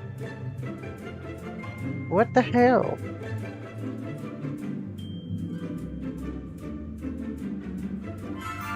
It's under your arm, brother.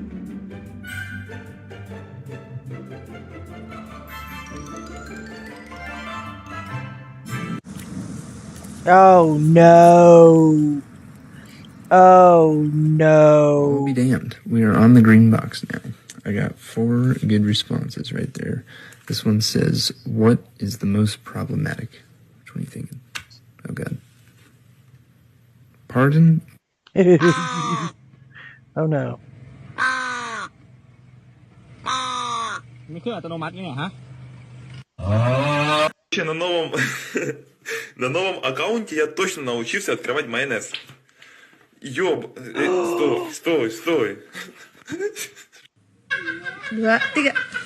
Look at that. That is horrible.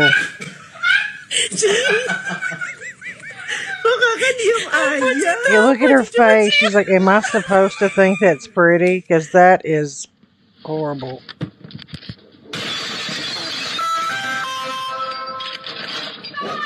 Oh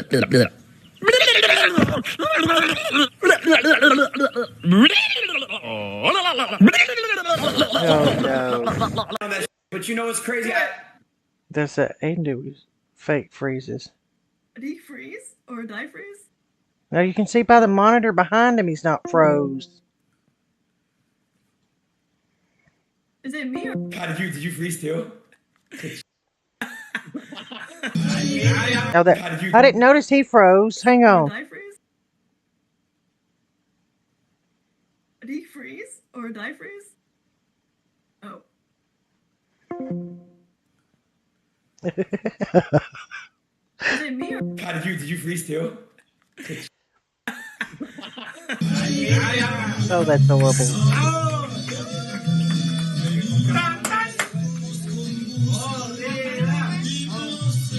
Oh no. It's gonna blow up his face. What do I? Okay, what's funny? Oh no, they're gonna push his face now. He knows what's gonna happen.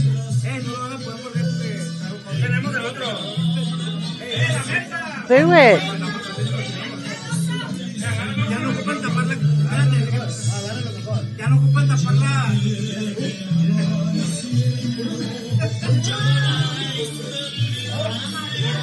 They're gonna miss him much. That's exactly what you should do. That's hilarious. That was good. That was pretty good. All right, Caustic. I'm going to let me do this before I forget. Do this. Let's see if I can find you. It has been. I need to think. You should send me. Oh no.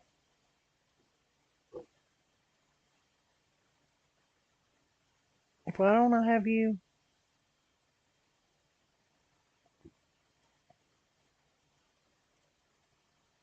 Oh, there you are. Okay. All right. All right. Oh, that's kind of fun. Okay. Well, now I got you.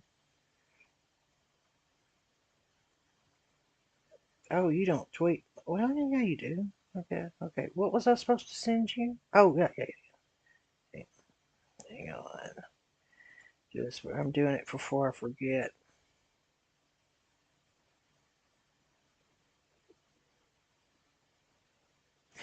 Oh, oh, did I lose it? Hang on. Okay, so this is the. I'm gonna send you the one I'm talking about. You should look it over and see if you think that they are asking too much.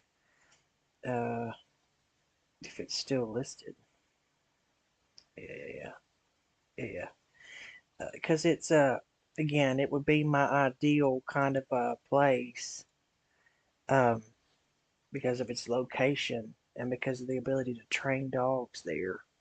But I better be doing something on flipping YouTube side.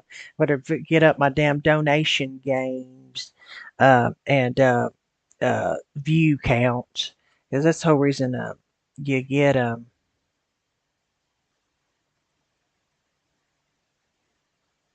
you get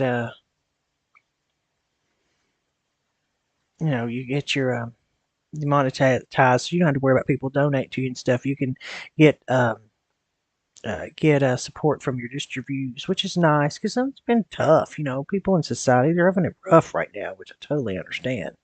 But there, that is. I sent that to you, so you'll be able to check that out. Let me know what you can message me back. And with that, I am going to get off here. People are going to be like, "What in the hell did some of this have to do with Andrew Tate?" But at the end, I feel like it was nice just to kind of let your hair down, breathe a little, and I'll try to do this more often. I'm going to start trying to live stream like on a regular basis every week, because that way people know you're live. I just need to start covering stuff that or reacting to stuff or talking about stuff that not everybody else is doing, like the whole bear thing with Balenciaga. I didn't see a lot of people to cover that. I thought that was kind of interesting, an interesting take on some of it. But it's hard in this game because so many people stream and stuff. It's there's a lot of competition out there, which totally understand. I totally get it.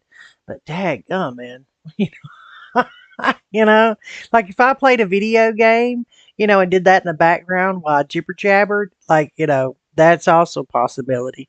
But I'm getting older. Who wants to watch damn middle-aged chick play video games. I mean, you know. Okay, with that, Caustic, I am going to sign off here. You've got me. Yeah, I played it earlier. You got me over there, so let me know what you think. And with that, everybody check it out. Let me know below if there's anything you want to see covered that you've not seen covered. I'm going to leave this one up.